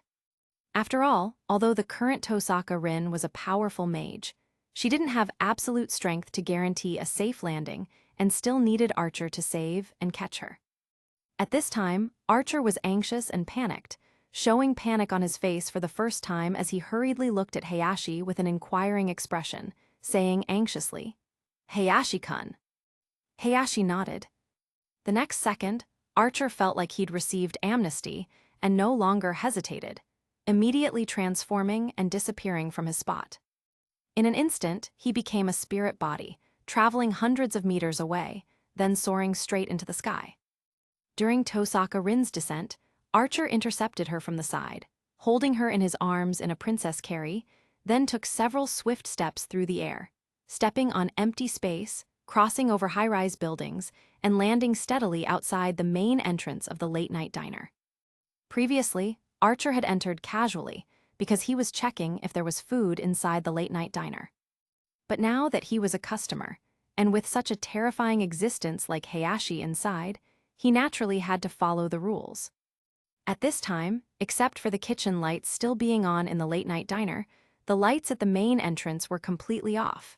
Even the sign above had dimmed, so standing at the restaurant entrance was like facing a pitch-black wall. Tosaka Rin's eyes showed a trace of curiosity as she looked at the restaurant before her. Suddenly, all the restaurant lights came on, simple yet beautiful. Especially the colors of the 4 characters, late-night diner, were colorful and brilliant. For the first time, joy appeared in Tosaka Rin's red eyes, and even her lips and expression unconsciously became happy. So beautiful. After she praised it, the main entrance of the restaurant slowly opened. Hayashi and the girls behind him walked out together. "Welcome, please come in. You are tonight's most special customers," Hayashi said with a smile. Then Archer looked at Hayashi, nodded, and stood behind Tosaka Rin. Seeing Hayashi up close, Tosaka Rin's eyes flashed with a different color, her pretty face turning slightly red. Up close, Tosaka Rin discovered that Hayashi was far more handsome than what Archer had transmitted to her in his memories. Especially Hayashi's cheerful smile and good looks directly struck her heart, making her momentarily lose focus. Thanks to Archer calling her name in her mind, she hurriedly came back to her senses. Tosaka Rin looked at Hayashi and smiled sweetly. "Hello, Hayashi-kun, I'm Tosaka Rin. Sorry for disturbing you tonight," Saying this, Tosaka Rin clasped her hands in front of her and leaned forward slightly. This was the highest etiquette specifically used by women descended from mage nobility, expressing her respect for Heihachi. The noble temperament that naturally flowed from Tosaka Rin's every move made Takanashi Tauka, Nakiri Irina, and Arado Hisako behind Heihachi all show surprised expressions. At the same time, they all harbored thick hostility toward this Tosaka Rin. There were already enough competitors, and now another one came, and she was so special too. Takanashi Tauka puffed up her cheeks in dissatisfaction and pouted. Those beautiful eyes stared intently at Heihachi. She wanted to see if Heihachi would be enchanted by this newly arrived little vixen. The hostile gazes of the three girls were naturally noticed by Tosaka Rin. However, she showed a sweet smile to the three girls, as if she completely didn't feel their hostility, with a very friendly attitude. Little did they know, at this time Tosaka Rin was already complaining crazily in her heart. Please, she was a mage, her life's goal was to win the Holy Grail War and fulfill her wish. She had no mind for these romantic entanglements. Although Heihachi was indeed very heart-stirring. However, she would absolutely never be with a playboy. Thinking this way, Tosaka Rin walked into the late-night diner under Heihachi's welcome. Archer behind her very tactfully chose to leave the scene. Not to mention that before he and Tosaka Rin came, this late-night diner only had Heihachi and a few girls. His sudden appearance as a man was obviously somewhat inappropriate. Most importantly, he was a spirit body and didn't need to eat, so staying here was obviously redundant. Moreover, now Tosaka Rin had basically walked into the tiger's den.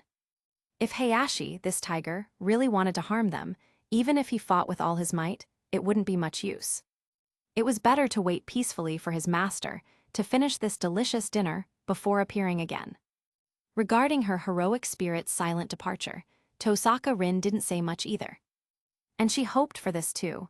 It was a good opportunity to build a good relationship with Heihachi.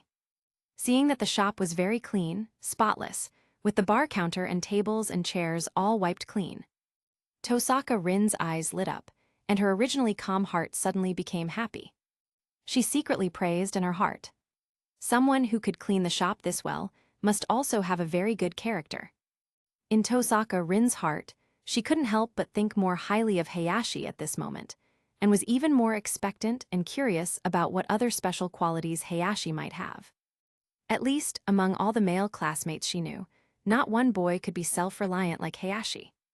As for the simplest task of cleaning, her male classmates were all casual and perfunctory, never taking it seriously. Capitulo 147.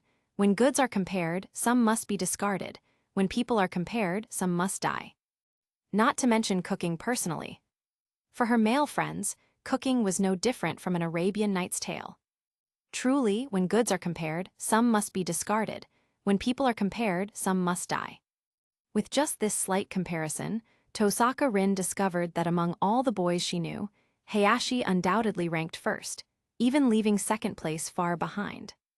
Just these ordinary, yet precious qualities alone could earn such high marks. For a moment, Tosaka Rin couldn't help but look at Heihachi a few more times, the corner of her mouth curving into a smile. Heihachi-kun, thank you for working overtime for me. After saying this, Tosaka Rin looked straight at Heihachi. The heart that had always been frozen couldn't help but start beating. It had to be said, Heihachi's looks were also outstanding. Looking at this handsome guy, Tosaka Rin felt her eyes brighten considerably, and her mood improved greatly. She even had the impulse to live at Heihachi's place. If she did that, her eyes would light up every morning when she woke up. After all, who doesn't like looking at handsome guys?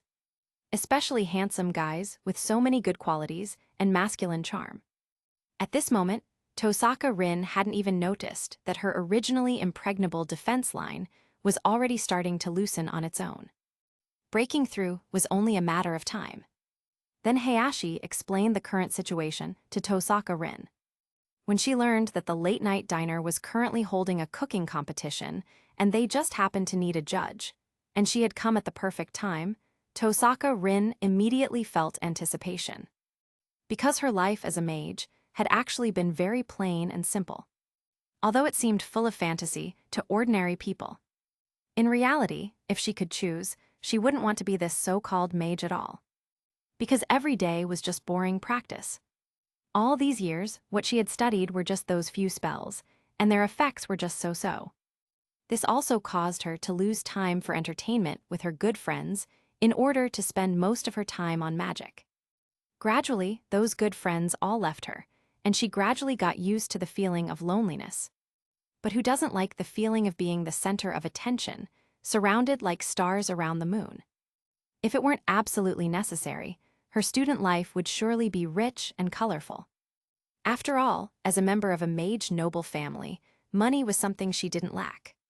So, if not for the so-called constraints of magical rules, her life would definitely be the kind of princess-like life that ordinary people would greatly envy.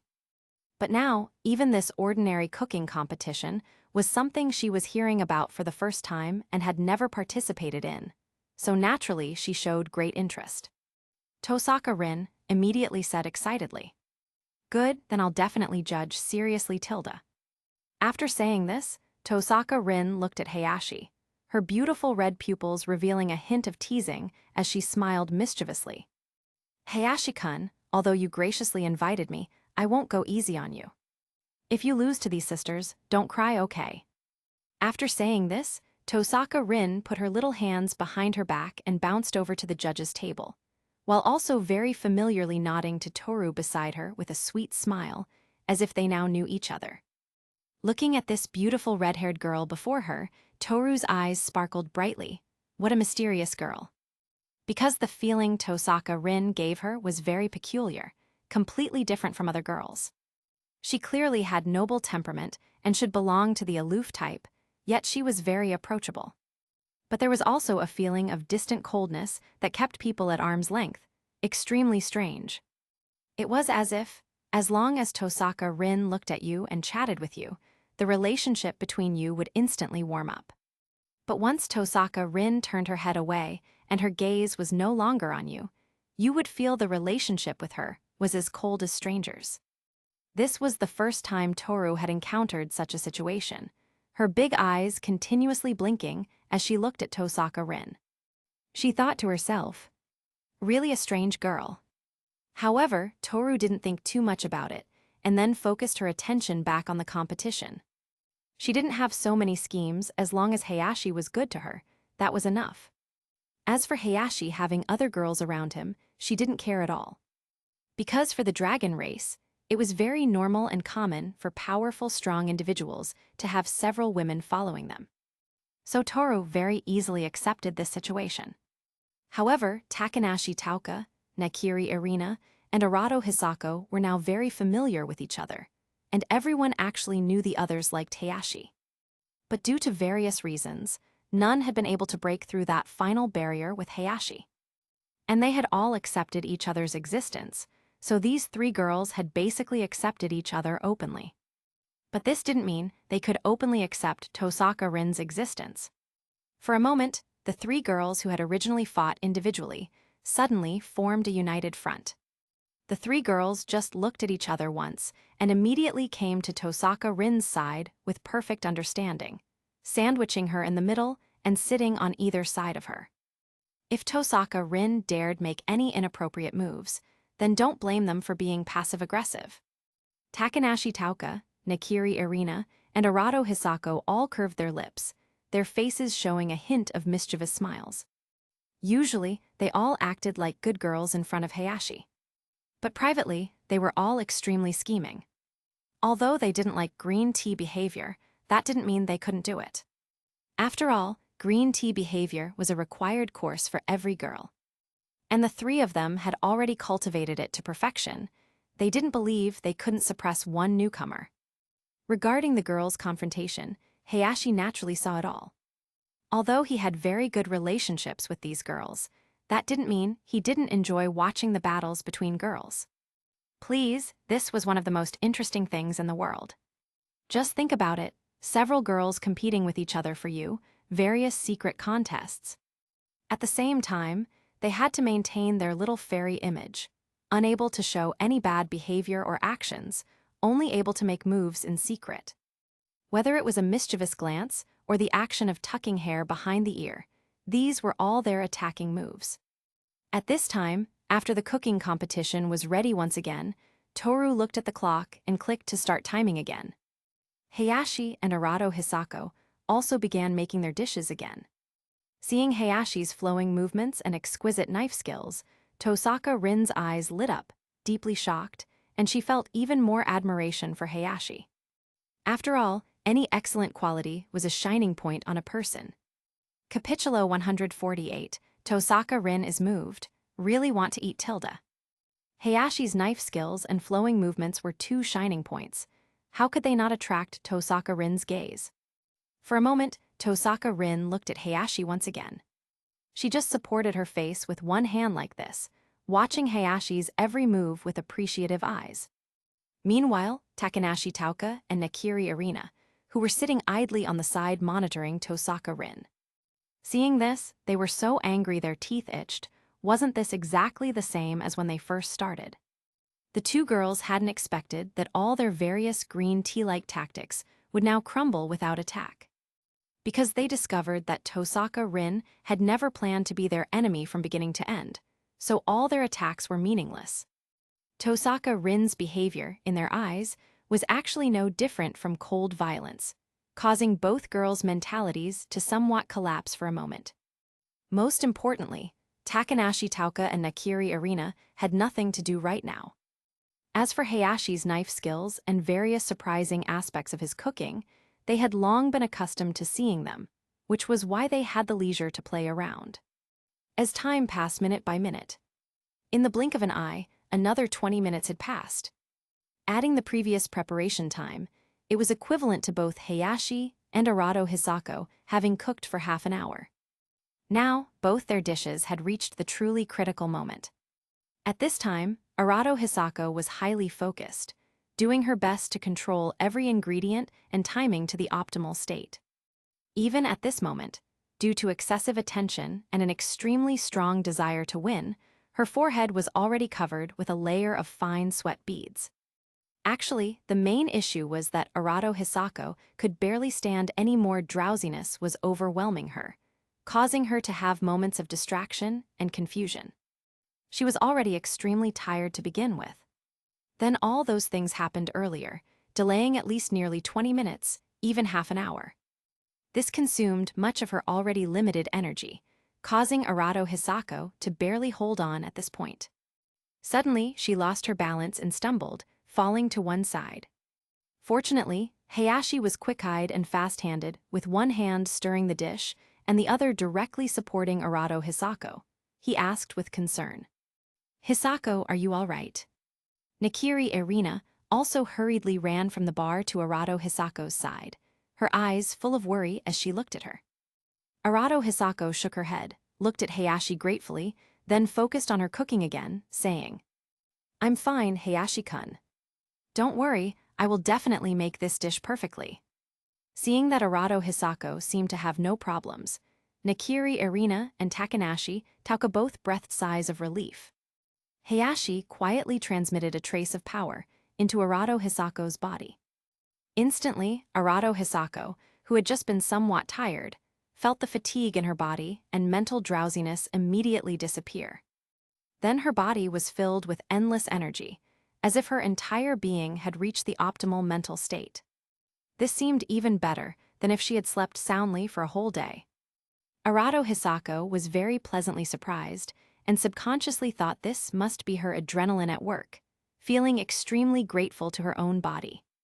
She hurriedly took advantage of this time to complete her dish. After all, such opportunities were rare. Perhaps this state could only last for a while, and it would be too regrettable to miss it. At this time, Tosaka Rin, watching from the side, was already so shocked she was speechless. Just now, when Arado Hisako suddenly stumbled and fell, the process was too fast. So fast that even she, as a mage, only had her eyes react, but her body couldn't keep up at all. You had to know, she usually trained her reaction abilities regularly. If not exceeding heroic spirits, exceeding ordinary people was definitely certain. Yet in that instant, Hayashi not only stirred his dish with one hand, but could also accurately support Arado Hisako with his other hand. This reaction speed and the coordination ability of using hands and feet simultaneously had far exceeded the scope of normal people, incredibly strong. Just achieving this point alone could already be called invincible.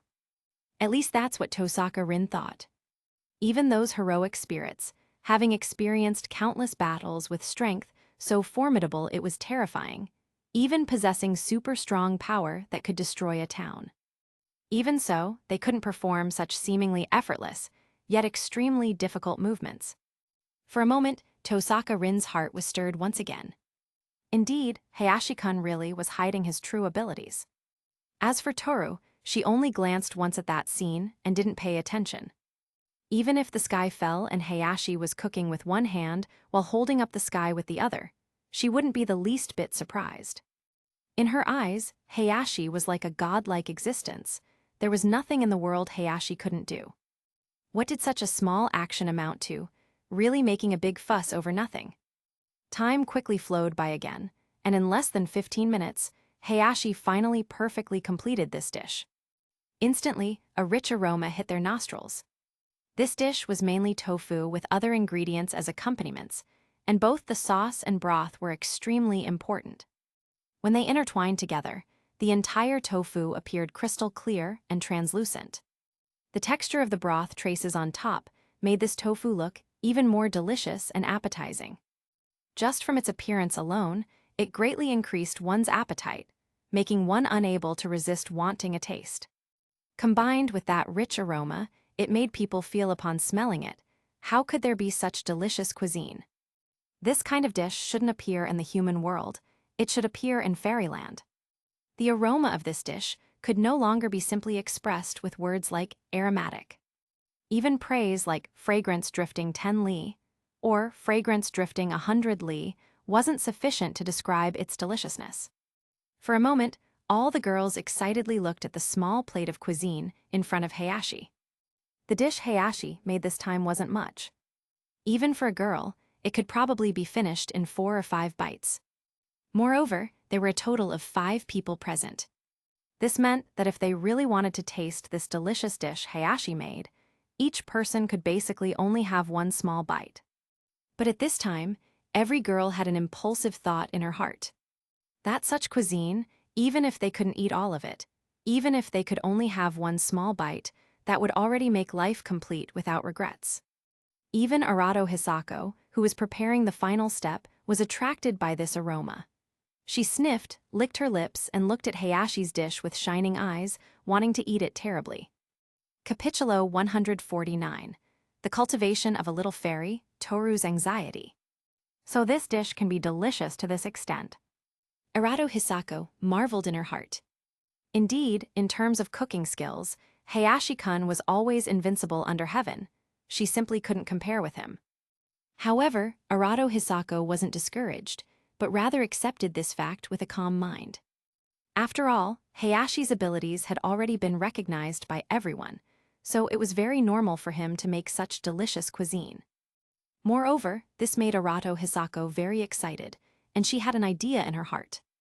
That is, once she invented more dishes in the future, when she felt they had reached the most perfect state. She would also have Hayashi personally make them once. Surely Hayashi would create even more amazing cuisine.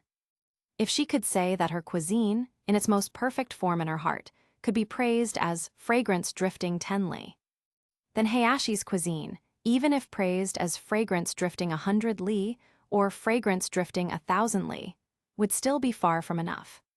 The deliciousness of Hayashi's cuisine had already surpassed hers by dozens or hundreds of times, leaving her far behind.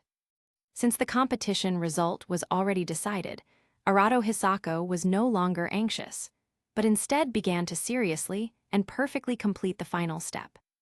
Then she carefully and very meticulously placed it on the plate, arranging it into an exquisite shape. Finally, she poured a spoonful of broth on top. Instantly, this hot spring egg tofu dish also appeared crystal clear and translucent, greatly stimulating the appetite. Tosaka Rin, sitting at the judge's table, couldn't help but sigh in her heart. Was this really an ordinary restaurant? Why would the chef's skills be so superb? as a noble, although she didn't have much time to enjoy life. Usually, the delicious food she tasted was all made by the most top-tier chefs. But compared to the cuisine in front of Hayashi and Arado Hisako, those simply couldn't compare. Such an excellent chef could already be called the world's #1 chef in Tosaka Rin's heart. Yet such an amazing chef actually opened a late-night diner that operated during the night. Shouldn't he open a big restaurant and operate around the clock? That way, the business would definitely be so popular that it would attract people from all over the world, which wouldn't be surprising. But Hayashi chose to open late at night, when almost no one was out. Even if he opened during the time after everyone got off work, Tosaka Rin could understand. But he chose to open when almost no one was out. Eating at this time could barely even be called a late-night snack. At this time, Toru had been holding the timer in her hand, time flowing second by second, until the 1-hour time limit finally arrived. She immediately clicked pause and turned back to shout, "Time's up." At this moment, Arado Hisako had just poured the last spoonful of sauce on top, with all processes perfectly completed. Arado Hisako smiled sweetly, happy that she could make a perfect dish. Although she knew she would definitely lose this competition, as a chef, what was most worthy of pride was being able to meet her psychological expectations or even exceed her goals. This meant she had made progress. Especially this time, under such tense circumstances with such poor mental state. She had actually been able to perfectly complete this dish, smoothly solving the two most difficult problems without a single error. Completing the entire tofu dish and making it emit a refreshing aroma. Arado Hisako was already very satisfied with this in her heart. Then Arado Hisako looked at Hayashi, smiled confidently, and said with eyes full of fighting spirit, "Hayashi-kun, mine is also finished. Hee, I'm really happy to have such an intense competition with you. Although I will definitely lose, I still hope there will be more opportunities to compete with you in the future." Hearing this, Hayashi naturally smiled and nodded. "Of course, no problem, whenever you want, anytime." Arado Hisako's eyes lit up, feeling warm in her heart. Tilda indeed, Hayashi-kun is really so good. The best boy in the world must definitely be Hayashi-kun. Arado Hisako looked at Hayashi with infatuated eyes, her heart completely captured by him. Seeing Arado Hisako falling into a state of love, Toru and the other girls naturally saw it. At this time, Toru clapped her hands, attracting both their attention, and said, all right, the competition ends here. Now, let's begin evaluating these two delicious dishes." Toru directly awakened Arado Hisako from her reverie. It wasn't that she was jealous. She was really afraid that continuing like this would waste even more time. Please, even though she was a dragon, she was getting sleepy too, okay? Moreover, the other girls were also having trouble holding on. The sooner they finished, the sooner they could sleep. Then Toru licked her lips, her gaze fixed intently on the dish Hayashi had made. To be honest, Hayashi's hot spring egg tofu dish was top tier in every aspect: name, appearance, and aroma. That fragrance made people feel an irresistible impulse just from smelling it.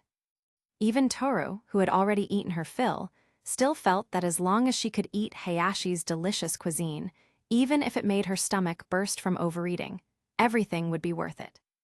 Even Kana, who was sleeping in the second-floor room at this moment, was attracted by this aroma. She sniffed and showed a blissful expression. Then she fell back into deep sleep, her little mouth still smacking as if tasting something delicious. Takanashi Rika beside her was in a similar situation. As the new customer, Tosaka Rin was extremely excited inside. She had never thought that she would be so attracted to a dish that she could barely contain herself. If not for her noble upbringing and being a little fairy who absolutely couldn't engage in embarrassing behavior. She really wanted to snatch Hayashi's dish and enjoy it all by herself. Hayashi was really something. Since he could make it so delicious, why didn't he make several portions? Making just one portion was really too frustrating. Actually, this couldn't be blamed on Hayashi. After all, when he made this dish, the main ingredient was tofu. Under normal circumstances, tofu came in blocks. The tofu Hayashi chose was a very refined variety, not the common type. All the ingredients in Hayashi's shop were extremely expensive. Even this block of tofu was carefully selected. Without adding any seasonings, just eating one bite would intoxicate people. Moreover, with Hayashi's superb cooking skills, he had brought out its flavor to the extreme. So Tosaka Rin, having such an excited reaction, was understandable. Regarding the competition rules, Tosaka Rin was already very clear. The first point was appearance scoring, the second was personal tasting. Unfortunately, in the dish Hayashi made, there was only one block of tofu in total, and she would have to share it with the other girls, obviously not enough to fill her stomach. Ongoing. This audiobook is in progress and stopped at chapter 149. Xuanhuan members can request an update in the following update request post or by sending me a message.